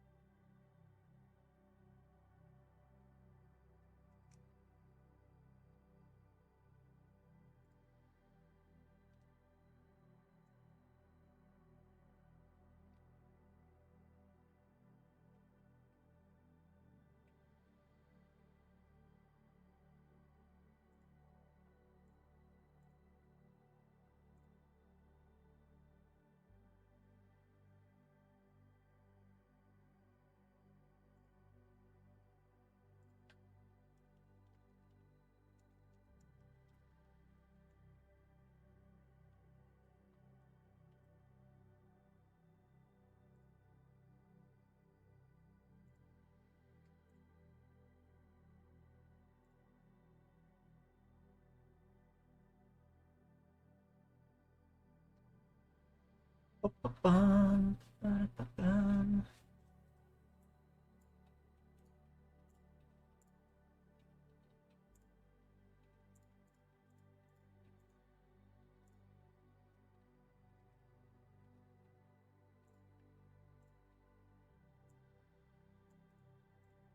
Speak Chimera, 300.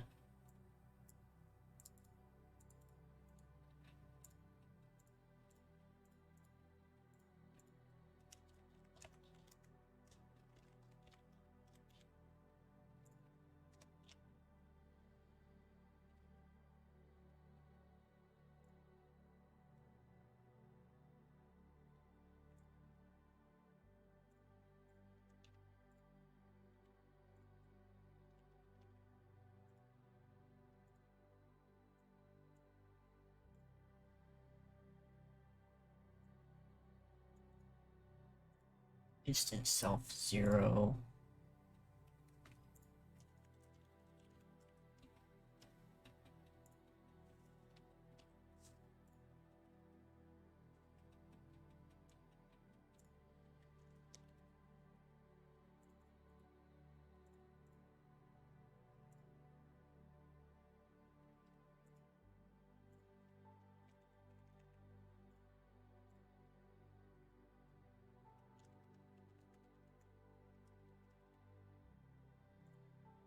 Oh wait, fight. Or flight. Fight and flight.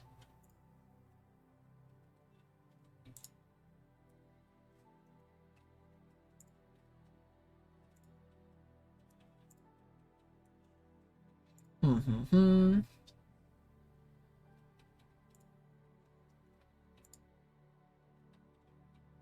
B. They got flight. Range self 0 AP.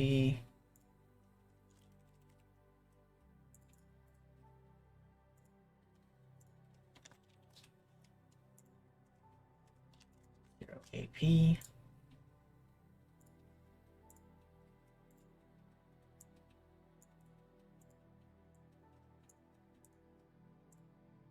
Swallow acrobatics.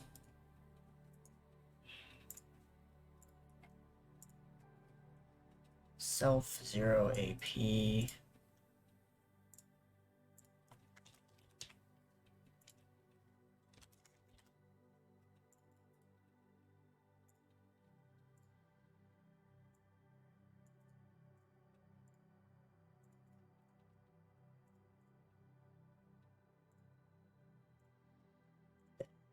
Burst. Lock on spell wind.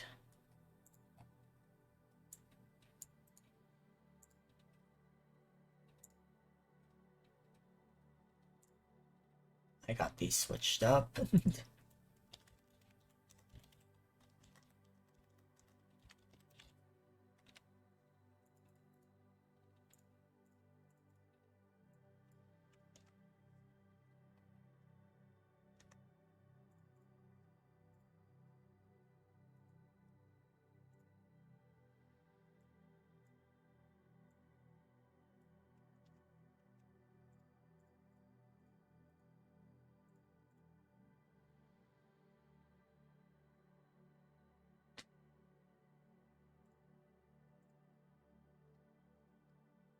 Spell wind 720 feet. Target must be flying.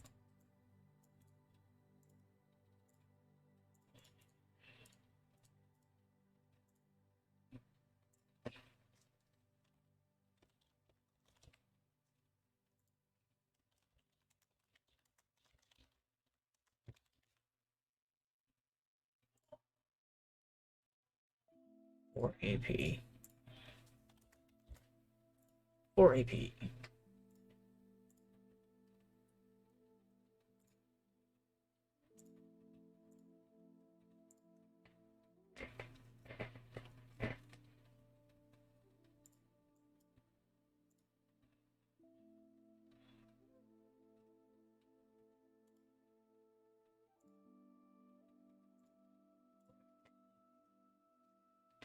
Guess I'll go with light.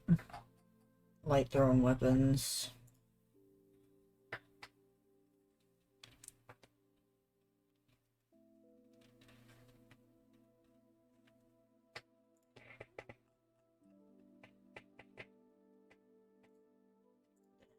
And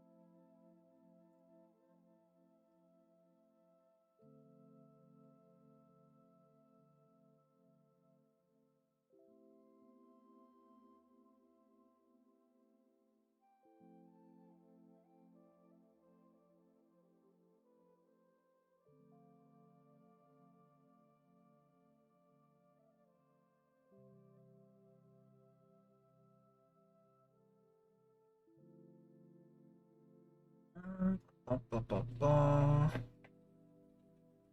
5 points something.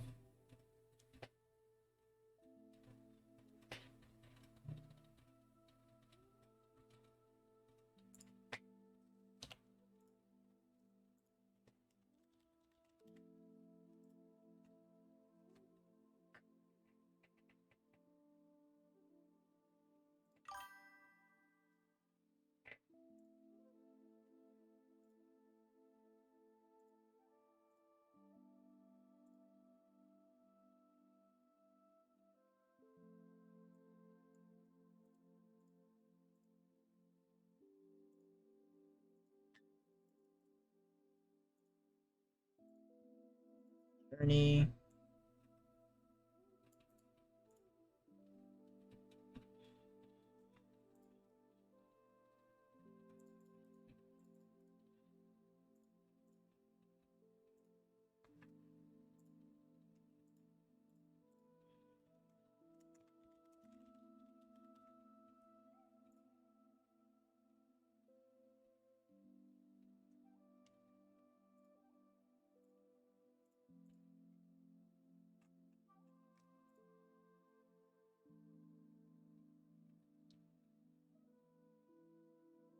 On the presence, power or toughness.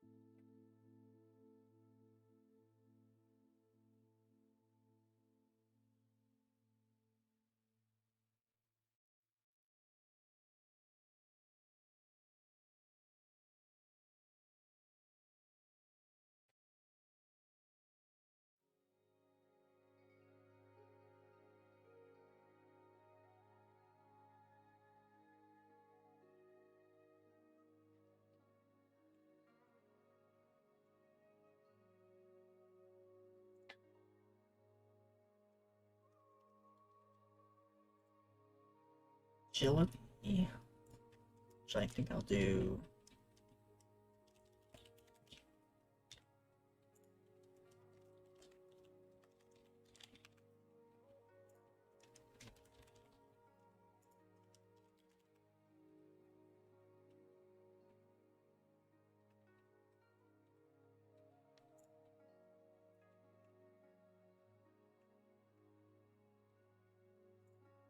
Turn this toughness into a 5.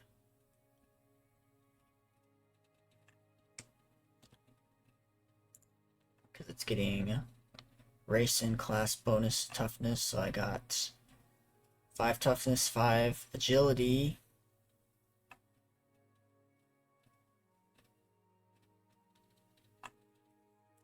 Right?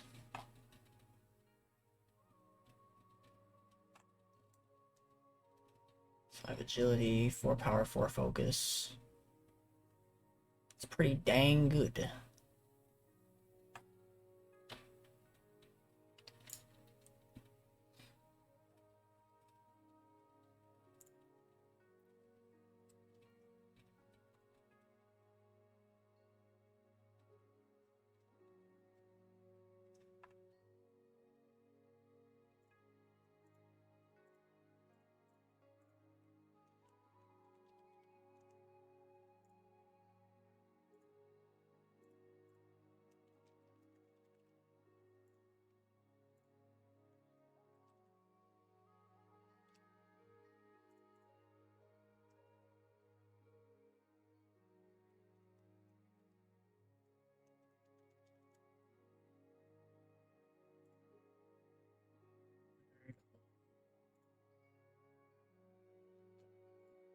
Four.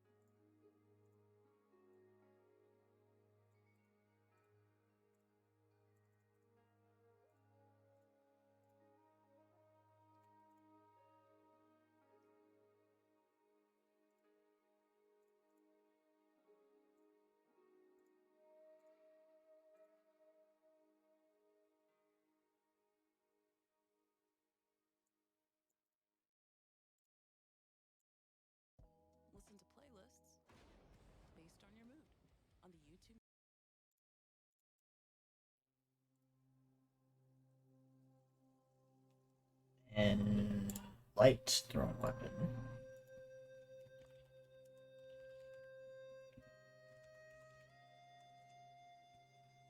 I forgot what they were called. They had a specific name.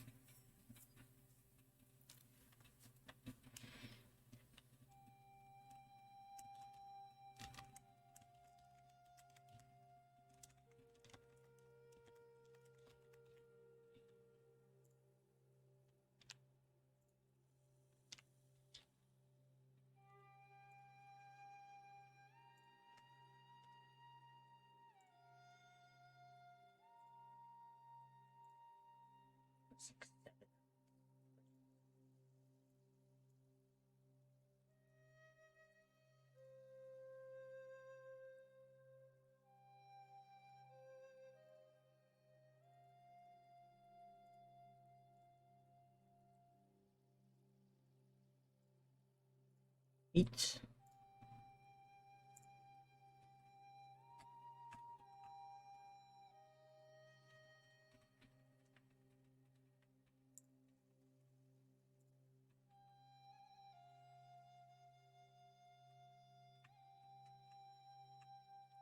Other abilities.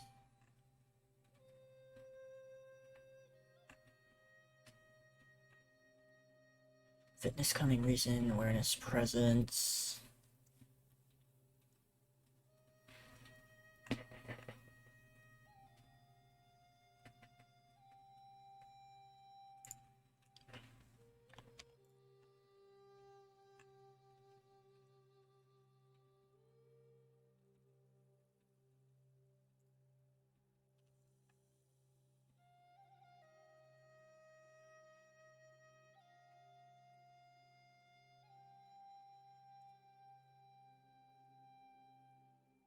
Three, two, and two.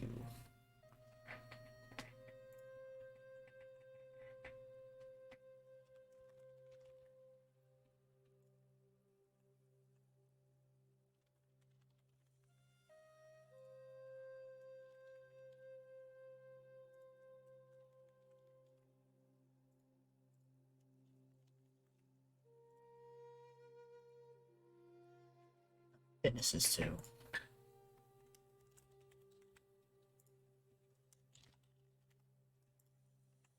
There we go.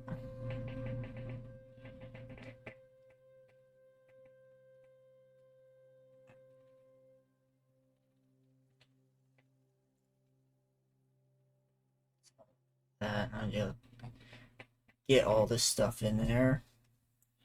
Healing spell, touch, 3 MP, 2 AP.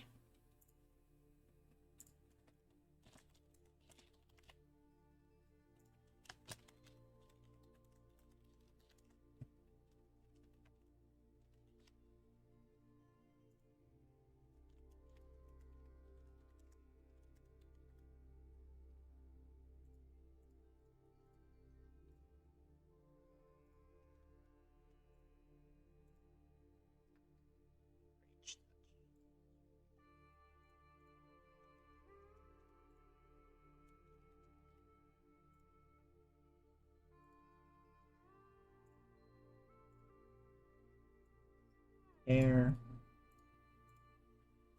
Counter conclusion healing.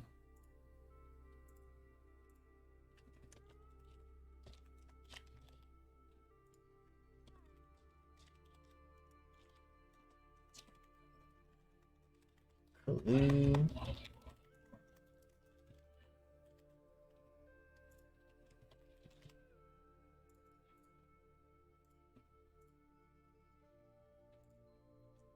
G.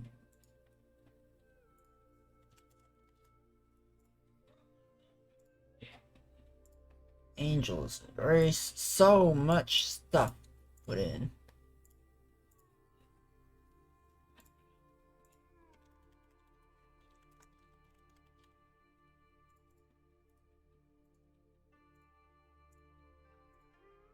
One RP.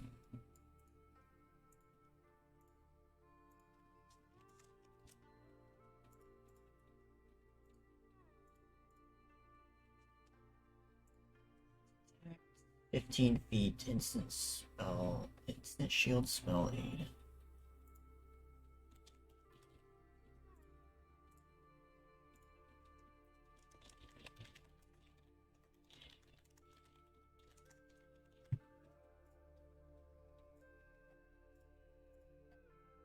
Sanctuary.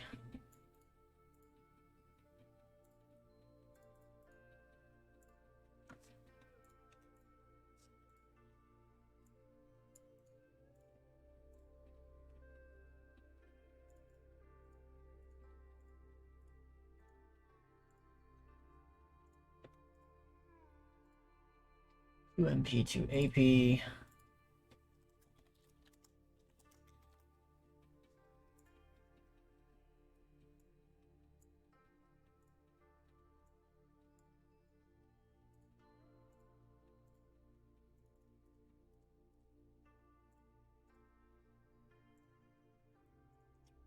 Concentration miracle spell upkeep.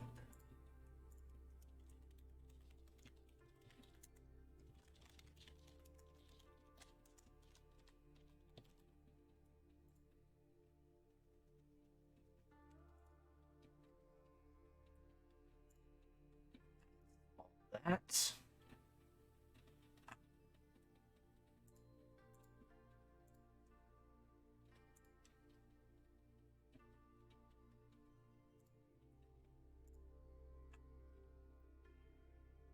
$2,300 spent.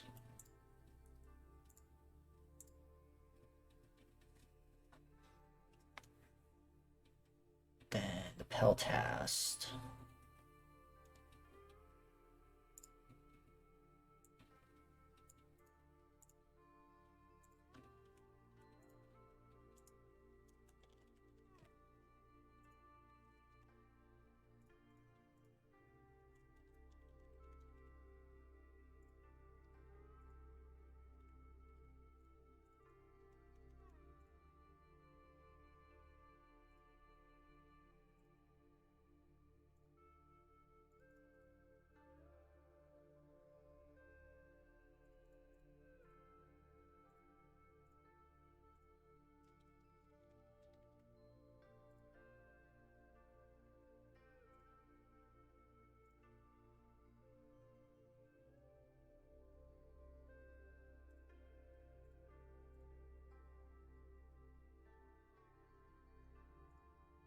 I think that's everything for now. If I need more equipment, then I'll get it whenever.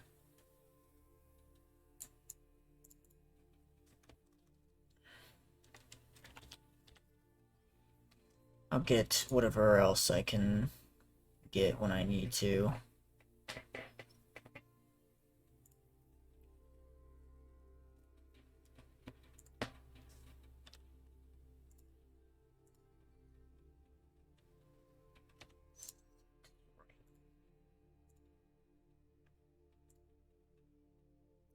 One guard, plus 2 block. Yeah. So I got a decent overall evasion, dodge, guard and block. Full acolyte for healing and just the very start of Peltast, so my thrown weapons will come back to me at the least.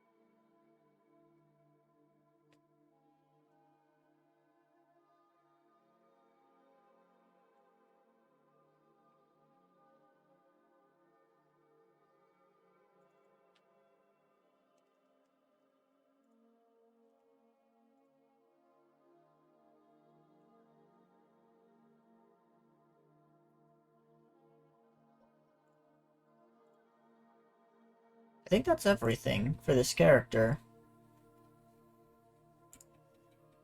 We'll likely take a few adventures to get more of the Peltas stuff, though it's gonna take a while to even get to the wind-related abilities later. That'll be the whole next class, the Zephyr Warden, Zephyr Warder. 12? Well, I did my 2 characters. Could probably make one more. Just think of which one to make.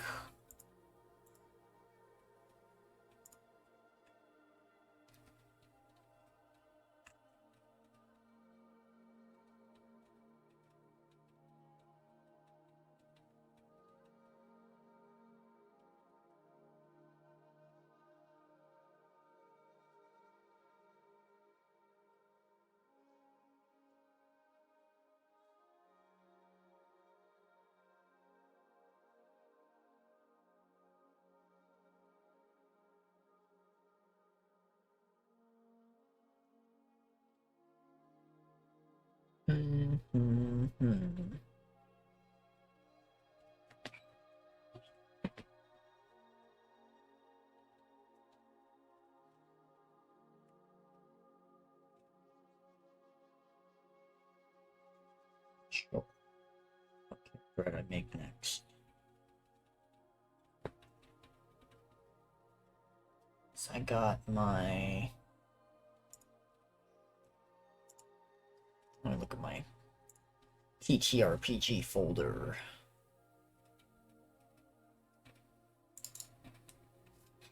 I got Half-Elf, Drow, Mystic Thurge, no, Holy Monk, a Holy Punchy Monk, Ironheart Siblings. There's no dwarves, can't really make that. There's the Rabbit Folk Spear Wielder. Would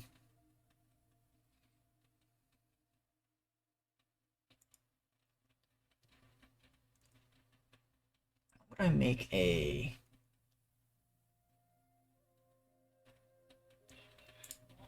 How exactly would I make an Arcane Divine Spellcaster? Arcane Divine Warcaster?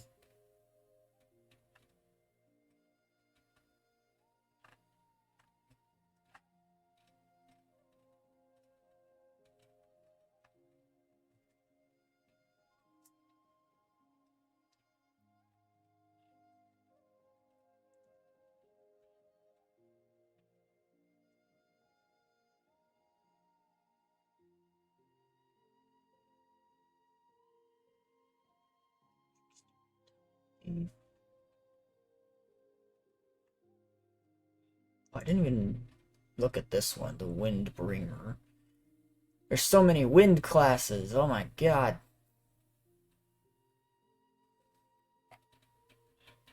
Speeds up allies and hampers enemies. This focuses on movement. Its tail increase their initiative and boost their movement speed. Start far away from the enemy and have many melee focused fighters in the party. Need more movement speed, activate Galewind Aura.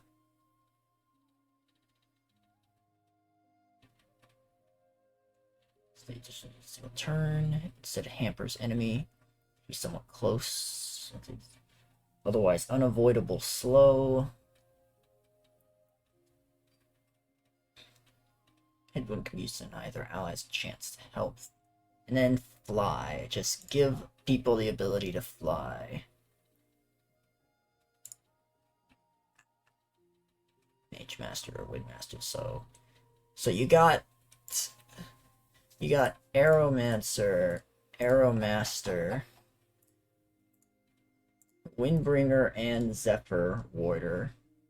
Is there any other wind focused classes here?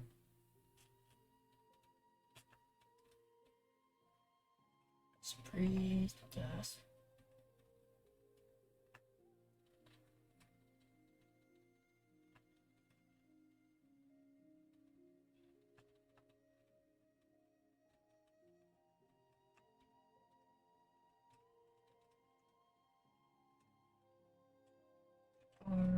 Style. Arch Sage, Edge-Blooded.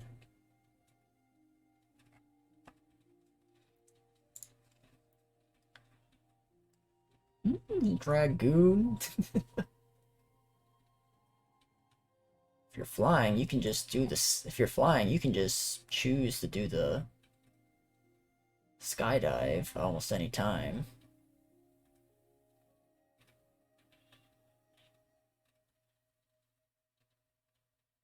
You attack against and deal additional point of damage for every 10 feet you fell before making the attack up to 10 extra damage. That's crazy.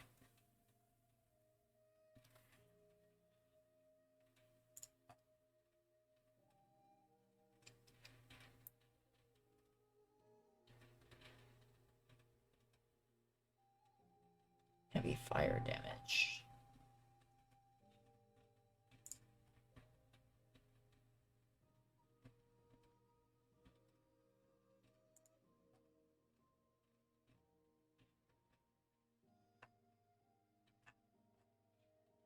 I'll probably make a Dragoon focus class at some point. I like the stuff the class can do.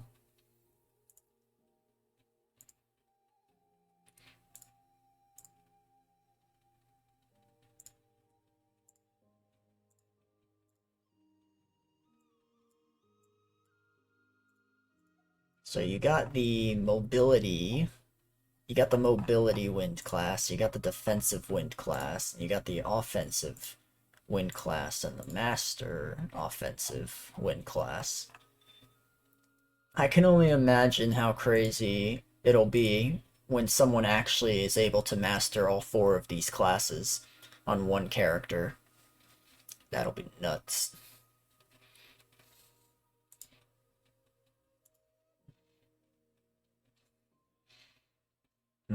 Something to think about for another time, though, I think. I think I am going to end it here for now. There's a chance I might try and stream again and make some more characters tomorrow, maybe, or Monday or Tuesday, likely, my free days.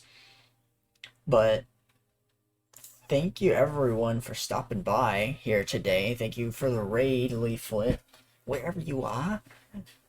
I really appreciate it, and I do look forward to doing more in the Lyrian Chronicles stuff once I learn a bit more. I might even try to get my Pathfinder. I might even try to DM for my Pathfinder group, see how they like it, see how quickly they will break your system, because they do that in Pathfinder all the time.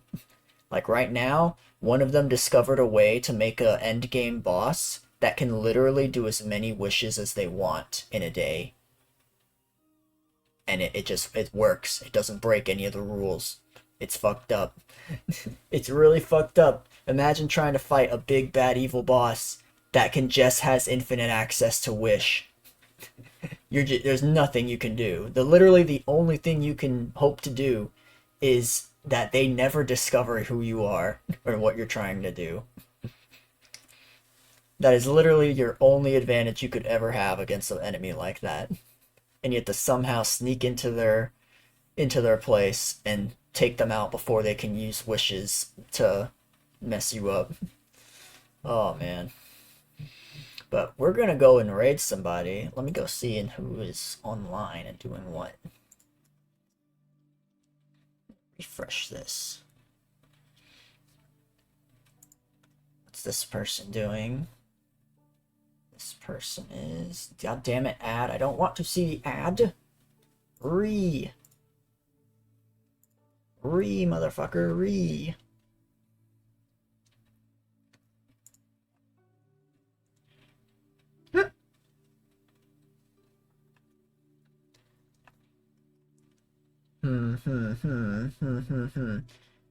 Okay, you know what? We're gonna go and raid my model mama. We're gonna go raid the person that made this Vroid model for me a few years ago. They made it before the really big Vroid update, and as you can see, it's got really damn good quality despite not having used the big update, because they're really damn good at their job. They're good at art. They make 3D live. They make live 2D models and stuff, and you're definitely worth checking out. And if you got like stuff, if you got like models and stuff you want to have made really nice, Celeron.